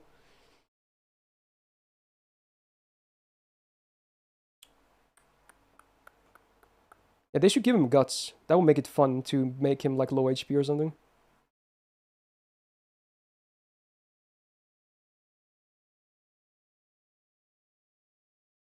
I feel like most people outlive David very fast, Jord. That's the thing. That's why I'm not putting him into A anymore. Like, you get an account, you start using him for a month or two, and then depending on the roles, you're probably gonna just bench him very fast. And then he's just an anti-giant guy. But he's still fine if you're really lacking the options. But there's so many options nowadays. Even Shufu actually does bump him down, I feel like. So you just outlive him, like, so fast. But, I mean, don't get me wrong, he's still fine. Nothing wrong with David. I think I like the B+. I might lock this in, honestly. I think I'm going to lock this in.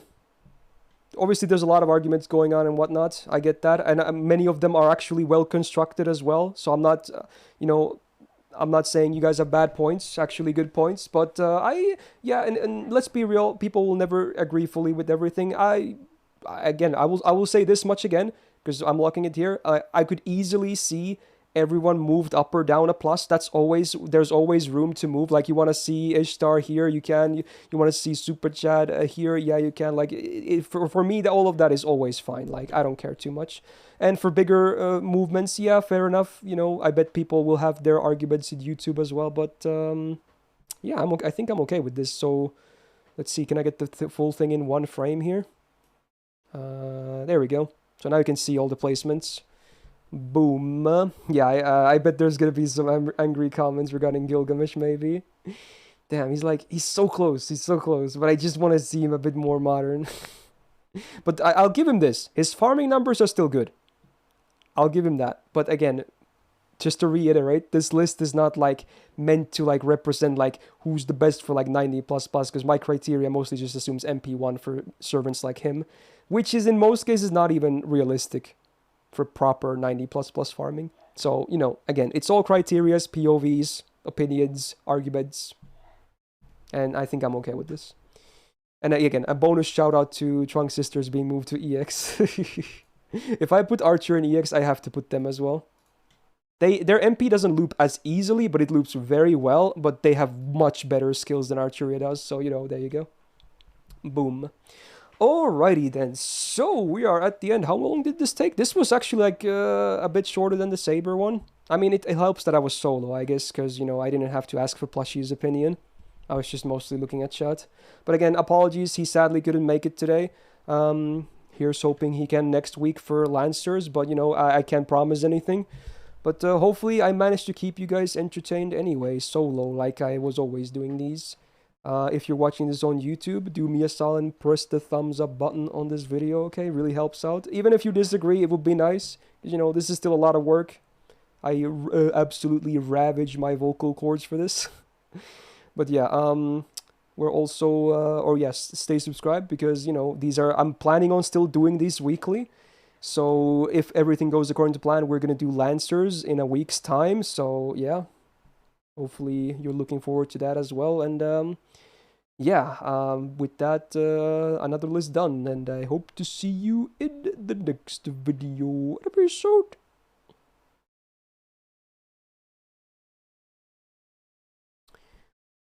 Ooh, okay. So yeah, with that, before I end the stream, we're still gonna look at what I'm playing tomorrow for subset. But yeah, we're closing the stream as well soon.